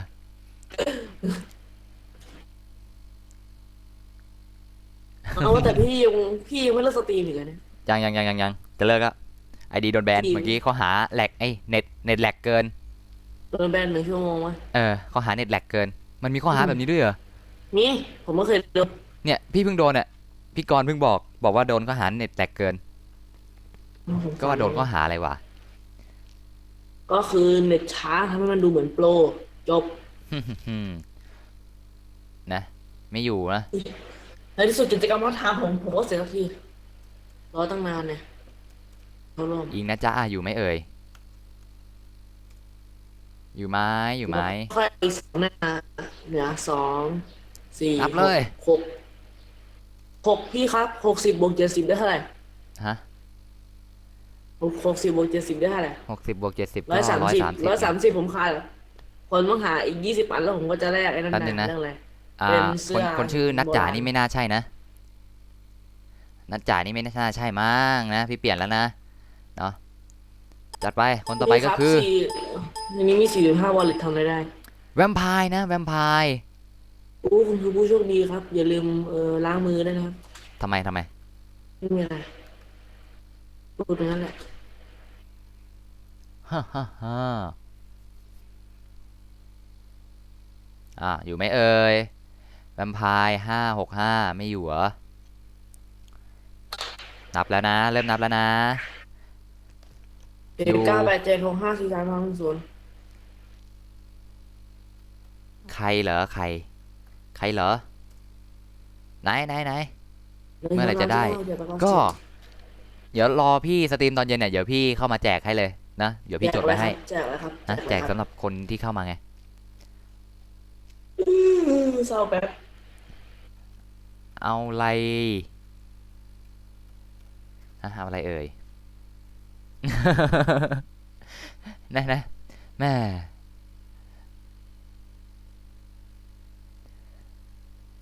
ซึ่งโดนแบน1 ชั่วโมงนะ รอไปก่อนแล้วกัน เดี๋ยวตอนเย็นเข้ามา เดี๋ยวพี่หาอะไรกินด้วย ไปใกล้ๆไม่มีไม่มีใครมีไข่มังกรเลยล่ะผมหามาเป็น เอาอะไรก็ได้ พันกว่าห้องแล้วเนี่ย แล้วเอาอะไรล่ะ เอาพี่เอาอะไรก็ได้ เอาอะไรก็ได้ก็พี่ก็ไม่รู้เหมือนกันนะว่าเอาอะไรก็ได้เนี่ย ไอ้คำว่าเอาอะไรก็ได้เนี่ย เผื่อถ้าส่งไปแล้วมีแล้วนี่ก็จบกันเหมือนกันนะ เนาะ ใคร สัตว์เลี้ยงผี โอเค ใคร เดี๋ยวพี่สุ่มไปให้เนาะ สัตว์เลี้ยงผี อะไร ซึ่งไม่มีสิทธิ์เลือกนะจ๊ะ พี่สุ่มไปให้ สิบ เดี๋ยวรอพี่เปิดสตรีมแล้วก็เดี๋ยวส่งให้ วอ เอาละคนต่อไปเลยแล้วกันเนาะ เพื่อให้ไม่เสียเวลา ครับ อ้าวเหรอ อิงนะจ๊ะเหรอ อันนี้อิงนะจ๊ะ อิงนะจ๊ะเหรอ อันนี้อิงนะจ๊ะเหรอ กดสุ่มเลยสุ่มสุ่มไป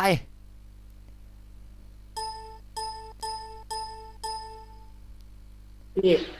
ผมน้ำพาเพลินนะฮะผมน้ำพาเพลิน เขาเอาเพลินจริงเปล่าถามเพื่อนถามนี่เลย ซึ่งมาไม่ทันก็ต้องสละสิทธิ์ไปแล้วนะจ๊ะ เพราะว่าพี่ถามไปได้พักใหญ่แล้วนะสำหรับอิงนะจ๊ะน่ะเนาะไม่น่าเลย อยู่ไหมเอ่ย อยู่โอเค เอาอะไรครับแหมอย่างนี้ไวนะ เอาอะไรเอ่ยเนาะน้ำพะเพลินเอาอะไรครับผม เอาอะไรดี ผีหรืออะไรได้หมดเนาะที่เป็น TR นะ ถ้าเป็นผีก็ต้องใช้ดวงผม ในการสุ่มนะ พี่แล้วถ้าเกิดลูกพี่มันดีจนแบบสุ่มได้ของดีขึ้นมาพี่ให้เขาปุ๊บ ก็ต้องให้ไง พี่ ไม่ ไม่ ไม่ผมถามว่าพี่ให้เขาปุ๊บใช่ไหม ถ้า แล้วจู่ๆมันเด้งไปไอดีอื่นพี่คิดว่าจะเกิดอะไรขึ้น เฮอะมีเฮอะมีเฮเลยบอกเลยอะ เอ้เลย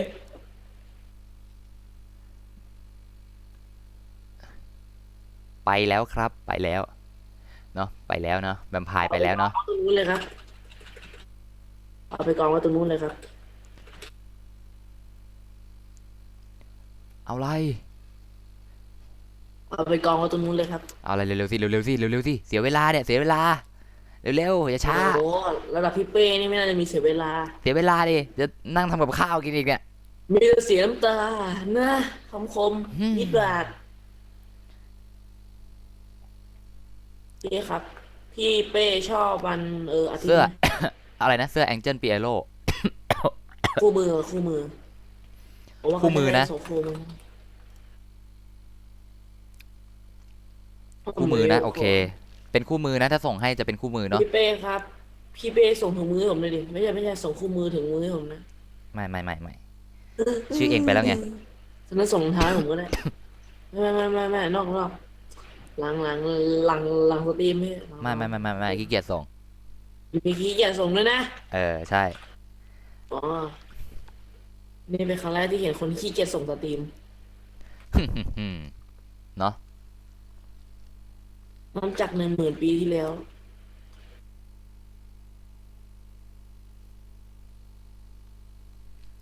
เอาละเนาะแล้วก็ไปต่อ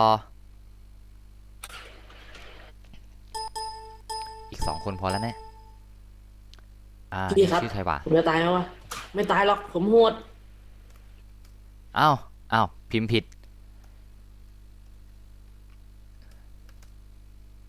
อยู่ไหมอยู่ไหมเอ่ย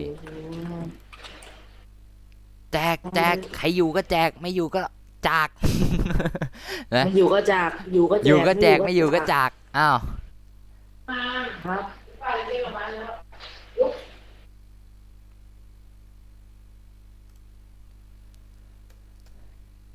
จบโอเค เราก็ไปคนอื่นต่อเนาะซึ่งคนต่อไปก็คือ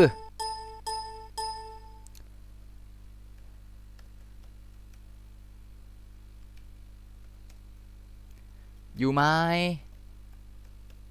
นะฮะอ้าวถ้าอยู่ก็แจกนะอยู่ก็แจกนะไม่อยู่ก็จากนะ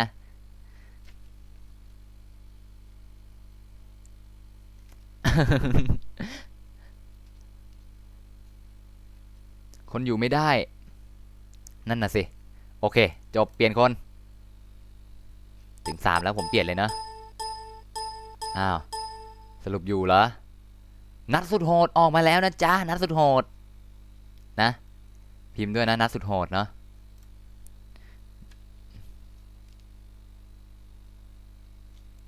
ผีใช่ไหมโอเค ได้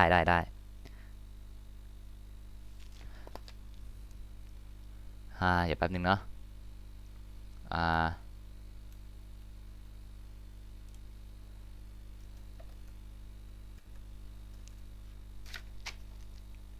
เดี๋ยวแป๊บหนึ่งพี่เขียนก่อน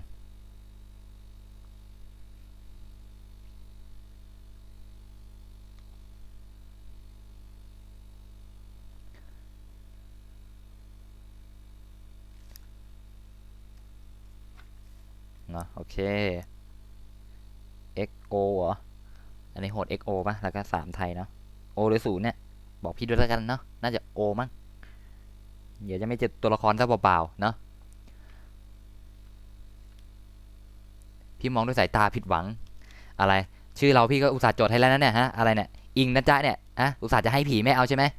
นี่0หรือ O เนี่ย พิมพ์เป็นภาษาไทยมาเลย นะ แล้วรายชื่อที่พิมพ์อันหลัง ก็เรียบร้อยแล้วไง เข้ามาอยู่ในนี้แล้วเนาะ โอเคนะ ถ้าพี่จบเดี๋ยวตาเรา ผีกันทั้งนั้นเลยเหรอทำไมเอาแต่ผีกันเนี่ยฮะ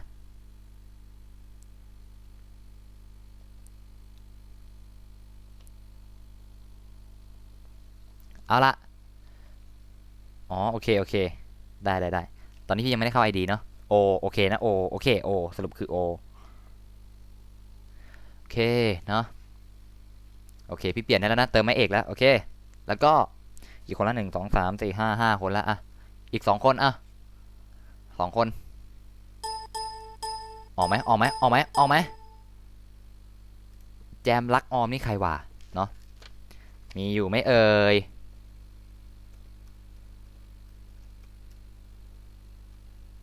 อยู่ไหมเนาะ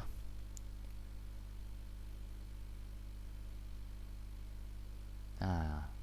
เอาละเอาละว่าง่ายว่าง่าย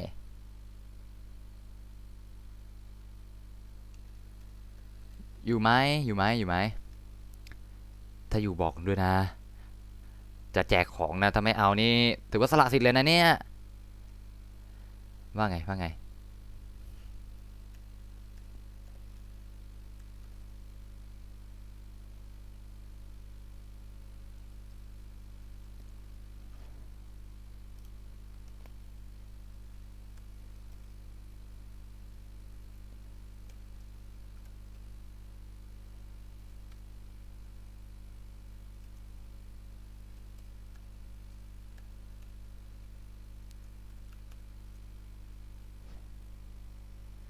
ฮ่าฮ่าฮ่า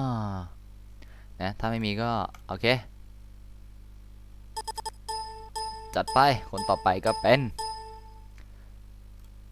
เป็นเป็นเป็นเป็นทีอาร์มาโหดนะพิมพ์ไงวะเนี่ยสระอาทำไมมันลากยาวเนี่ยพิมพ์ไงทีอาร์มาโหดอยู่ไหมอยู่ไหมฮะอยู่ไหมโอเคครับโอเคครับเนาะเอาสงองคงเนาะเดี๋ยวจัดให้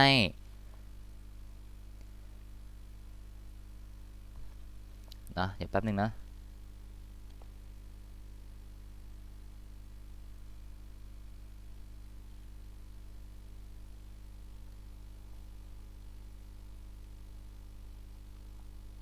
ว้าว้าฮ่าฮ่าเอาละโอเคต่อไปสุดท้ายละสุดท้ายละตรึงตรึงตรึงตรึงตรึงเทพพีพีนะเทพพีพีอยู่ไหมเทพพีพีเทพพีพีอยู่ไหมครับเนาะถ้าไม่มีก็ยังมีสิทธิ์นะเนี่ยพี่แจก10 รางวัลเลยดีกว่า1 2 3 4 5 6มี6แล้วอ่ะเหลืออีก4อ้าวเหรอซับลดลงด้วยแหมมีงี้ด้วยอยู่ไหมไม่อยู่เนาะ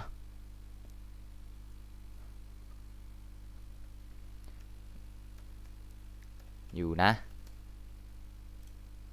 สุ่มต่อแล้ว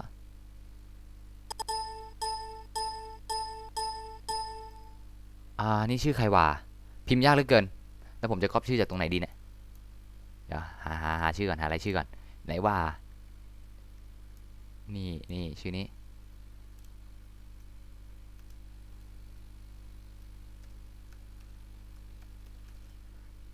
โอเคครับผมพี่กรณ์ครับ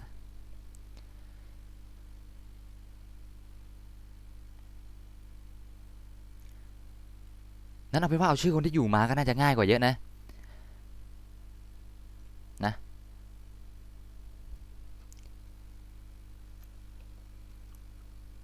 โอเคครับเนาะโอเคฮะ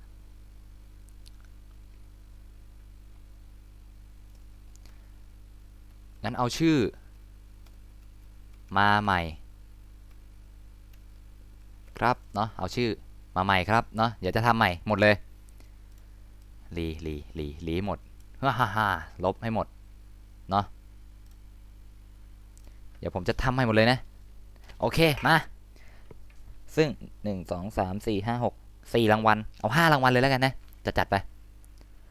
เอาชื่อมาใหม่เอาชื่อมาใหม่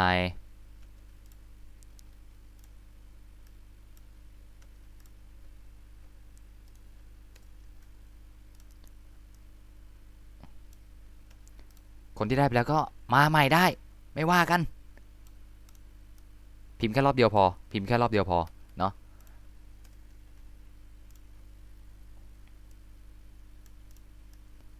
รบกวนพิมพ์แค่รอบเดียวมาเนาะไม่เอา5 คนพอหรอกเอาให้หมดนี่แหละเดี๋ยวพี่นั่งไล่พิมพ์ก่อนชุบถึงไหนแล้ววะเดี๋ยวผมแจกของที่เป็น TR เนาะอยากได้อะไรก็บอกผมแล้วกันนะที่เป็น TR ได้ทุกอย่างเลยที่อยู่ในเกมที่เป็น TR นะแล้วพิมพ์แค่รอบเดียวนะครับพิมพ์แค่รอบเดียวพอเนาะสำหรับคนที่พิมพ์มาแล้วนะพิมพ์รอบเดียวพอเอาละถือว่าเยอะเหมือนกันนะเนี่ยไม่ใช่น้อยๆเลยนะ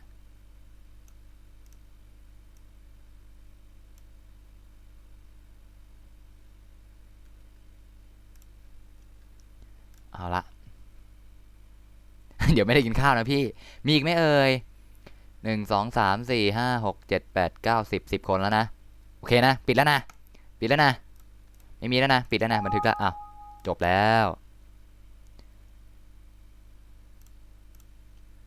คนที่ได้ไปแล้วอ้าวมาใหม่ได้เนาะเหรออะไรเนี่ยคนที่ได้แล้วไม่ได้อีกนะครับขนาดนั้นเลยใช่เปล่าอ้าวโบ๊ทคุงได้อ้าวพี่ให้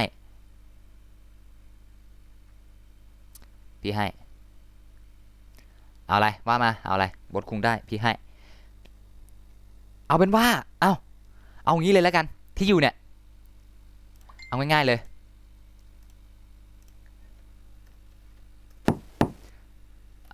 เอาเป็นว่าแจกให้10 คนนี้หมดเลยนะง่ายดีจบ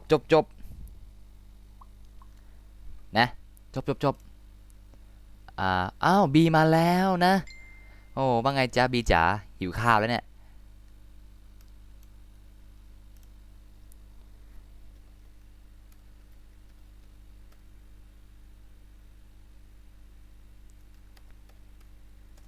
นะพิมพ์ชื่อ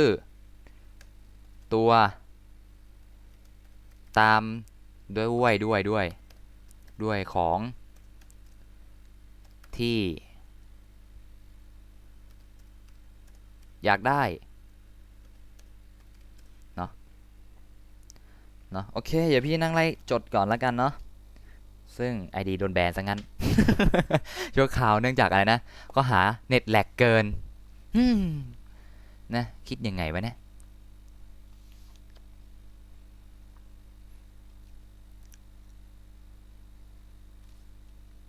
เดี๋ยวผมขอแป๊บหนึ่งเนาะเดี๋ยวก๊อปอันนี้ไปเลยดีกว่า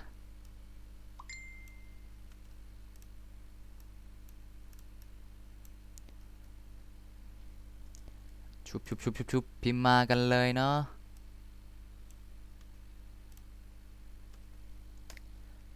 มาแต่บีไม่เราล่ะ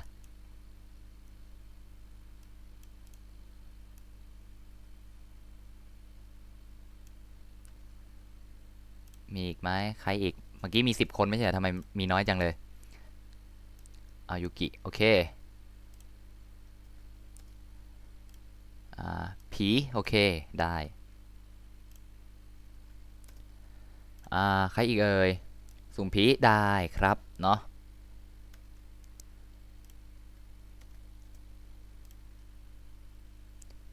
สุ่มผีก็เอาครับผมเนาะมา1 2 3 4 5 6 7อีก3โอเคไม่ในท้องไม่ติดเนาะพิมพ์ชื่อตัวละครในเกมตามด้วยของที่อยากได้นะ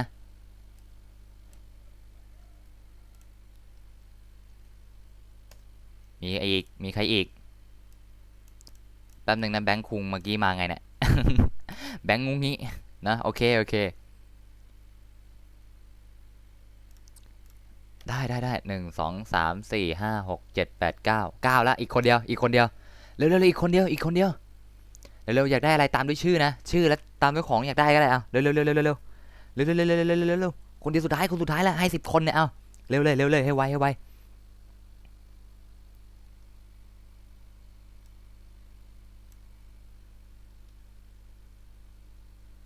โอเคโอเคเดี๋ยวพี่ปรับชื่อให้ใหม่แล้วกันนะของเราอะเอาอีกคนนึงเร็วเร็วเร็วใครใครใครโอเคแป๊บนึงนะน้ำทำไมสระอามา2 ตัวนะ โอเคได้โอเคแค่นี้นะหมดแล้วนะถือว่าพี่ให้แค่นี้นะหมดแล้วนะหลังจากนี้พี่ไม่ให้แล้วนะบันทึกเลยจบเรียบร้อยปิดแล้วอ้าวสัตว์เลี้ยงอัปเกรดสัตว์เลี้ยงมาช้านะเราเนี่ยอ่ะถือว่าให้แล้วกันเอ้าให้แล้วกันอ่ะให้ถือว่าให้แล้วกันผมให้แล้วกันเนาะ อะไรเหรอพี่ แจกแล้วแจกแหลกแจกสำหรับคนดูก่อนจาก เฮ้ยพี่เต้จะตายเหรอ ยังเองก็ไปพร้อมพี่แหละจะลากเองไปด้วยโอเคนะ แสดงว่าวันนี้ ทันผมให้ผมถือว่าผมให้แล้วกันนะคนไทยใจงามนะโอเคผมให้แล้วกันเนาะบันทึกไปเรียบร้อยแล้วก็โอเคสวัสดีจ้าบีจ๋าไม่พูดได้อย่างจ้า มาแล้วมาแล้ว มาแล้วโอเคนั่นก็ขอจบสตรีมเพียงเท่านี้เนาะแล้วก็เดี๋ยวเจอกันช่วงตอน6 โมงอีกทีหนึ่งนะโอเค